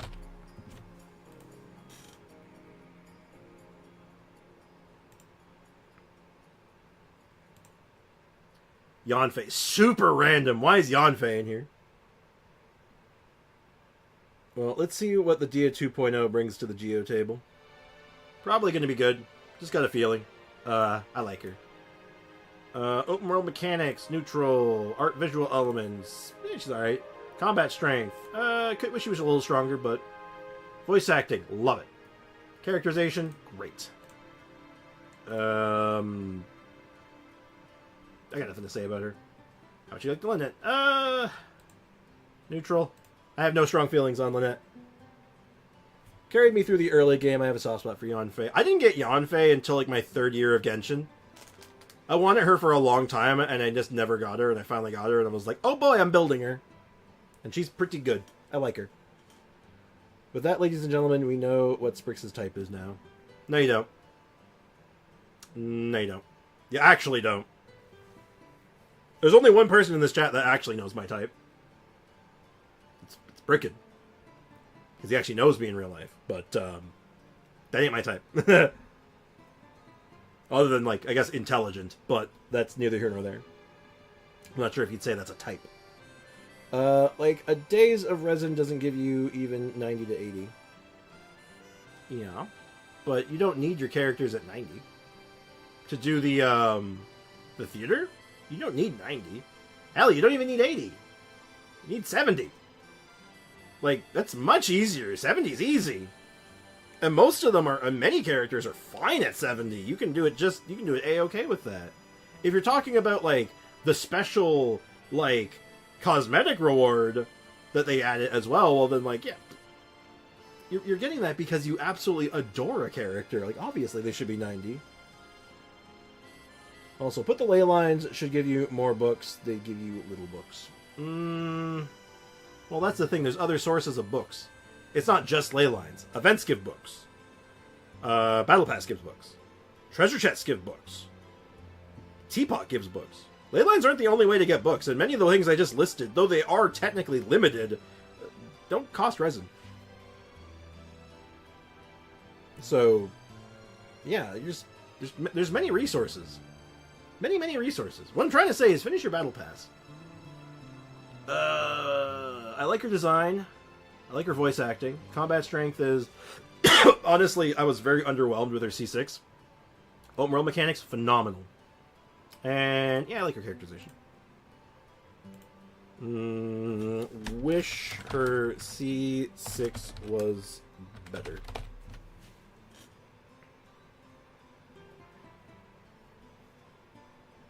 They give little. What? The battle pass and events? They give plenty of books. They give you tons. They give you a lot, potentially. And that's not even including the paid battle pass. That's a different conversation, but not everyone's doing that. Nor should they. I raised Noelle from 85 to 86 based on enemy experience. I've raised a couple characters like a whole level just based on enemy experience. It takes forever. It's not a good way of doing it, but like you can do it. It's an option, I guess. I would never recommend it, but overall, how much of the following factors influence your willingness to pull? Rank them in order.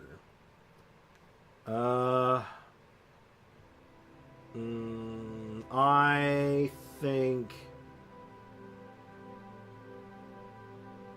party lineup, combat strength, characterization, open control and movement, then open world mechanics, then voice acting, then art and visual. Actually, no, switch these two. Yeah. Survey complete. Okay. Well, that was an okay survey, I guess. That's not quite what I was expecting. Let me claim my 30k, thank you. So, anyway. Now, I know I'm not a good example. I've been playing this game since, like, very, very early on, so I have a lot of characters. I have a lot of characters that have been very heavily built. Like, I don't have a character below 80, or below 70. I don't have a single one. Every single one of them that I have currently is above 70 or above. But the worst part is this first theater, they gave us like elements that are really, really common. Pyro is like, I think one of the most common elements. Zoomy? Hold on one sec, chat. I just heard a very unfortunate noise. I'm gonna check on my cat. Give me 1 second. Zoomy, are you okay?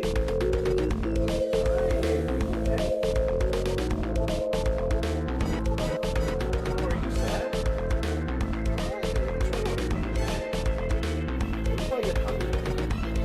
It is past your lunchtime, so I'll feed you right after I'm done streaming, which will be very soon. Not that she understands me, but still. I don't think a month you can raise 5 characters up the books to bosses. So sure you can. To 70? Absolutely you can. Absolutely to 70. Not all of them need to go to 80. They just have to get to 70.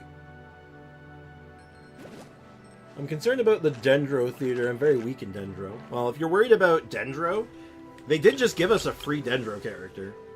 So that's a starting point. So you start looking at what Dendro characters you have and start seeing what you can do with them. And if you don't have a lot of Dendro characters, you look at the other 2 elements and say, okay, what can I do with them? And you'll have a good lineup to start with. They usually, like, you're going to have good choices to begin with, likely. I have her at 90 and C5. Ooh, very cool. Yeah, so you don't need a lot of Dendro characters necessarily. You just need to work with what you have. Work within your limitations. But anyway.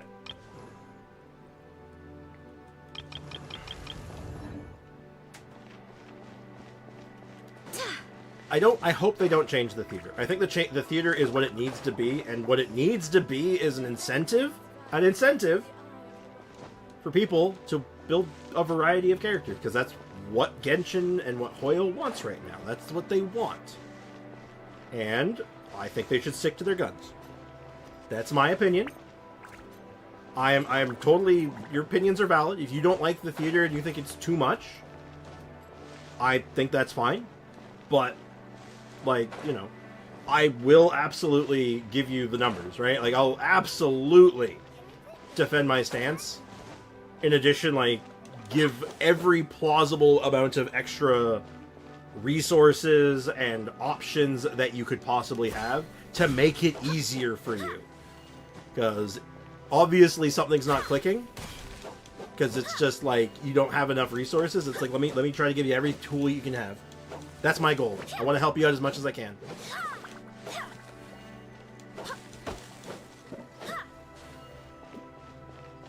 I think the two-time limit, it wouldn't be the same game mode anymore. If you take that away, it's a different game mode now. It's just Spiral Abyss. They are already addressing it, that you get 2 character choices instead of just one random one now, which I think is fine. I think that's totally that was a fair complaint, honestly. I think that should have been, that's a totally fine thing. Well, yeah, the Genshin, well, that's the thing, the game has always been like that. And I've actually heard a really good argument about why they shouldn't change certain elements of it, because, good God, you'd be so bored. You'd be out of things to do in a week. And that would suck.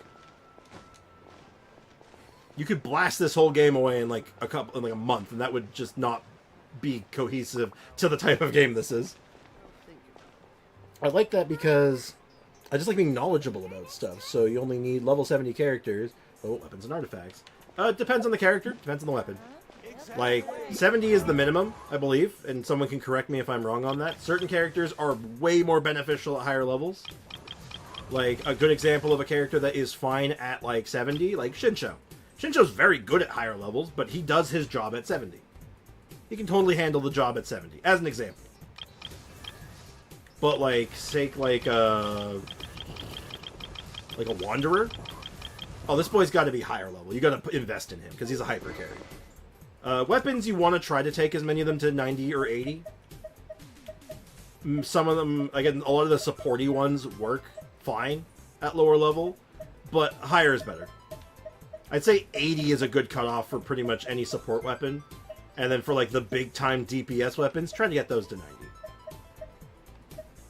But I find that weapons are less costly than characters, because you're less beholden to farming. You still have to farm the materials for them from like their domains and whatnot, but I find you can get a weapon done in like a day more often than not. 5 stars are a different story, but that's neither here nor there. Please make us choose the main stat for our artifact like in Honkai Star Rail, so it won't be RNG. Well, most of Honkai Star Rail artifact farming is still RNG. You only get that, like, a few times a month. You get, like, what? 2 a month you can choose? Give or take? There might be more depending on the events, but, like, yeah, I'm pretty sure you only get, like, 2 of those a month. And you have to finish the Battle Pass to even get one of them. I don't know, I don't like level 70 characters. It feels so weak. Depends on the character. Like, Sucrose functions just fine at 70. Mona would function fine at 70. 70, perfectly fine. Totally works at 70. Totally works at 70. Works at 70. Works at 70. Works at 70. Works at 70. Works at 70. Like, there's a big long list of characters that are totally functional at 70. But obviously they're better at 80 and 90, but they're functional. And that's really all you need sometimes.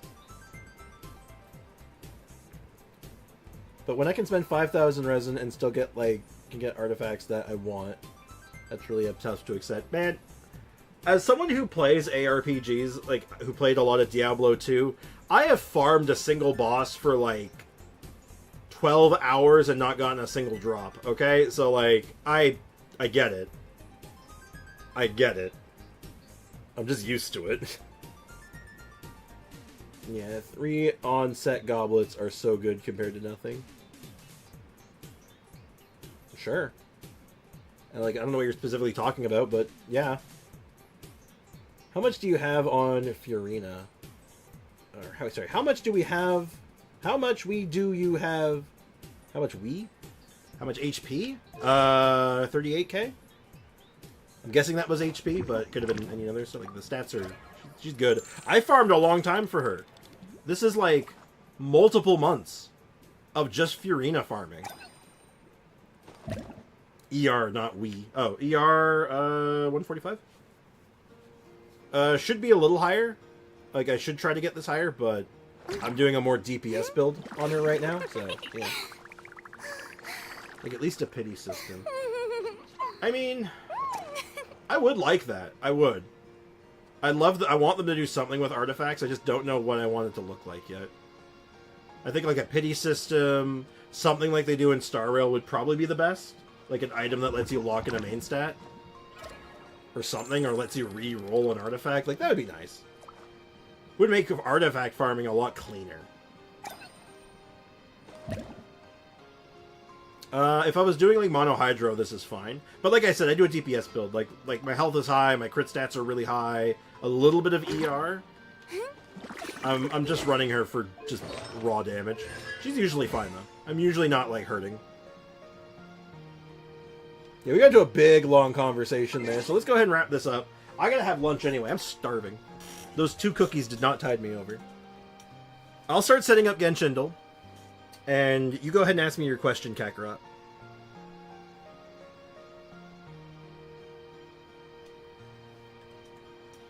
What team do you run, Furina, for her DPS? Whetstone. Or Wet Rock. I call it Whetstone, though. Yeah, I do it on Whetstone and on, what do you call it? I'm drawing a blank on it right now. Sayu. Just Sayu's delivery service. But mostly Whetstone. You mean that team that's like probably better than all of your teams combined? For no good reason? Like, you know how good that team is, and you know how messed up it is. Like, you're like, why is it good? Why is it so goddamn good? Like, it shouldn't be, but it is. Also, why don't I have this favorited? This could save so much time. Put this in game stuff.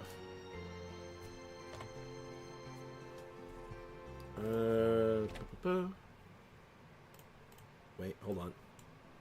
Wait. No. Wait. Okay. Also, if you haven't done so, please leave a like on the stream before we wrap things up today. Because, you know, likes are good for me and it helps you find the stream down the line. So, yeah. Why is that team good? It just is. Well, you know what the answer is? You basically get maxed out stacks every time because of Kokomi. Kokomi just, like, builds fanfare stacks absurdly fast. Zhongli is a neutral damage resistance shred, so all damage is just getting 20% better, for pretty much all cases. And then, since Zhongli's there, you get to use Chiori, who is a monster truck of damage. And altogether, you just kill things really fast. It's just Murder Incorporated. Well, Yunjin, Furina, and Jean is decent. Yeah, I'd say so. You got 2 good healers. You have a nice damage buff for your normal attacks, and Furina is just solid. Always Eula, never Eula. Literally always Albedo.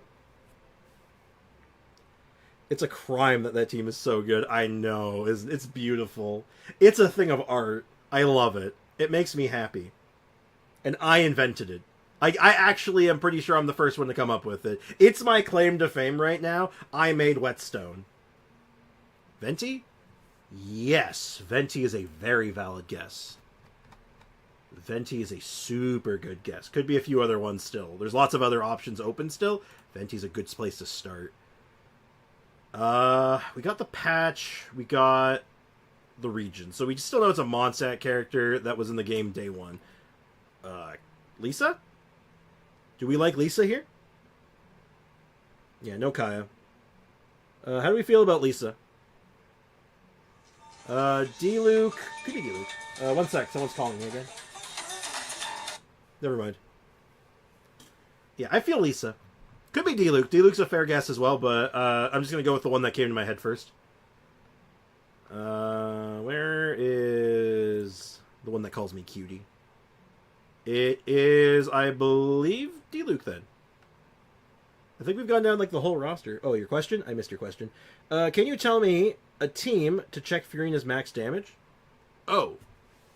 Like, do you want a team that just maximizes Furina damage? Like, strictly Furina damage? Like, not like she's buffing someone else, like she just wants to hit, like a dump truck?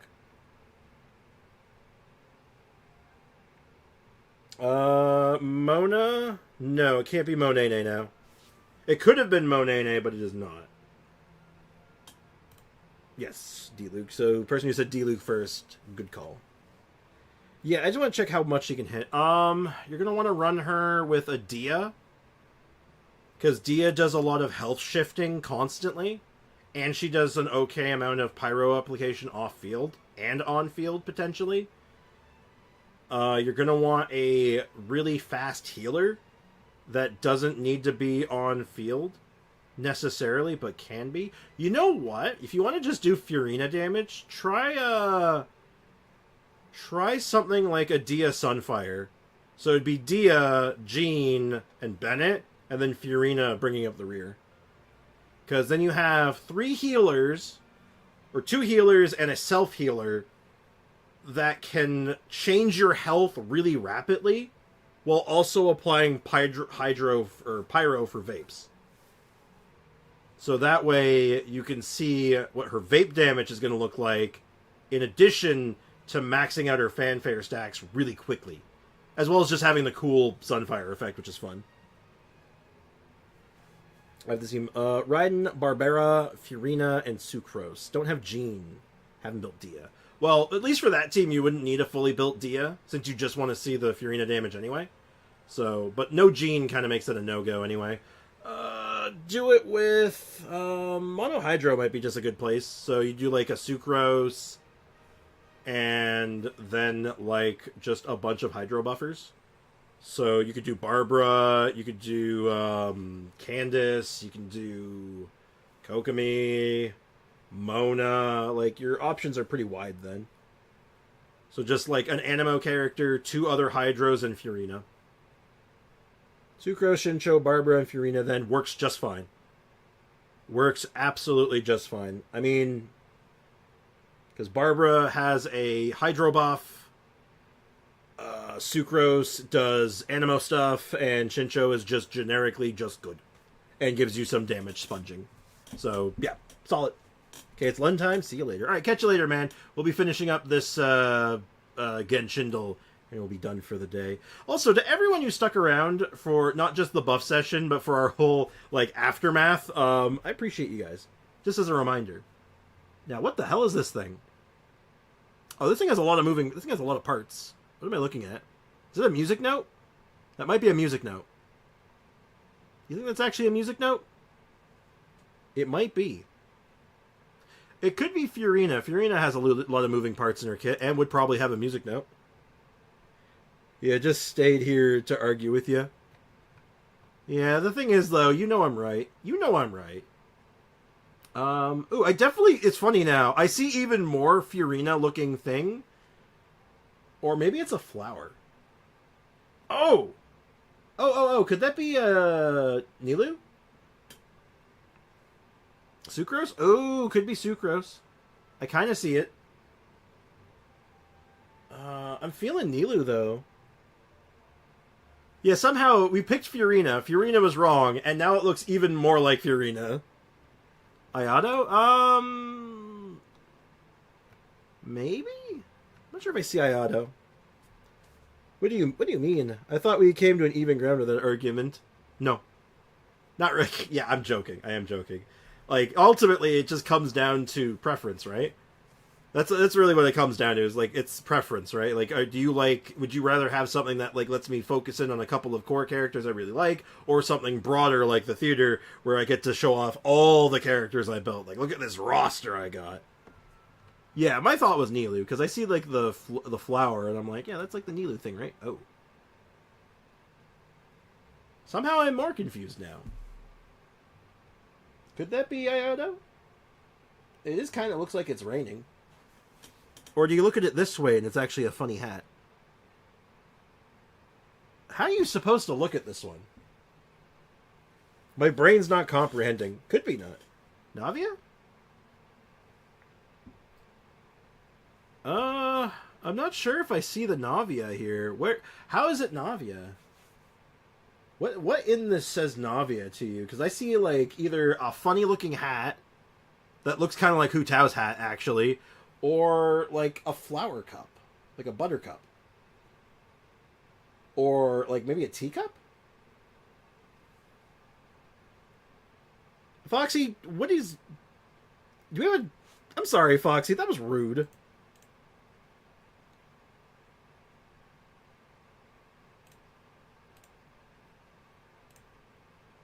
Foxy, that was rude. Chill.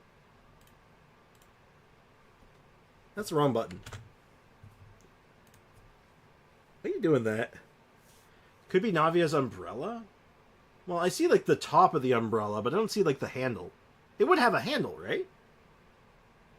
You just double-checked it right now? Yeah. It's not Navia having my party right now. Oh, she's cheating! I mean, he's cheating. I mean, they're cheating. I mean... Zito Burrito is cheating. I'm kidding. I'm feeling like it's Nilu. It does, doesn't it? But it's not. The two characters it feels like just isn't it. Maybe it is just Ayato. Hold on. Maybe it is just like it's raining. It's Ayato. Oh my god, it is. It is actually Ayato. Okay. It's his burst. Why does his burst look like that? I just thought it was rain. Wild. Huh. Shows you how much I don't use Ayato anymore. Damn. Daily quote time. Damn. Good catch. And that's why my reading is right. Your reading is fine. Most of the time. Your typing needs work. But that's okay. Careful. In this kind of wind, it's easy to get hit in the head by flying rocks. Who the hell says this? Sayu? Is Sayu constantly... Yeah, who the hell says this? Easy to get hit in the head with flying rocks? Benny? Oh. Not Navia. Navia is my guess. Okay, you know what, Foxy? That is a really good guess, actually. That's a super good guess. Yeah, good catch. Oh my god, that makes so much sense, Foxy. Good shit. Careful. In this kind of wind, it's easy to get hit in the head by flying rocks. Yeah, that makes so much sense. As soon as he said it, I'm like, wait a minute. Yeah, he would get hit in the head with a flying rock. Hold up. That makes way too much sense. Goddamn. Navia might have been an okay guess. I could picture her saying it. I don't know why she would say it, but I could picture it, if that makes sense. You know what I mean? That's wild. There's some weird ones today. Ice cream. Ice cream. Could be, Chongus? That's why I'm goated. You're certainly something. She's making rock shrapnel? No, exactly. Like, I could picture it. Like, in my head, I'm like, yeah, it could totally be her. But Benny was like, oh my god, that's perfect. Now it could be Navia. She says she wants ice cream when she goes into the sunny area. Does she? I don't explore with her that much. I just do a lot of, like, endgame stuff with her and content. I do, like, domains with her a lot. Maybe. Is there any character that, like, eats ice cream? Or, like, is, like, joked by the community as being an ice cream? My instinct immediately goes... She's going to be my second guess. My first instinct was Chongus. Because he literally eats ice cream. Yeah. Yeah. Fair guess, Cito. Straight up. Fair guess. Yeah, I'm like, it's probably Chongus. Because, like, he literally eats ice cream in his idol. Though it's a popsicle, but most people would just generalize it to ice cream. And then, of course, we would have gotten ice cream, ghost, cold... Whatever the hell this... What is that? What is that last one supposed to be? Is it supposed to be some kind of ritual circle? What weird-ass emote is that? What is that emote? I've never seen... What is that emoji? Someone send help. I don't know what that emoji is. It scares me. I've never played Chongus, nor seen anyone play much of him. That's fair. Beads? Oh, you know what? That might be exactly what that is. That would make sense. See, I saw, like, a circle of some, like, what looks like flowers, and then, like, a little dude on the corner. It looks like a guy wearing, like, a suit. But my eyes are shit, so I can't see anything. It was, in fact, Chongus. It was Chongu. It could be no one else. I think AO might be living slightly in the past. Just a little bit. Alright, well, today's gone very late. We've gone for quite a bit over time, which I don't mind. If I could go over time and just like stream as much as I want, whenever I want, I'd be like down for it. I would like that. No worries, AO. So anyway, to everyone who participated in today's part of coming up with buffs with every character, even if we didn't go with a buff that you suggested, or like it didn't fit, or if we did like talk about it and tweak it, like every suggestion is so very much appreciated. This whole concept doesn't work without the participation, so thank you for everyone who's been participating, and I hope to see you guys tomorrow when we pick it up again. How is the ghost related? Oh, he's an exorcist. Chong Yun is an exorcist by trade. That's his job. He's a ghostbuster. Oh, I'm just blind. Oops. Hey, don't worry, me too. I can't see shit. Anyway, so as always, thank you so much for hanging out today. I appreciate every one of you guys. I hope you have a good one. Cheers. Take care. I'll see you guys tomorrow. Hopefully not starting late tomorrow. And we'll continue the buff train. And hopefully we get a little further tomorrow. That would be nice. I can't wait to have more fist fights with my chan again. It'll be fun. So, hope to see you guys tomorrow. Bye-bye.